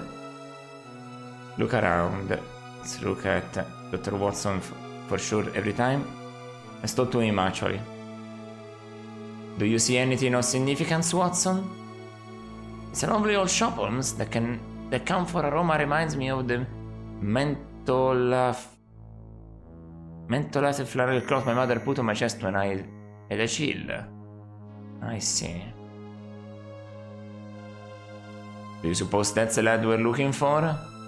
He looks more nervous than intelligent to me. His connection to the case, if any, is more than a mystery to me. Okay. Watson thoughtfully examines his surroundings with the professional detachment characteristic of all his dealings, suggests even slightly scientific. Wall clock. Like many small businesses, this shop is equipped with a clock as a courtesy to customers. This one, however, appears to be more for decoration than use. There is only one end, and it is not moving. The chemist counts pins and divides bulk powders into small batches on the impermeable and smooth surface of this slab of mottled red Carrara marble. A white powdery residue on the surface suggests that the chemist was using it recently or that his housekeeping habits could stand improvement. An engraved stamp on the base of the scale declares that this prescription weighing instrument made of solid brass was manufactured in 1852 in Prague by the respected firm Kafka and Son. Just a reference. A thoroughly representative collection of powders, potions, plasters, poultice preparations, pest poisons, tablets, and drugs line the wall. In short, a well-stocked chemist shop. Light fixture. The prescription mixing and counter area of the shop are brightly illuminated by a set of 3 gas-burning chandeliers.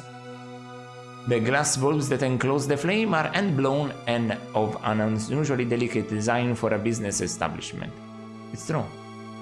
Ledger stand. An account ledger rests open on this oak stand, which has been built into the counter. Only the names of the products purchased and their costs are recorded. The contents of the partially open cash drawer, which is built into the bottom of the stand, are meager. Pencil holder. A cheap ceramic cup, which judging from its exterior design once held a shaving brush, is now contains a pencil stub and an upholsterer's knife. Okay, prescription book. A 2-penny notebook with prescriptions written in a shaky hand across the top of each page. The same uncertain hand has recorded the medicines, sleep in potions, stomach powders, and other patent remedies requested by or prescribed for regular customers of the shop. The balding elderly gentleman wears the grey smock coat that is emblematic of his trade. The lenses in his wire-framed spectacles are as thick as the bottom of a Vitaform elixir bottle. White powdery residue? Let's check it. Closer observation and a quick sniff indicate that the residue is common bat talc, suffused with the essence of bay leaf. Can I pick it up? No. Ledger stand. Boy. And the ladder. Inventory ladder. This wheel ladder provides access to the upper shelves of the chemist's inventory. It's a bit rickety and shows its age, but it seems more than capable of supporting the weight of the stock boy currently balancing it. What do you have in hand? What do you have in hand?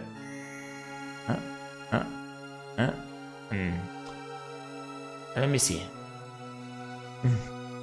A strongly built lad of 16 or 17 with intelligent eyes is dust in the shop inventory. Street clothing indicates that he is not officially apprenticed to the chemist. Interesting. Nothing on the belt, no.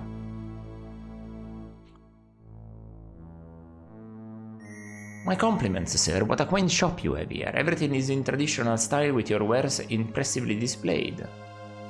Thank you. Very kind, I'm sure. It's as it was in my father's time. Old ways are best, don't you agree? Nothing changes so much. Okay. People still need the same things, from arsenic to zinc oxide. I have it all. How may I help you? I have reason to believe that your stock boy can assist me in my investigation. That's as may be, but as you can see, he's working and I don't pay him to gossip with customers, let alone people off the street. Good day. May I please speak with your boss, Casieri? It will only take a moment of his time. Time is money, as they say, sir. We're busy with our inventory at the moment. Another time will be more convenient for him. Good day. Man. This guy.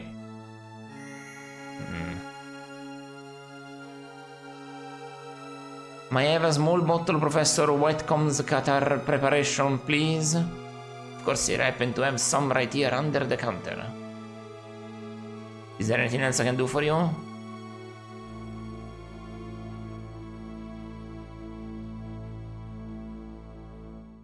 I will be grateful for just a moment of your assistant time. I'll ask him a question or two at the most.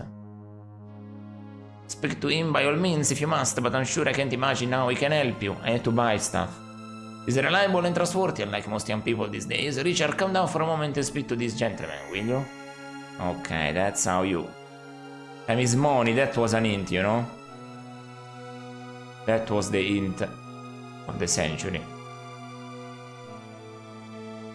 Okay, let's talk with him. Richard, eh?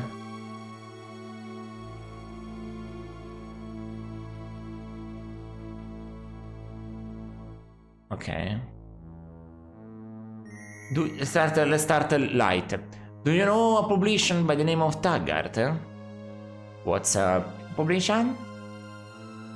A publication, as if you didn't know, but it's a public house. Don't play the fool, boy. It doesn't suit you. No, I don't know. I know no one named Taggart, publication or not. Do you ever make deliveries near Covent? Okay. Do you ever make deliveries near Covent Garden? Yes, sir. I'm in and about Covent Garden every day on my business.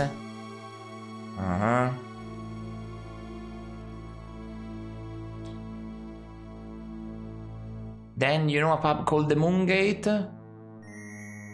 Yes, I mean, no, well, I know the names of the pubs around there. Okay. You've seen a girl named Leslie who sells flowers outside the Moongate? Yes, I have, but I've never been in the pub. The Spice Bang Drummond Lager.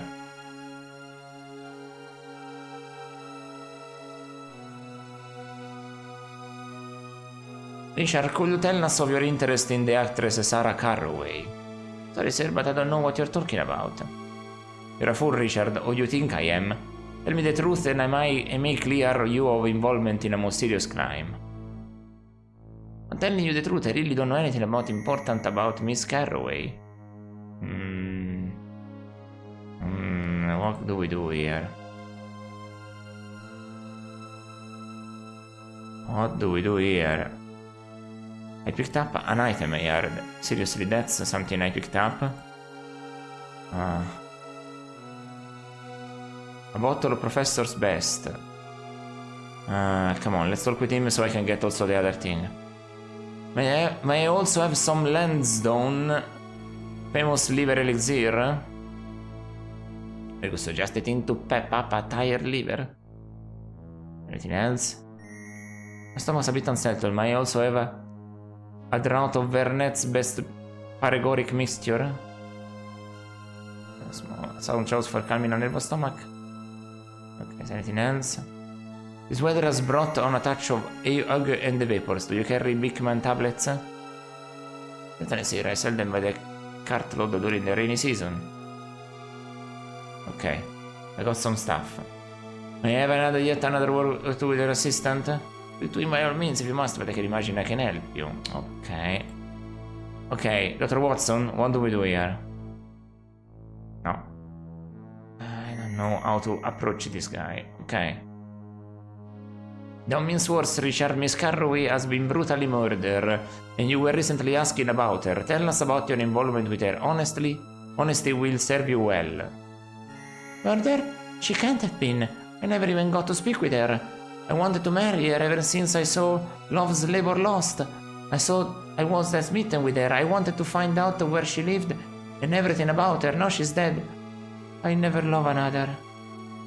I'm sorry, Richard. I hadn't realized that Miss Carraway is such an ardent admirer. Is there anything you can tell us that might help us?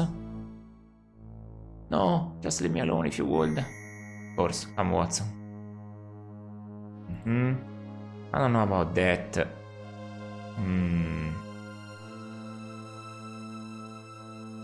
Okay. So nothing here. Oh my goodness, this place. Maybe we'll find us. Well, I don't know what to do again here. Let's go to Scotland Yard.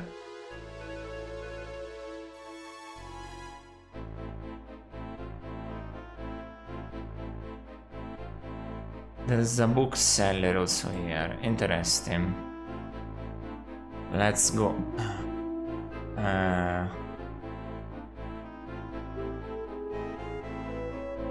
The Popo on the go-go. So, what is that we have picked up there? Professor Best. Large bottle of dark foul smelly liquid. Medicine recommended for occasional use only, and then only small doses. Okay. The glass bottle was 25 unadorned white pills. Interesting, might be useful. Appropriate music for the police. Dr. Watson, never ashamed or too proud to say or indicate the obvious, paints the way to Scotland Yard. Behind these walls are the headquarters of the Criminal Investigation Department of London's Metropolitan Police, popularly known as Scotland Yard. Here work some, but not all, of the best criminal investigators in the world. Not all, that's funny though. An apparently blind vendor, interesting. Augie the apple seller has worked his stall for more than a decade. He is a bottomless, though expensive source of confidential information concerning police business. The constabulary tolerates his presence because he is not above playing both sides of the street. Many times the police have nabbed their men because of one of Oggy's tips. Oh, that sounds useful. A constable. Ever alert, ever vigilant, a constable stands at this post since 1884 when a shocking terrorist bombing shook headquarters. A constable has guarded this entry to the yard. Okay. Let's talk with Dr. Watson first. Does it not seem to you, Watson, that English municipal architecture is one of the most depressing art forms known to man? Judging from this building, Holmes, I will say you have a case. Aye, aye, aye. Shall we try to raise Lestrade, Watson? Carry on, Holmes. Okay, let's first talk with Oggy. Hello, Oggy, is the pink in the pink and so on? Indeed, Mr. Holmes. Lovely spot of autumn weather we're having. Nothing to say.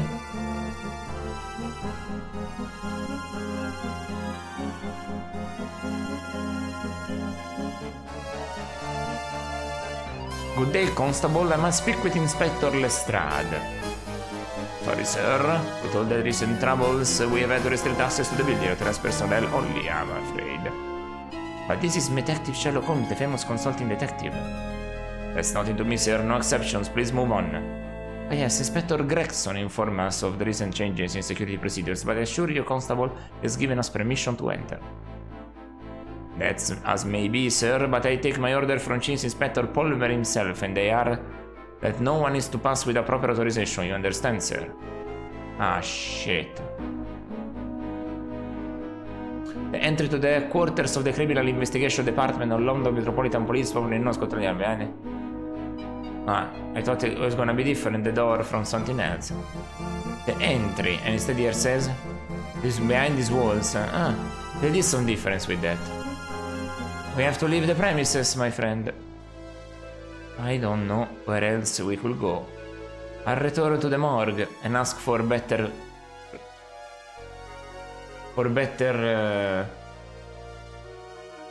specifications, I think.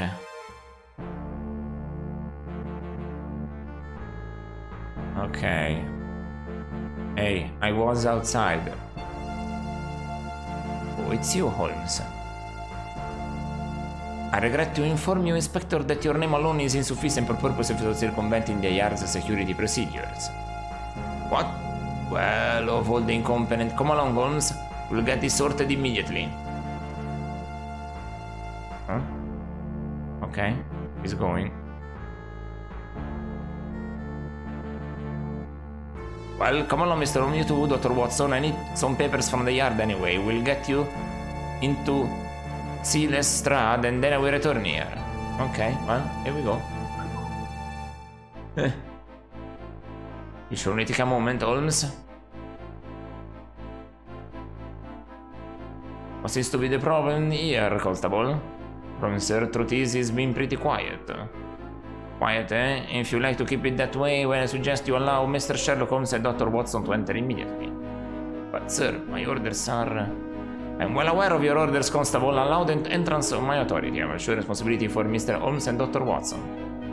Very well, sir. Mr. Holmes, Dr. Watson, you may consider yourself authorized personnel. You may enter whenever you wish.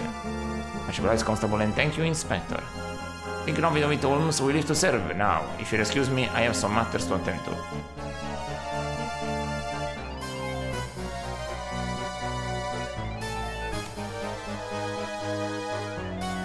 Good day, Constable. It is indeed Mr. Holmes. So, that's solved. Let's open the door. There we go.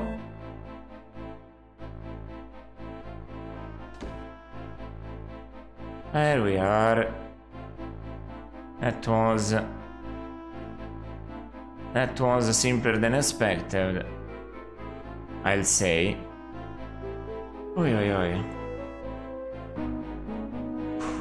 That's massive here. Let's look at everything. As per usual. Bullpen, what does it mean? Police procedure is not all excitement in bringing criminals to the bar of justice. The constables in the bullpen plod along are recognized and underappreciated. keeping the important records of the Metropolitan Police up to date. Don't worry. I don't appreciate them either. Dr. Watson is only slightly troubled by his close proximity to the gaping maw of the British penal system. There are certain crimes which are better left to established police procedure, Watson. I assure me you are referring to the mountain of paperwork that these men are generating, Holmes. I am indeed. You don't like paperwork? I wonder why. This guy's panicking, look. That's funny. Ah, it's Inspector Lestrade, of course he's panicking. The inspector is hip deep in paperwork, the never-ending scourge of policeman's duty. He is oblivious to everything else around him. A huge oak wood desk. From the here, the duty officer assigns cases to constables and inspectors alike. The duty officer is not unlike a king of the police precinct, and this desk is his throne. Nothing to say on it. Twice decorated for conspicuous bravery during the Sepoy Mutiny of 1857, Sergeant Jeremy Duncan has been recently confined to a desk since his war wounds began to rebel. He wears a replica of the Victoria Cross in his lapel. He has a regal bearing befitting a duty officer with an authoritative presence and a voice accustomed to command. He handles his duty efficiently and without resistance.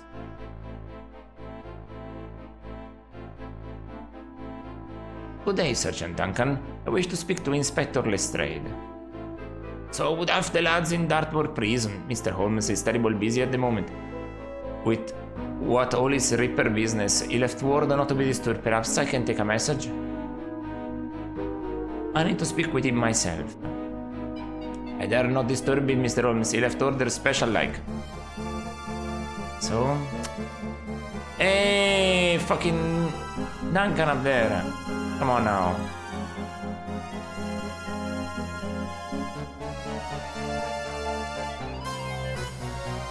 What do we do? Oh, Watson. Well, Watson, we could stand here waiting for our hair to turn grey before the inspector gets a free moment. Do you have a suggestion? Didn't I notice your friend, the apple seller just outside? He knows the Byzantine workings of the yard like the back of his hand, or so you've told me. Oh, right. Okay then. Let's try that. Interesting. Hello, Oggy. I need your advice on a matter concerning Scotland Yard. Ah, Mr. Holmes and Dr. Watson, what can I do for you? I can get Sergeant Duncan to fetch Lestrade for me. Do you have a suggestion? I just might be able to help if the price were right. Not in the habit of paying your exorbitant prices, Oggy. Well, we seem to be at an impasse. What do you say, Watson? Should I grass on Oggy? Why not, Holmes? Oggy, tell me about Sergeant Duncan, or I'll expose your little game to the police. Whatever are you on about, Mr. Holmes? We're not blind. You're not blind, Oggy. You're shamming my sympathy. Those marvels for your business, I shouldn't wonder. And I've seen the way your eyes move behind your glasses, and the way you arrange your apples in the cart. Unblemished side out requires sight. You never feel for the size of a coin or bite it to test its metal. You walk your wares more loudly when a well-dressed couple walks past, and not at all when a beggar rambles by. I've seen you accurately box the ears of a stealthy street urchin trying to steal an apple, and just a moment ago you addressed a greeting to Dr. Watson. There's no way you could have known he was here. Enough, Mr. Holmes. Let's keep this amongst ourselves, shall we? Live and let live, eh? I'll tell you this about Duncan. The way to that brute's heart is through a compliment. The man is a fool for flattery. Susceptible as a child to a kind word he is. Thank you, Oggy. Okay.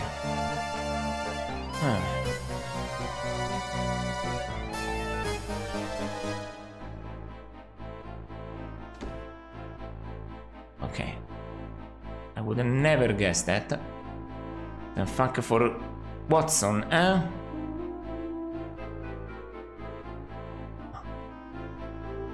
What kind of flattery, though? Okay, Sergeant Duncan, is the inspector available? Let's try this again. Still drowning in paperwork, Mr. Holmes. You could leave a message if you wish. Thank you. I'm sure an officer as distinguished as yourself and a winner of the VC on top of it knows when to supersede such an order on his own authority. Perhaps I could get him down here for just a moment. Dr. Lestrade, please report to the duty officer desk immediately.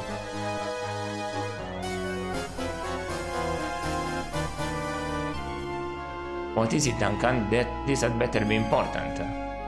It is, Inspector. Here's Mr. Holmes to see you. Here we are. Let me look at you. So disheveled. Dr. Lestrade looks serried and preoccupied with pressing criminal business. For the first time in recorded history, appears at work in his shirt sleeves.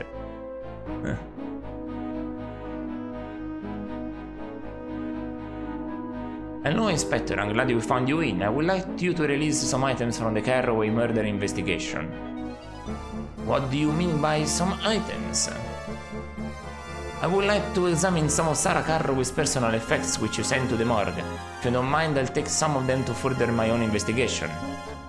Sarah Carraway? Oh, you mean the Ripper's latest victim? That's an open and shut case as far as I'm concerned. But I know your methods by now, and I'm sure you won't be satisfied till you've beaten this case into the ground. Sergeant Duncan will write you a pass that you can give to the medical examiner at the morgue. If he's finished with the woman's effects, they're yours. Thank you, Inspector. So, I talk to the duty officer now?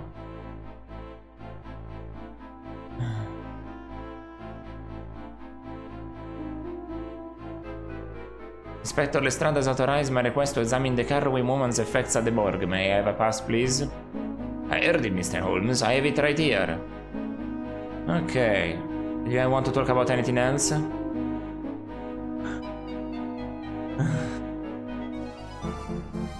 Making good progress, eh? Hello again, Inspector.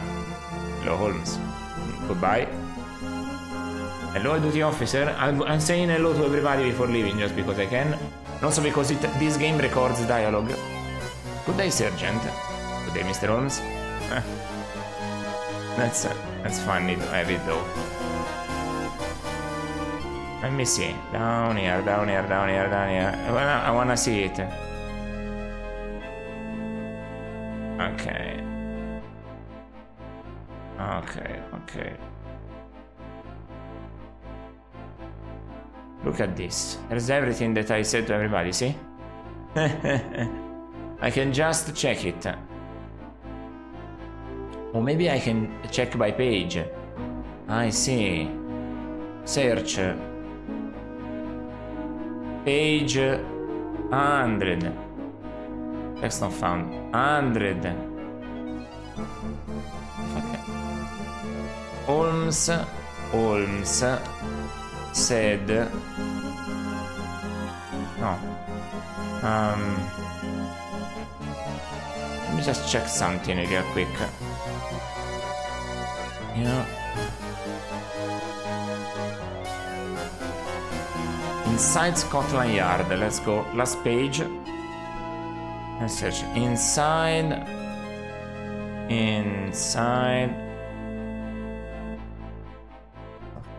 Scotland Yard. So weird. I don't know how to use that feature. Don't get it, but it's what it is. Okay. Alright, so if I can get the door, I can open the back alley, I think. That's where I want to go. Okay. Did I get the item, by the way? Let me check my inventory just to be safe. Let's look at this.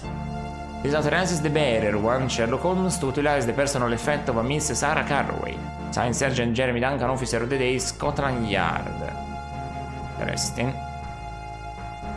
So, let's talk with the coroner.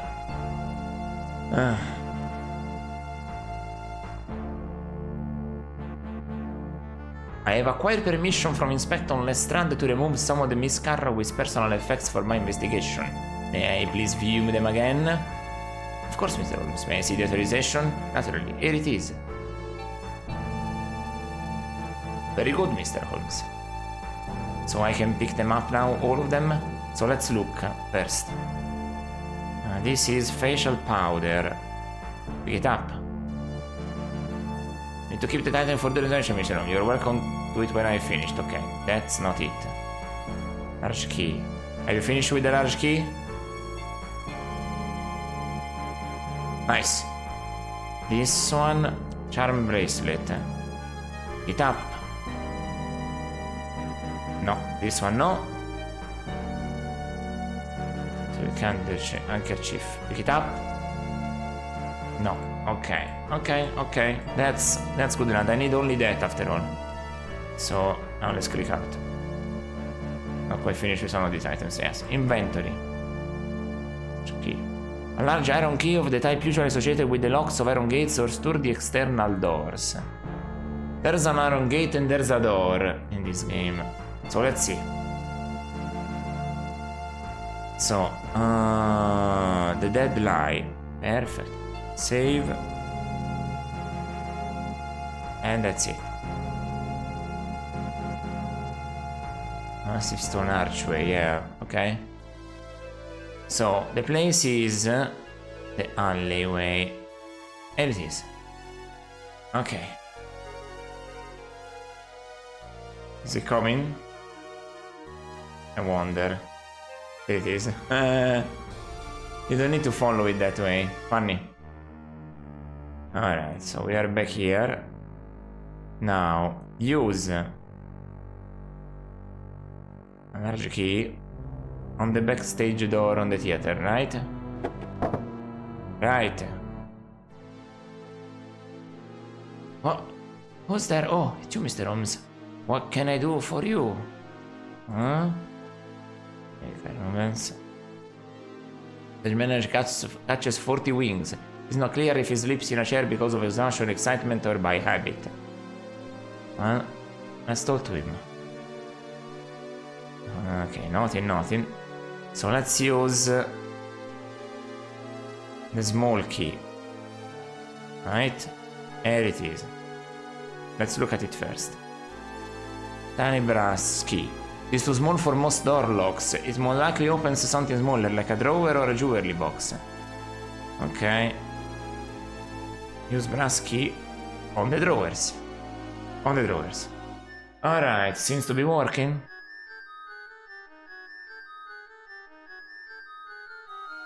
Okay, that is open now. Let's look at the chest of drawers, content of bottom drawer, contents of top drawer. The contents are mostly uninteresting, facial makeup tins and some old theater playbills. Of special interest are a pair of opera tickets. Pick up. Contents of top drawer. Look, Watson, a pair of season tickets to the opera. It would seem that Miss Carraway's interest in the arts extended beyond the confines of theater. Very commendable. I say, Holmes, even though opera tickets are almost impossible to obtain at any price, I shouldn't like to. Okay.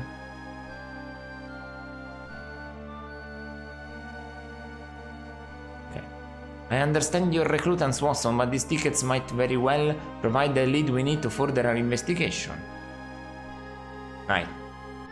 Excuse me, Mr. Carruthers, do you know anything about these opera tickets? Unless I miss... I guess, Mr. Holmes, those are tickets to the Chancery Opera House. Sarah never missed an opportunity to hear her sister sing. Oh, we found her sister. You mean Mrs. Carraway's sister is here in London?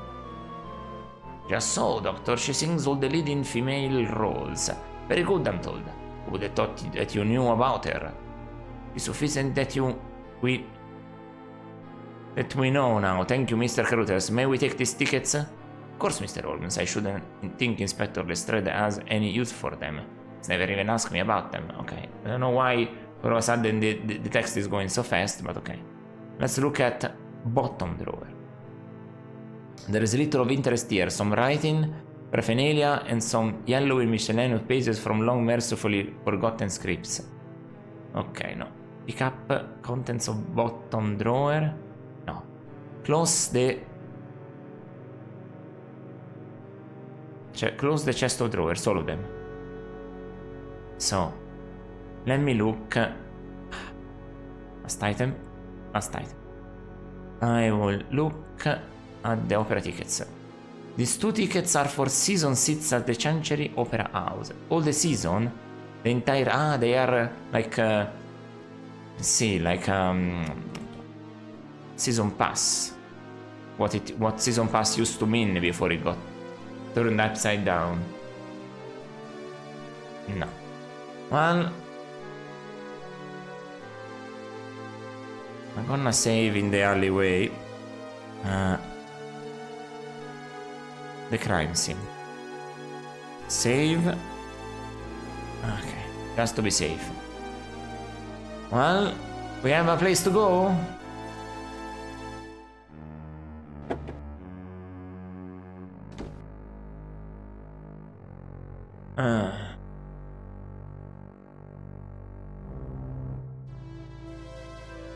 Where is the opera, Let me see if I can find it, sport it anywhere around here. Opera. Ah, there it is. New location. Chancery Opera House. Here we have it. Alright, let's see here, what can we say about this?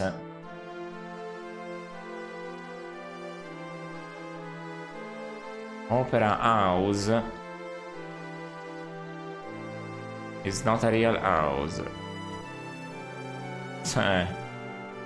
Alright, let's look around. What do you say, Dr. Watson? Something soothes the mind like good opera. Nothing soothes the mind like good opera, don't you think, Watson?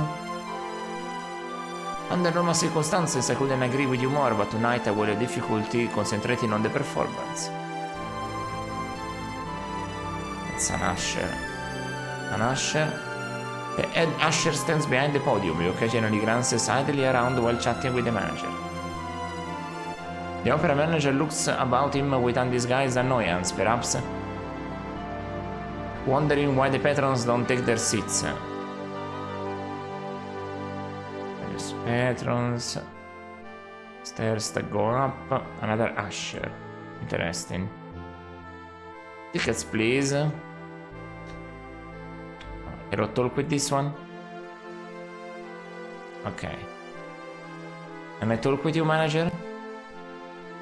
Good evening, sir. My name is Sherlock Holmes. I'm assisting Scotland Yard in a sensitive investigation. May I have a moment of your time?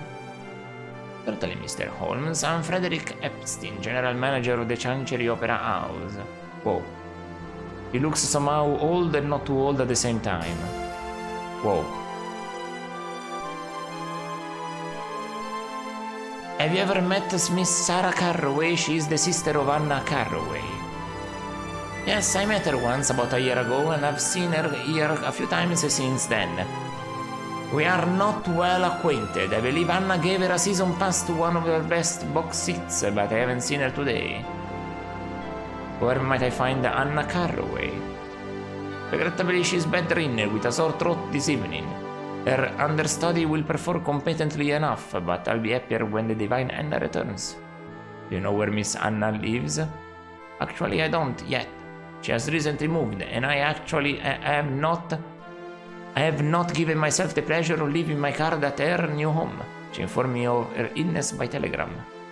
It'll be difficult to visit her at home, I think, if you don't know her address. Indeed, I'm sure she will offer that information at her earliest convenience. Will I see her dressing room? I'm afraid that's out of the question. Visitors and guests are not permitted access to the performers' private rooms. Yeah, I figured that's about that. Usher. I beg your pardon, what show is playing this evening? It's called From On High. Mr. Epstein says it's the most popular show of the season. The critics love it. Okay.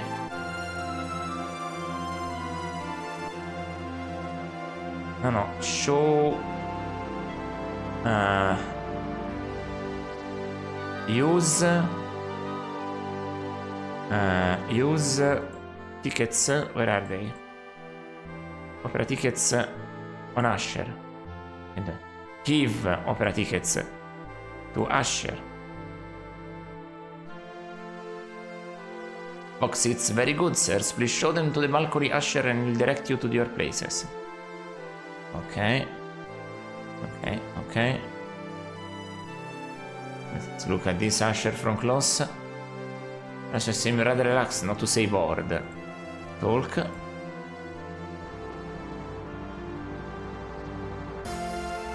Are you familiar with all the people who hold season tickets for this theater?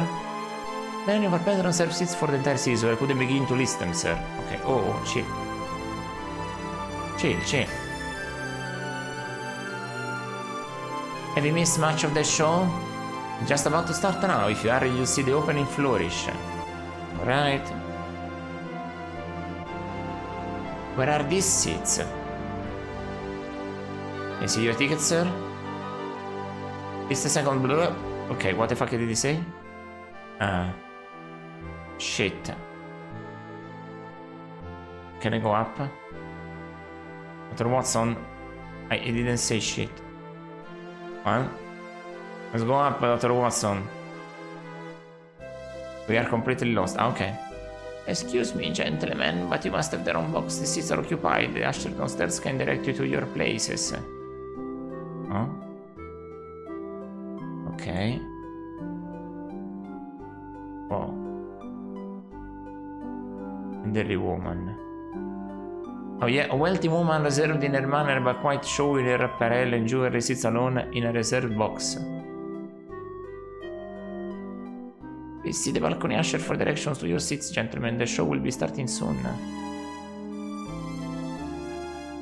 The fuck, man? This may prove to be a challenging investigation, don't you think, Watson? Your gift for understatement is excelled only by your modesty, Holmes. Okay.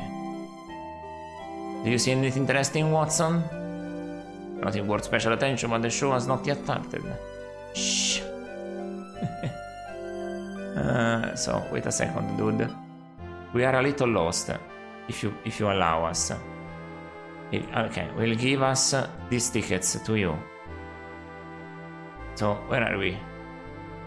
Your seats are right up the stairs, you can't miss them. Okay. Apparently we did, anyway. Well, those are our seats, I guess.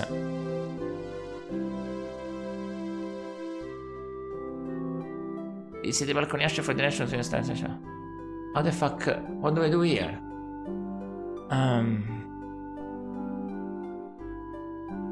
Well, I don't even know.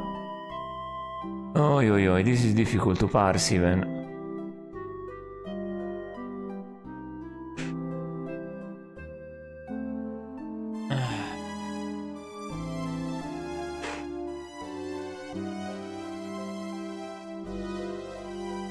Ay.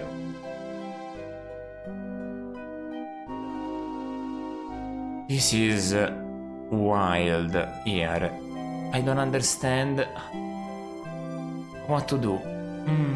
I'm a bit lost. Let me look at the journal. Maybe since it was there. Last page. Up. 1.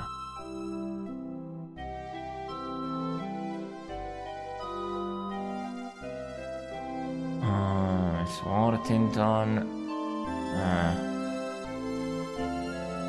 Take his beautiful boxes, gentlemen. Up the stairs and turn right. You can't miss them. It seems like I missed them instead. It seems to me that I missed them.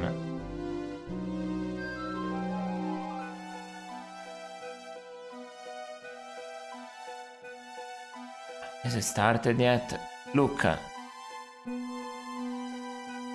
No. This is the stuff. This is it, no? No. Can I go this way? Yeah, I don't know, man. I don't get it. What? I'm lost. I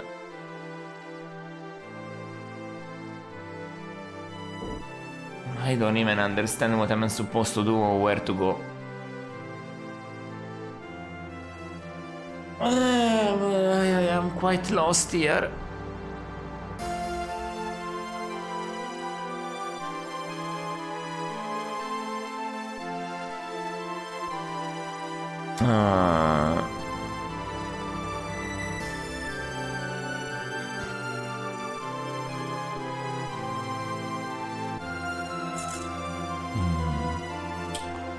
Listen, maybe you can direct me. I don't have anybody else after all. I'll give you the tickets. Tell me all about it. These are Sarah Carraway's tickets. How did you come by them, if I may ask? Okay, she's a character. Okay, see. You knew Miss Carraway then? You were a Miss Worthington, and I own the Chancery Opera House. As I share this box with Sarah, I know her, of course. And who might you be? This is Mr. Sherlock Holmes, and I am Dr. John Watson. Okay.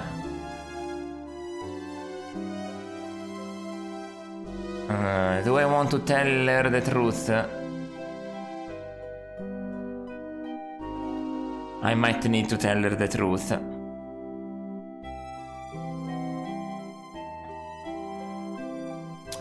Oh boy, I'm sorry to say this, but I will be blunt.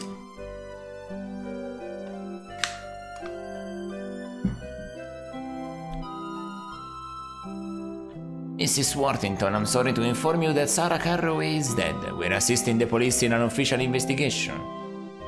Oh, how dreadful. Such a lovely girl. Was there an accident? Please compose yourself, madame. There was no accident. Investigating her death? You don't mean to say that she was murdered? I'm afraid that is true.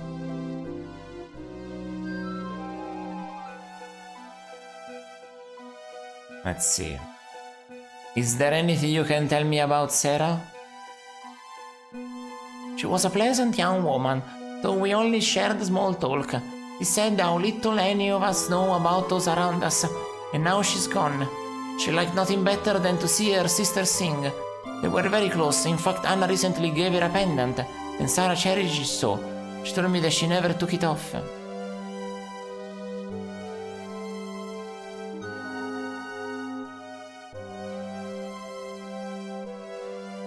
What did this pendant look like? It was a large ivory oval attached to a heavy chain. A bird of some sort had been etched in the ivory. Distinctly oriental it was, very lovely, but perhaps a bit grand for every day. She wore it under her blouse, I believe. She told me that James, her young man, despised it, but she was very proud of it.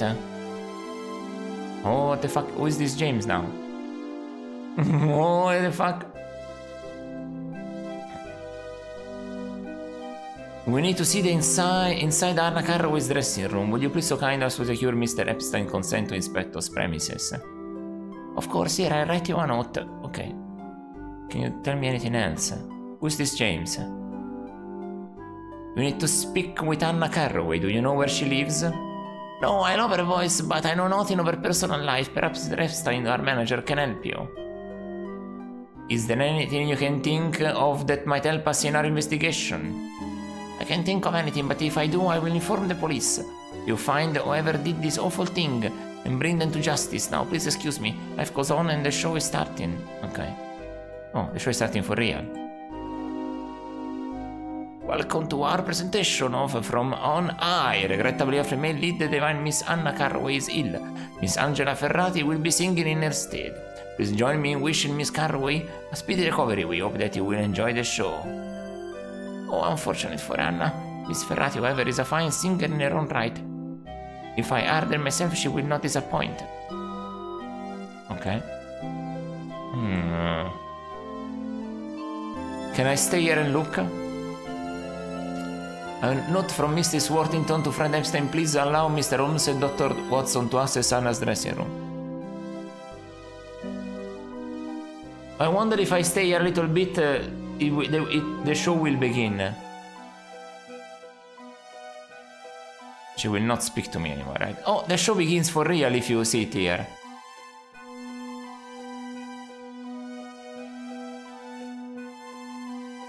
I wanna see what happens. It's incredible they have programmed all this. This is all completely unnecessary. Look!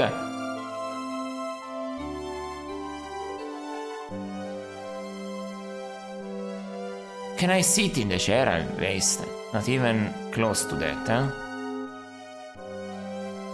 Do you see anyone of interest, Watson? Recognize no one. The conductor, however, bears a passable resemblance to the late Mr. Disraeli. Shh. Okay. The entire... Look, another person has arrived on screen. This is amazing. I don't believe it.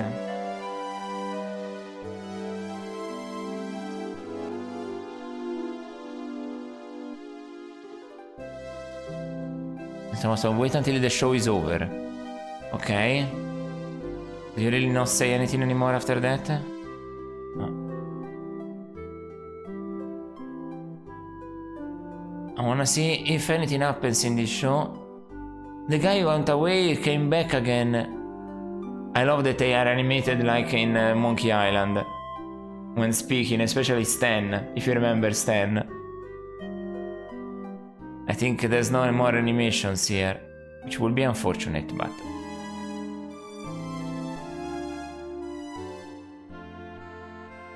Oh, everybody's away now. Interesting. Let me go back up and see if the show has changed. It has changed a little bit. What the hell? This is amazing. This is pretty good. Okay. So, I have the note. Go to the manager.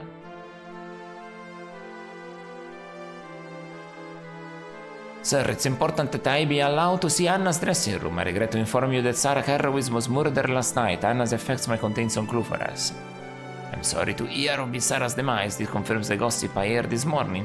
Nevertheless, I think it should be quite clear that an expedition to Anna's private rooms for you for any reason is quite out of the question. Okay, let me see. So give the note to the manager. I see, you succeeded with Mrs. Worthington, where you failed with me. Very well, you may view Anna's dressing room, but I insist that you disturb nothing. Personal property and that belonging to the opera company are off limits to you, understood? No. I remind you once again that you are to touch nothing. I'll be watching you closely. Let me see. Opera house is not a real house. Unfortunately. Let me see. What do you say here?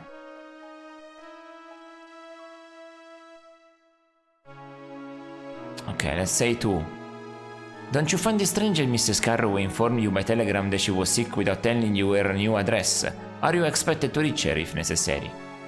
I hardly see that Anna's, Miss Carraway address is any of your concern. Please confine yourself to the dressing room so I can be done with it. I am ignoring my important duties for the sake of this foolish errand.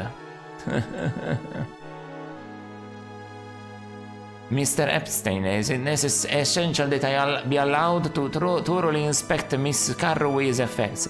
If necessary, I may need to take certain other things away with me. I repeat, Mr. Holmes, that you may examine Anna's dressing room with your eyes only. You have neither the right nor the authority to touch anything belonging to her or the opera company. If you disturb anything, I will have to escort you from the building. Ah, shit. Now go, eh? I try my hardest. Can you distract him, my dude? Do you see anything of interest to this case, Watson? Nothing I consider relevant, Holmes. If I could copy... If I could copy something here... This is a closet. Cloaks, coats, formal gowns, day dresses, chambermaid's costume, and a host of evening apparel crammed randomly into this capacious closet. This is a... Shows this chair here. No examination of chairs for once. This door, what does it say? The door leads back out to the lobby. Portraits. Likenesses in cameo, silhouette, and oil of the great operatic composers like Line the Walls, Mozart, Verdi, and Puccini are all represented. There are no personal photographs or pictures in evidence. Coat rack. A common iron coat rack holds an elegant and stylish silk hat and a pink feather boa made of dyed ostrich plumes. Oh shit! A ostrich plume, like this one. Distinctive curved feather of a white cockatoo. Ah no, that's not it. That's a cockatoo. Okay, no. I thought I had it solved. Nope, I don't have it solved. Portraits, it says the same thing? I figured. Wait, no, it's different. No, it is the same.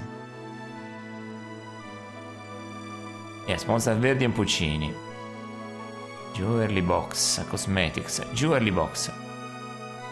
An inexpensive Florentine-style red leather chest with an hinged lid. Mr. Epstein is watching your examination very closely. Okay, cosmetics. The vanity is covered with various bottles and small opaque jars of theatrical rouge, powders, paints, unguents, and beauty aids. Okay, cosmetics and mirror. A nickel-plated mirror decorated with metal wreaths and baby's breath. Its poor condition suggests that it's not someone's personal property.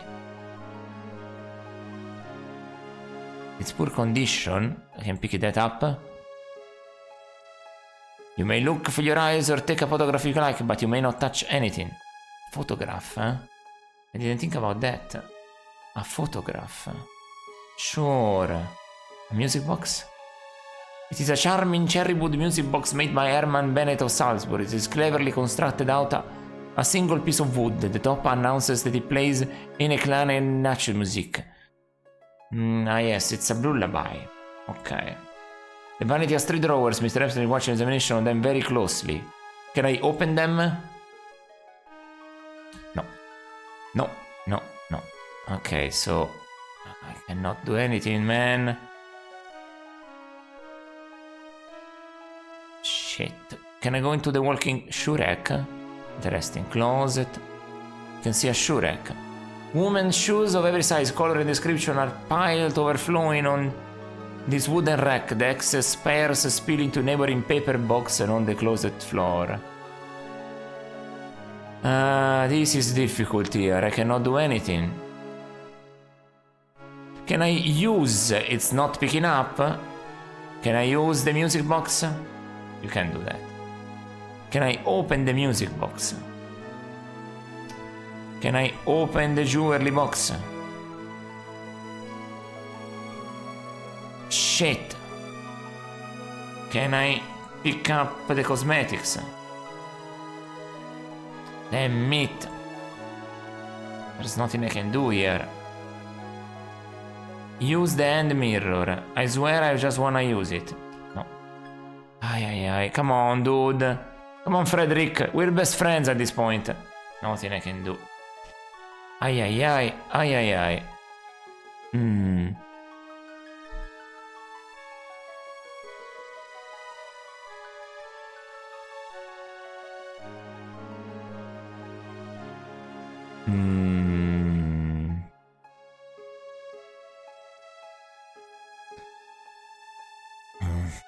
How do I do this?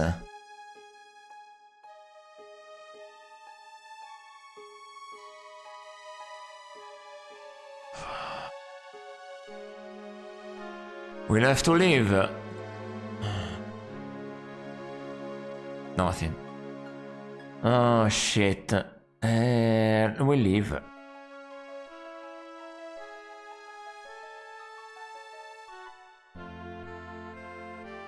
You won't be able to examine that room properly with the manager inspecting you every move. I can distract him if you wish. Next time we go in there, just give me some kind of sign and I'll take it from there. Oh. Really now? Okay.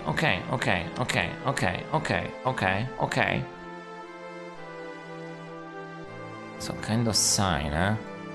Talk with the manager. Visit Anna Caraway dressing room again? Alright, if you must, please follow me. Okay. Some kind of sign, eh? What the fuck is the sign I will do?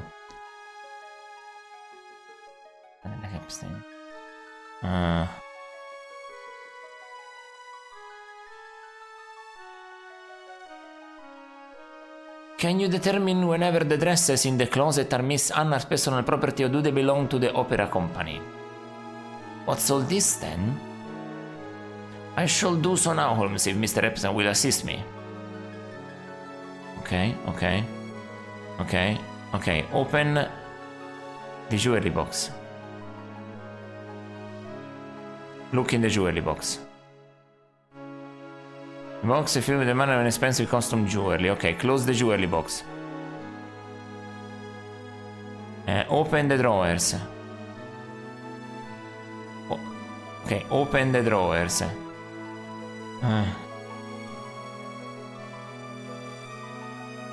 Look in them. Look, contents of top drawer. A supply of clean white soft flannel clothes are folded neatly on one corner.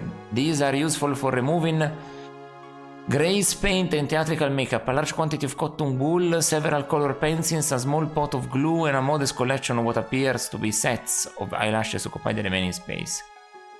Pick up contents of top drawer? No. Look at the contents of middle drawer. The drawer contains only a small ring of keys. Pick them up. Contents of middle drawer. Look. Contents of bottom drawer. A larger assortment of silk stockings and linen undergarments than would seem absolutely necessary for the comfort of a professional singer of modest means and nearly overflow the drawer. Can I sift through? No. Close the drawers, but before that, pick up the hand mirror. No. Returning. It appears that the opera company owns them all, Holmes. No luck, I'm afraid. I'll close this then. One. Can you go check on a second? Watson, is it vital that we know she keeps a pair of red sequin slippers with yellow roses on toes? I've never seen her wearing any slippers of that description. That will likely be somewhere in this cavernous closet. Perhaps you will assist me, Mr. Epstein? Very well, I need to conclude this business more quickly. Okay, let's close the closets. This cannot be closed. What? Drawers. Close the drawers, fuck. Come on now. Let's pick up the hand mirror. Shit, okay, that mirror is a no-go. We can find no such slippers, Holmes. Well, that's fine by me. Ha ha ha ha ha ha. Shit. Well. What was that we found? Okay. Several keys of various sizes adorn this ring. Well, told to.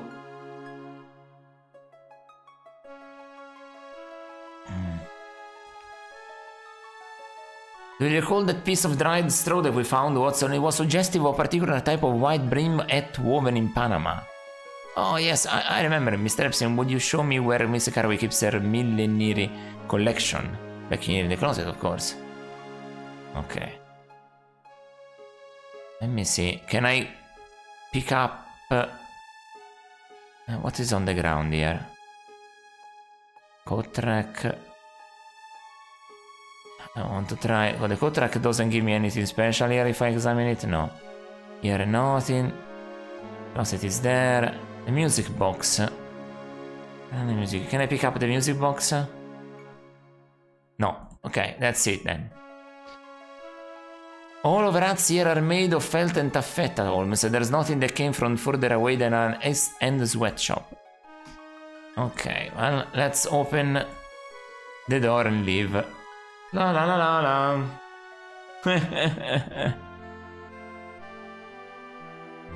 Ok, now...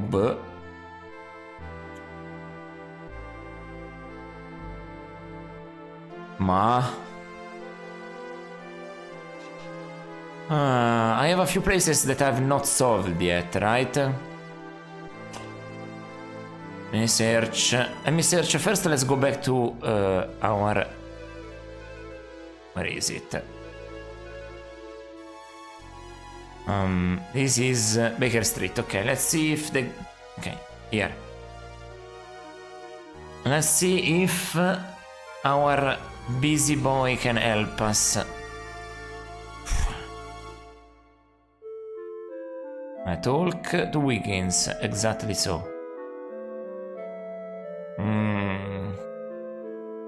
No, nothing he can do.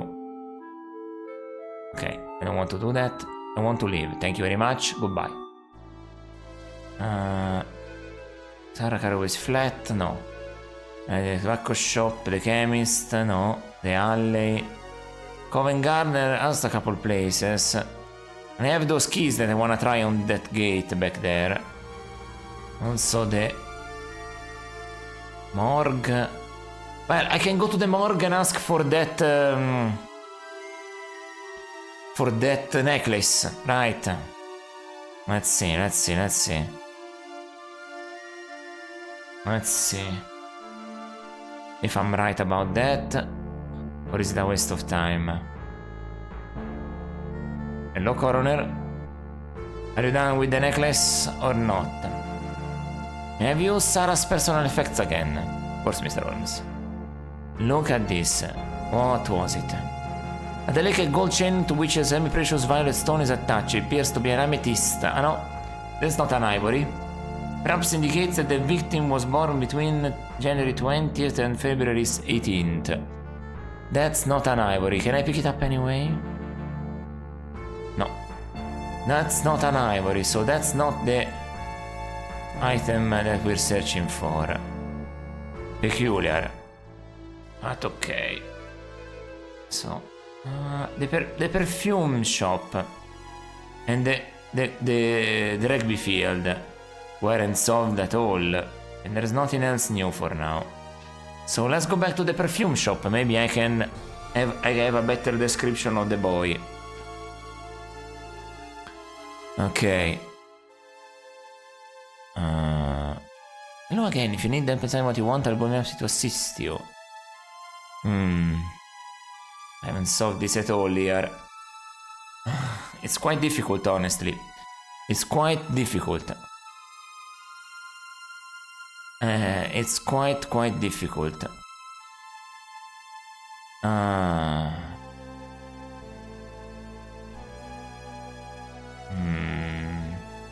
But I don't know what to do here. Shit. I don't know what to do here. Why am I here and what am I doing?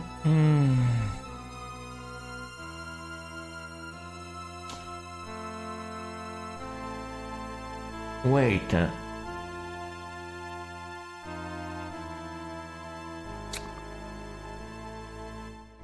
I understand now something. I should have gotten a location after looking at this here. But I haven't gotten anything. Right. Oh. That's not good. So wait. Do you have to examine that museum differently? Wait, sorry a second, Let me go up here. Because, what? I forgot to do something here? Which reads, from the vantage point you can make out a metal plaque which reads John Bradley, May 1885. That's the owner of the thing. But who made this? Wait, can I pick it up, please? On the back of the mahogany board some text is engraved onto the wood. It is Oxford Taxidermy. 188, what? 188, let me read again. Oxford Street, London. Ah, fuck me. That was it. Okay, what do you have to say? Because I was like, wait a minute, I should have gotten a place for taxidermy, but I haven't gotten it. Here it is. Alright. There we go. That was something missing here, I thought so. Whoa, what a horrible place. Whoa. Mostly for the carcass and everything, but also this is so bad. Oof. No. This is a bit much. You know, I understand the bear rug near the fireplace, but all this would, like, it feels like the dead are watching, you know, stuff like that. It's like, you know what? I write that. The dead are watching. Shit, it's a lot. Buffalo. Oh my goodness. Kangaroo, come on now.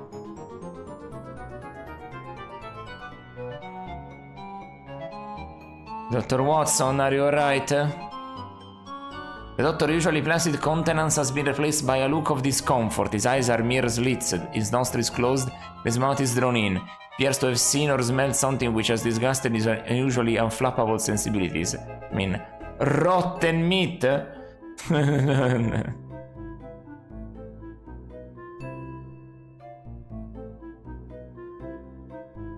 It's not this gentleman a bit too involved in his work, come a couple of strangers and he doesn't even turn around.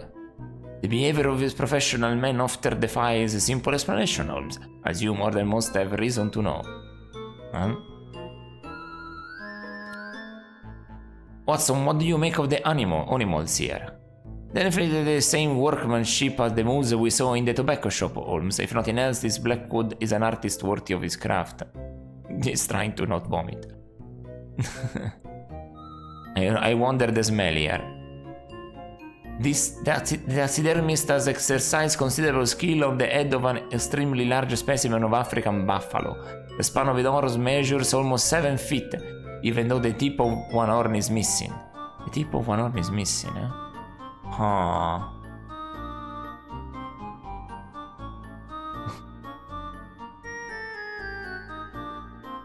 The music is appropriately insane.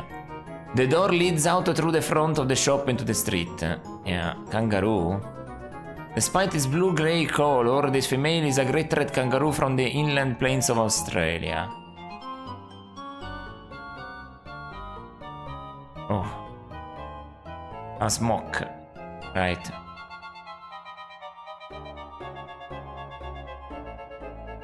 A heavy soiled and smelly smoke hangs on a brass hook. It appears to be too small to comfortably fit the man working the table. So there is somebody else. Shit. A pail. This large pail is partially uncovered and the mistakenly pungent odor of formaldehyde assaults the nostrils of those around it, except in those of the specimen, of course. Some tools, pots and bottles. Okay. The edge of the table is covered with many of the tools of the taxidermist's art. A small stock of saws, cutting pliers, needles of various sizes, thread, cooked holes, and a camel hair brush. Oh boy. Pots and bottles. Some of the taxidermist's chemical preparations are open and clearly contribute to the foul smell of the workshop. The jars are variously labeled.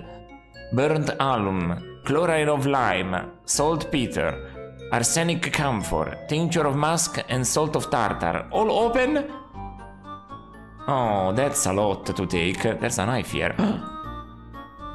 This knife could easily be mistaken for a surgeon's scalpel were it not for the fact that the blade is slightly longer and its cutting edge is serrated, presumably to saw through an animal's hide. Oh no. What have we found the guy? A Thompson gazelle whose thoracic cavity has been sliced open. The animal's hide shows signs of deterioration, doubtless the result of the long trip from the Serengeti to London. Oh no, no, no. Hello? Can I take the scalpel there? A relatively large, middle-aged man stands over the cadaver of an antelope, deftly digging into the animal's inner recess. His exercise what appears to be deep concentration on the job at hand. Oi, oi, oi, oi, oi. I wanna grab the knife.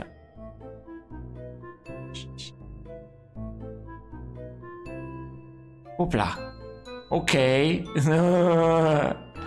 Oh man. Even the game is like, oh. This knife could easily be mistaken. Yeah, okay. Same thing, a description there. Okay. Hello?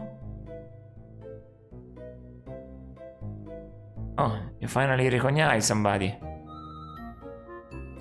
Excuse me, Mr. Blackwood? Ah, good day, gentlemen. You just missed Mr. Blackwood, I'm afraid. I'm Lars Sorensen, his assistant. Perhaps I can help you? I'm Sherlock Holmes, and this is my colleague, Dr. Watson. We're assisting the police in a murder investigation. Very thrilling work, I'll wager. We don't slaughter our corpses here. These victims are deceased when they arrive. Very droll, Mr. Sorensen. Perhaps that's what passes for professional humor here. Okay, I don't need that. Come on. What was Mr. Blackwood's interest in Miss Sarah Carroway? I'm sure I don't know. I never heard of the woman. Okay, let's see if I can get to something else. How does Mr. Blackwood spend his evenings? I have no idea. I'm his employee, not his guardian. Oh, man. Well, we have a serrated scalpel. Might we look around the shop? Help yourself, but I warn you to exercise great care. Okay. Don't have anything here. Where is Mr. Blackwood now? Out, obviously. Yes.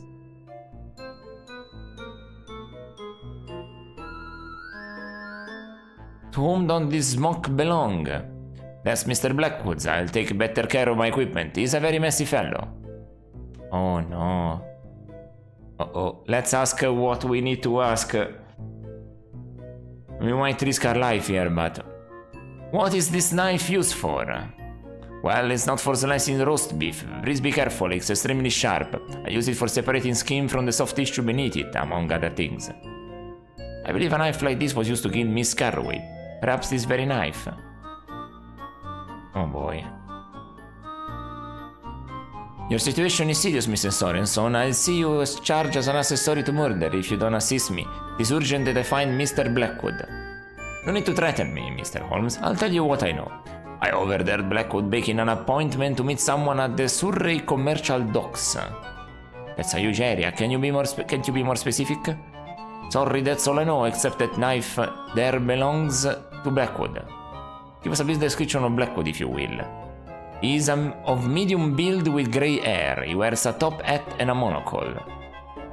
Okay. Damn it, we don't have better than this, eh? So... Top hat and a monocle. Okay. Interesting. That's all we have there. So, nothing more? Mr. Sorensen, could I ask you just one more thing? No, Mr. Holmes, I've told you everything I know. Now, you must excuse me, I need to finish this gazelle before it rots. Ew. So, we have everything we need. Okay. Hello, Mr. Watson, are you doing alright?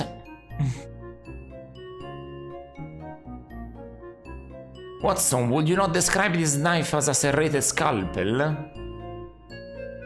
I would indeed, Holmes. I've never seen an instrument like it. Okay. So that's everything. How can we efficiently scour the Surrey Commercial Docks for Blackwood? That's a question. Perhaps Toby can help. What? Indeed, Watson, he might be able to pick up Mr. Blackwood's scent. And where is Toby? Right, Watson's dog. Where is it? Well, I guess I'll go to my house. I'll leave this place. Thank you very much and goodbye.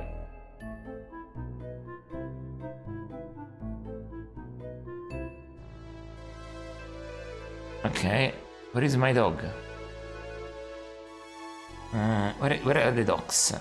Oh, old Sherman's. It's not mine, right? It's not of Sherlock Holmes, the dog. He keeps him at somebody else's place because he doesn't have the space, or because his landlady doesn't allow him. I don't remember what's the thing. Oh, this is the type of spot he's in. Badger. Okay. Well, one sad place after the other here. Holy shit. One sad place. Wow. Look around. Music is appropriate, I have to say, in this game. Old Sherman. Yeah. He's called Old Sherman even when he was young. Oh, that's my joke. Okay. An excessively lean and wizened old man, his shoulders are hunched over and his garments appear to belong to a person twice his size. He has shaved sometime in the last month, but not recently. His gold-framed spectacles are perched on his mostly bald head, and their blue lenses reflect two tiny moons on his... There's an owl here. A large tawny owl surveys the room from a cleverly selected perch and makes his occasional inquiries. A little nocturnal hunter, he presumably helps keep the premises clear of unwanted rodents. His presence may account for the fact that the room is kept in a kind of twilight, lit only by the stove and whatever light passes into the shop through very dirty windows. And yet there is still a badger anyway. Clearly a sort of pet, its badger is aldrich tame. He continuously hisses, claws the floor, and bares his teeth when anyone, including old Sherman, comes within 10 feet of him. Talk to the badger. No, talk to the owl. Ah. This kettle hopefully is not empty cage. What should be in it? A sturdy empty cage. Books. Macau? This young, long-tailed parrot from South America is caged. Given the Sherman's other birds roam freely through the shop, I may be assumed that this Macau is either living up to his species' reputation for viciousness, or the Sherman is concerned that this specimen carries psittacosis. I don't know what that is. Something that a word that I never heard. That's new to me. Books. Given the condition of the shop and the appearance of old Sherman, it is unexpected that this library contains one of the finest private collections of ornithological subjects in England. Among his treasures are an elephant folio of Audubon, the Birds of America, and an exhaustive history of embalming and taxidermy by the French, especially Bethier. A cage. A bad-tempered, toothless toad snaps, snarls, and whips from the inside of the cage. The door is unfastened, so she presumably has the run of the place and uses the cage as her bedroom. Oh. It's not... Oh, this is Toby, your canine friend Toby. Oh, okay. The dog is an ungainly, brown and white, long-haired, floppy-eared mongrel, half spaniel, half greyhound, with a steady eye and a waddling gait. He is known by a select few to be the best tracking dog in England, perhaps the whole of Europe, of course. Hello, Sherman!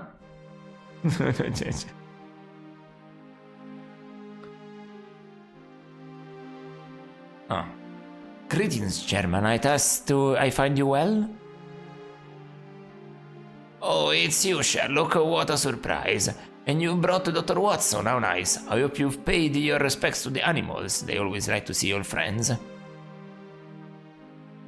Regrettably, we are not on a social call. We have need of your treasure's extraordinary skill. Oh, you've come for Toby then? What is it you require of him? We have traced a killer of the Surrey docks and we need Toby to help us ferret him out. Of course, Sherlock, that's his specialty after all. I'm sure you brought some personal items so Toby can catch the scent. Well, no, Sherman, we have not. It's no good to you without a scent to follow, Sherlock. Come back if you find something for him to use. I know the moody brute is itching for a good hunt.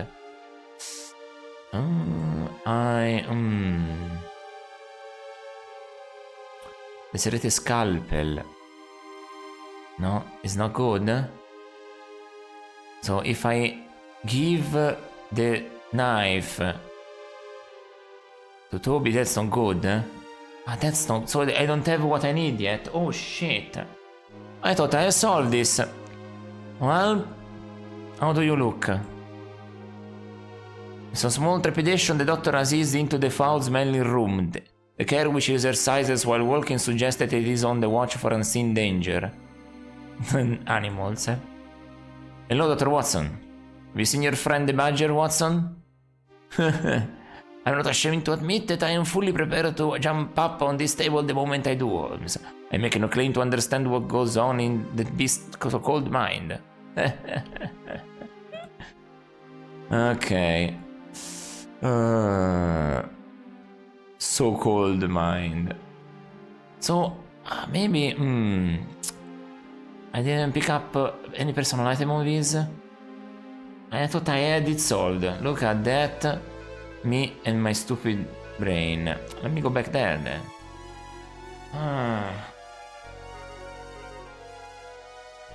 What am I supposed to pick up?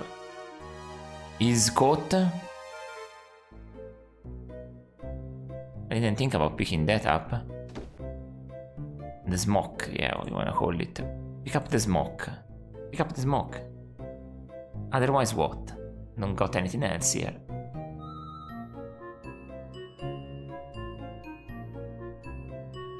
Okay, every time that goes that. Heavy soil and smelly smoke. Well, smelly? That's the hint. Ah, man, are you serious? That was easy. When you come back... So this game is full of hints. Okay, okay. No, I don't want to check the buffalo again. Yeah, we checked the buffalo. The buffalo has been checked. We can leave the premises now.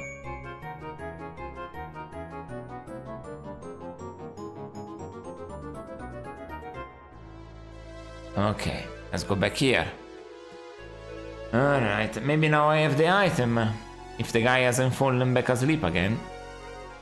I didn't think about picking up the smoke. It says smelly. That's obvious. That was obvious, really. One sad place. To me it's sad. I don't know. It's still sad. I mean, the music is making me sad, so what can I tell you? Cannot speak with the dog, of course, of course, of course. Super realistic game. Okay. Okay, now he says it. Hello again, Sherman. I was sent for Toby to track down. Excellent, Sherlock. The moody brute has been itching for a good hunt. I should like to borrow him then. Thank you, old friend. Of course, Sherlock, in here, you need this leash. Okay. Inventory. Let's look at this. Toby's leash is a 4-foot length of heavy cowhide. It is looped at one end and a metal clasp is attached to the other. Yeah. For back then, leash on Toby. Can we go?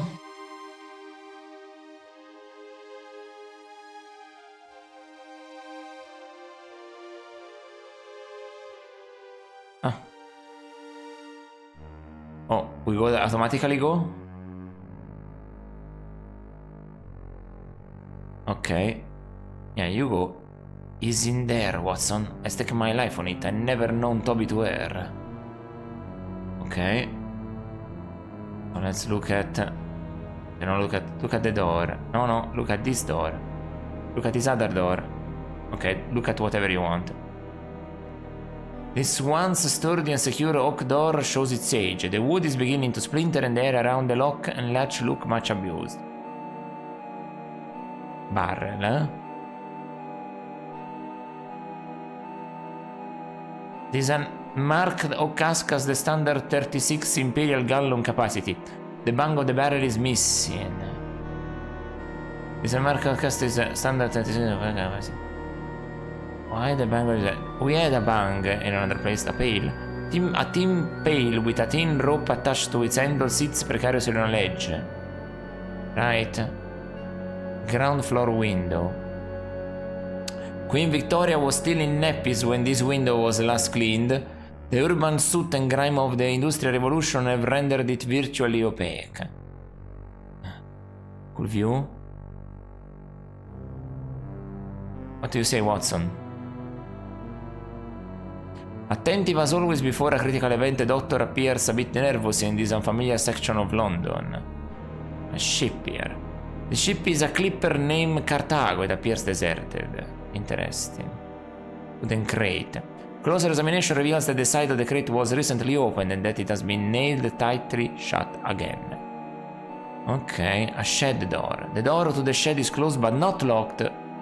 Some sturdy rope. A 30-foot length of strong tow-weathered rope. So, let's pick up the rope.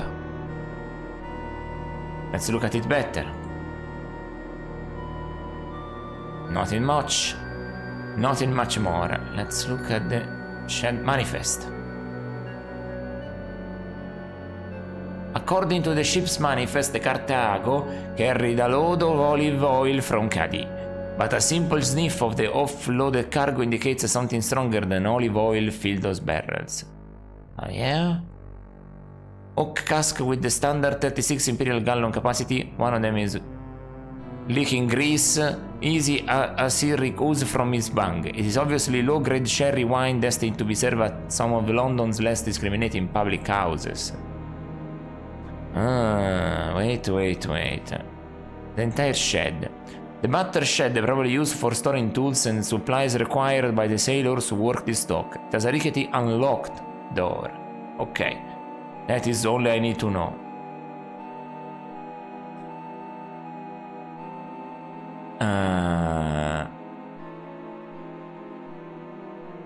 Non be a dick, walk the dock.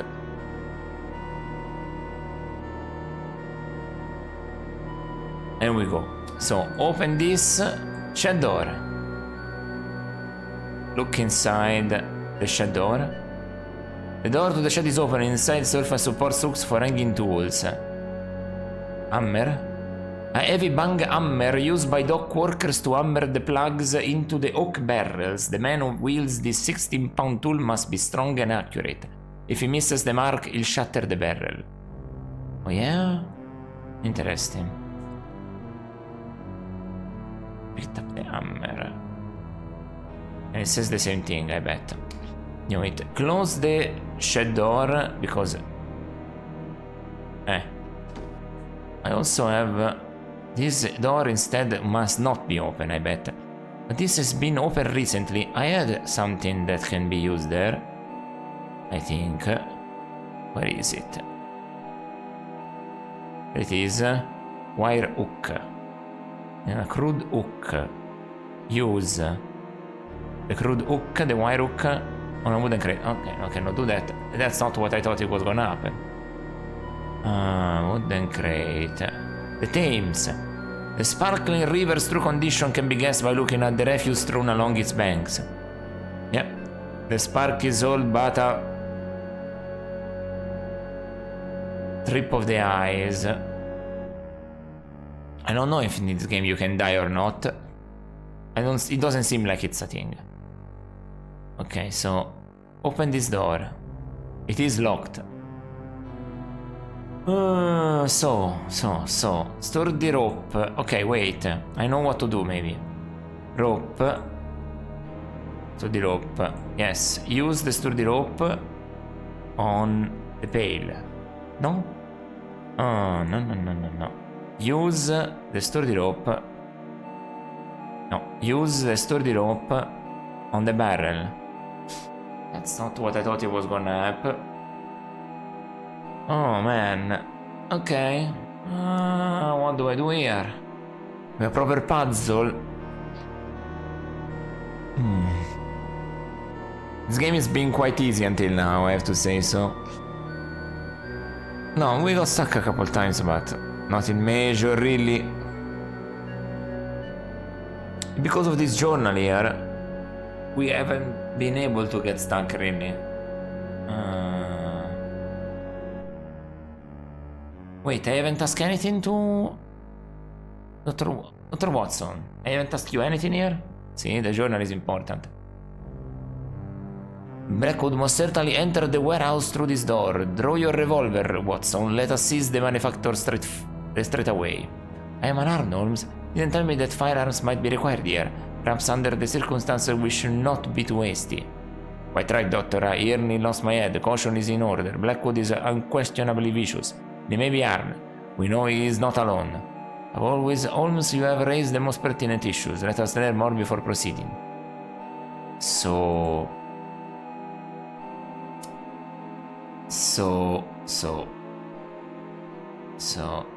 nothing more there. Yeah. This is absolutely dangerous stuff.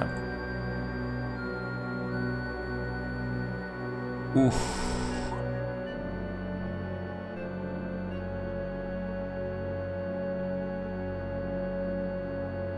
I don't understand what to do here. Let me look around. Barrels. Barrels. Wait, can I move the barrel so I can reach that up there? Of course, I mean, yes. Alright, I think I got that. Walk on it. Yeah, walk on it. Reach the pail, whatever you want to do. Climbing on top of the barrel, you see that this is a standard tin water bucket of the type used for swabbing decks. There is a tin rope attached to the handle. Pick up the pail. Oh, did you pick up everything? Look. A standard tin water bucket of the type used for swabbing decks. There is a tin rope attached to the handle. Okay. Drop down. Can I move the barrel back? Oh, what is that? A rag? Am I right? Small piece of calico cloth. It is dry and dirty. So pick it up. Okay. Now what? Got lots of stuff here, but I don't understand yet. Talk to you maybe? No.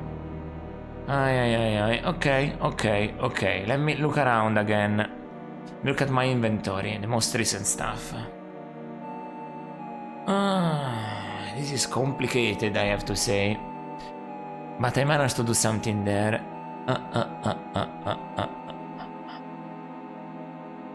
Oh, sorry, the descriptions of the land. A 30-foot length of strong two-weathered rope.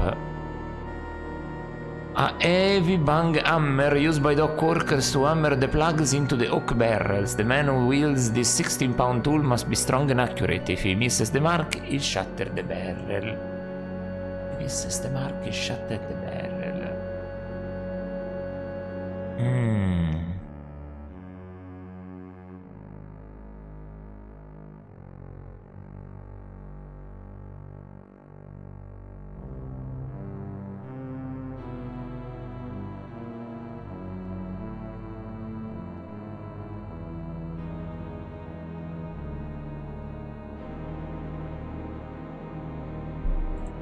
I don't know. I don't understand quite precisely everything.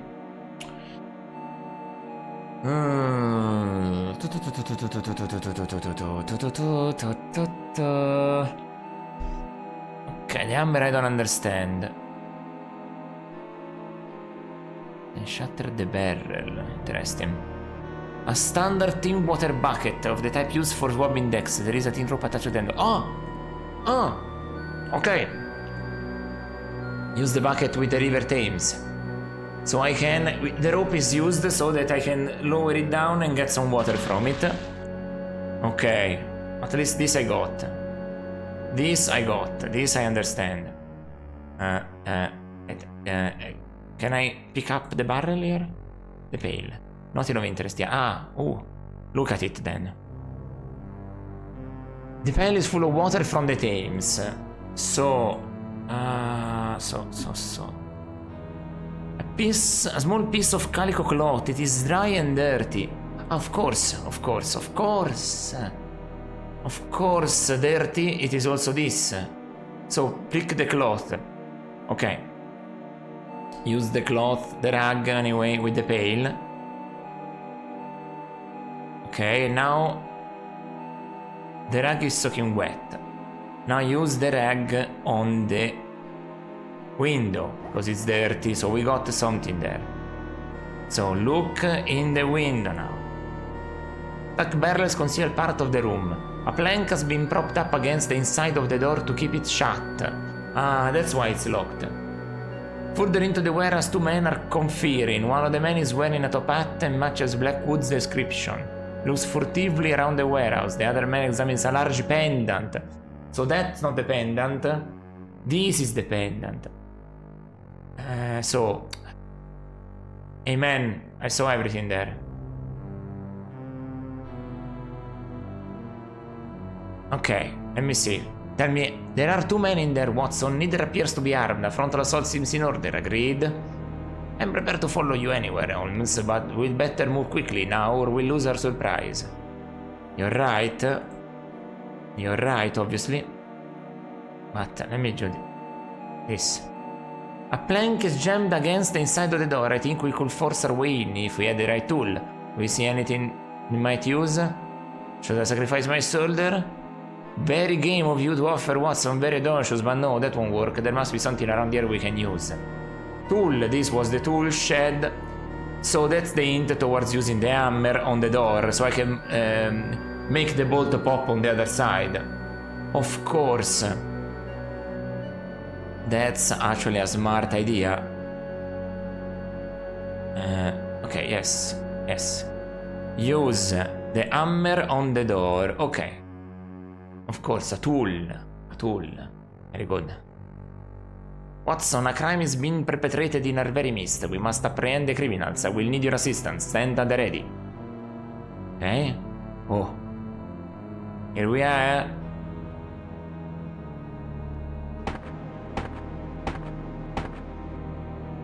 Oh, you moved the plank from the other side.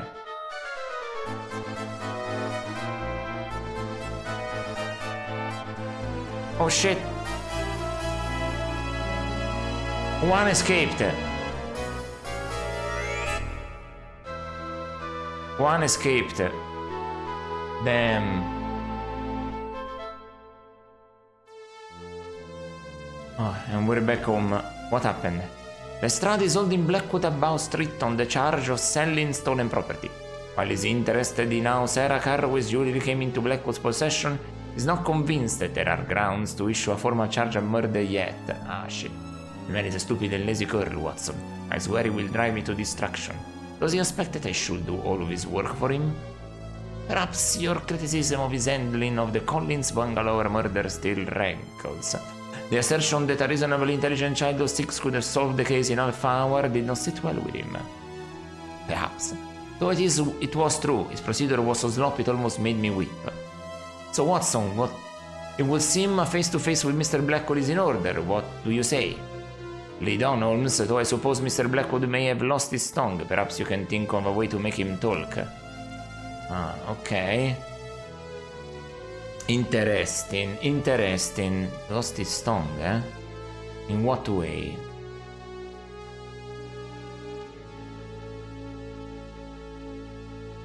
I need to smoke more than 2 pipefuls of my slow-burning shag to sort out this muddle. There's not enough tobacco in Virginia to fill the pipes. I will need to solve it on my own.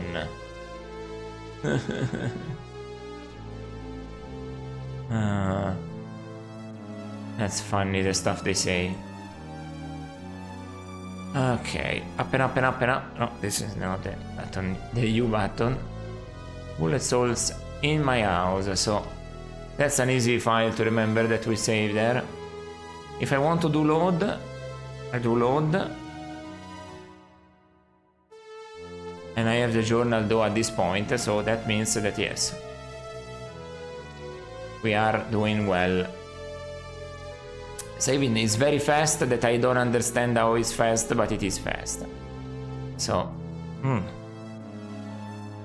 just wanted to test that since I haven't had the chance yet. But yes, the game is proceeding very well. Now, there's a bunch of stuff to do, but yeah, let me just... Measurements investigation, Watson. I prepare to follow you anywhere, Holmes. Okay. I wanna just check on something.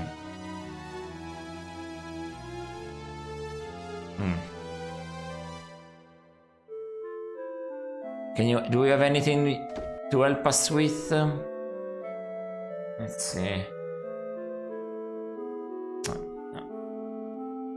Okay, well, I have an idea, but where is the alleyway? There it is.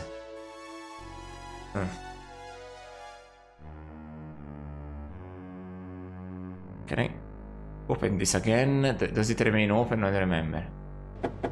No, it's closed. Okay, can I use the key again? Not this one. Where is the other key? There it is. Use this other key. Come on. Alright. Okay. Anything to say more? No. Nothing. Okay, let's ask anyway. Have you recalled any details that might assist my investigation? I think I told you everything I know. Yeah, no, that's not what I thought. It was gonna happen. Okay. So, still haven't figured out the stuff in the rugby field and the perfumery. That's a problem. So, aside from that, what else do we have? Okay. The police court. The jail cell, of course. The opera house we have done, unless there's something more. Morgue. I don't know if here we need anything. Well, we have a new place, which is the jail. Interesting. Yeah, let's go here since...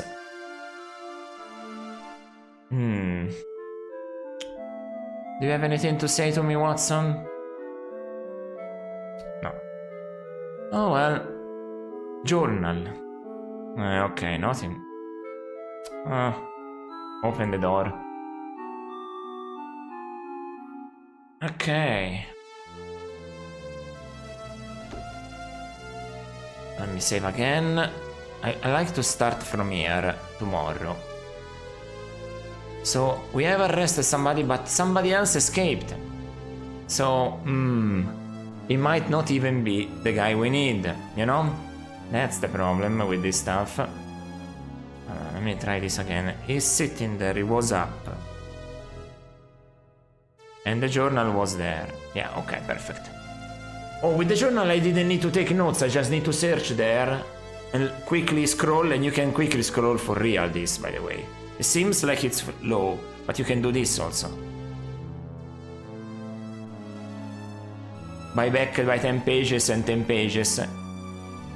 And if you don't want to do that, you can do this. And you can see every place has location in the opera house, so it's great. It's actually pretty good. It seems to make the game a bit easy, but it is good. I mean, sometimes you don't want a super hard... Even if Sherlock Holmes should be harder than this, but... Whatever. Maybe it will become hard now? That we need to actually... So, we need to go to the jail. Okay. So, we remain with the jail, the perfumery, I cannot speak to the girl there, and the coach I cannot manage, and the guy... And the quarterback also doesn't want to talk with us. So we have a few people that are hard to make talk for now. And a guy escaped. So we don't know what to do with that specifically. But yes, we will for now stop here, which is good.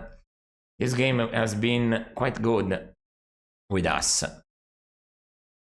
And yes, we will come back at it tomorrow. And tomorrow we will see what goes on in the minds of everybody. So, until tomorrow, we will have to wait to solve this case. And I can say only that one thing remains to be said. And that is, ciao ciao!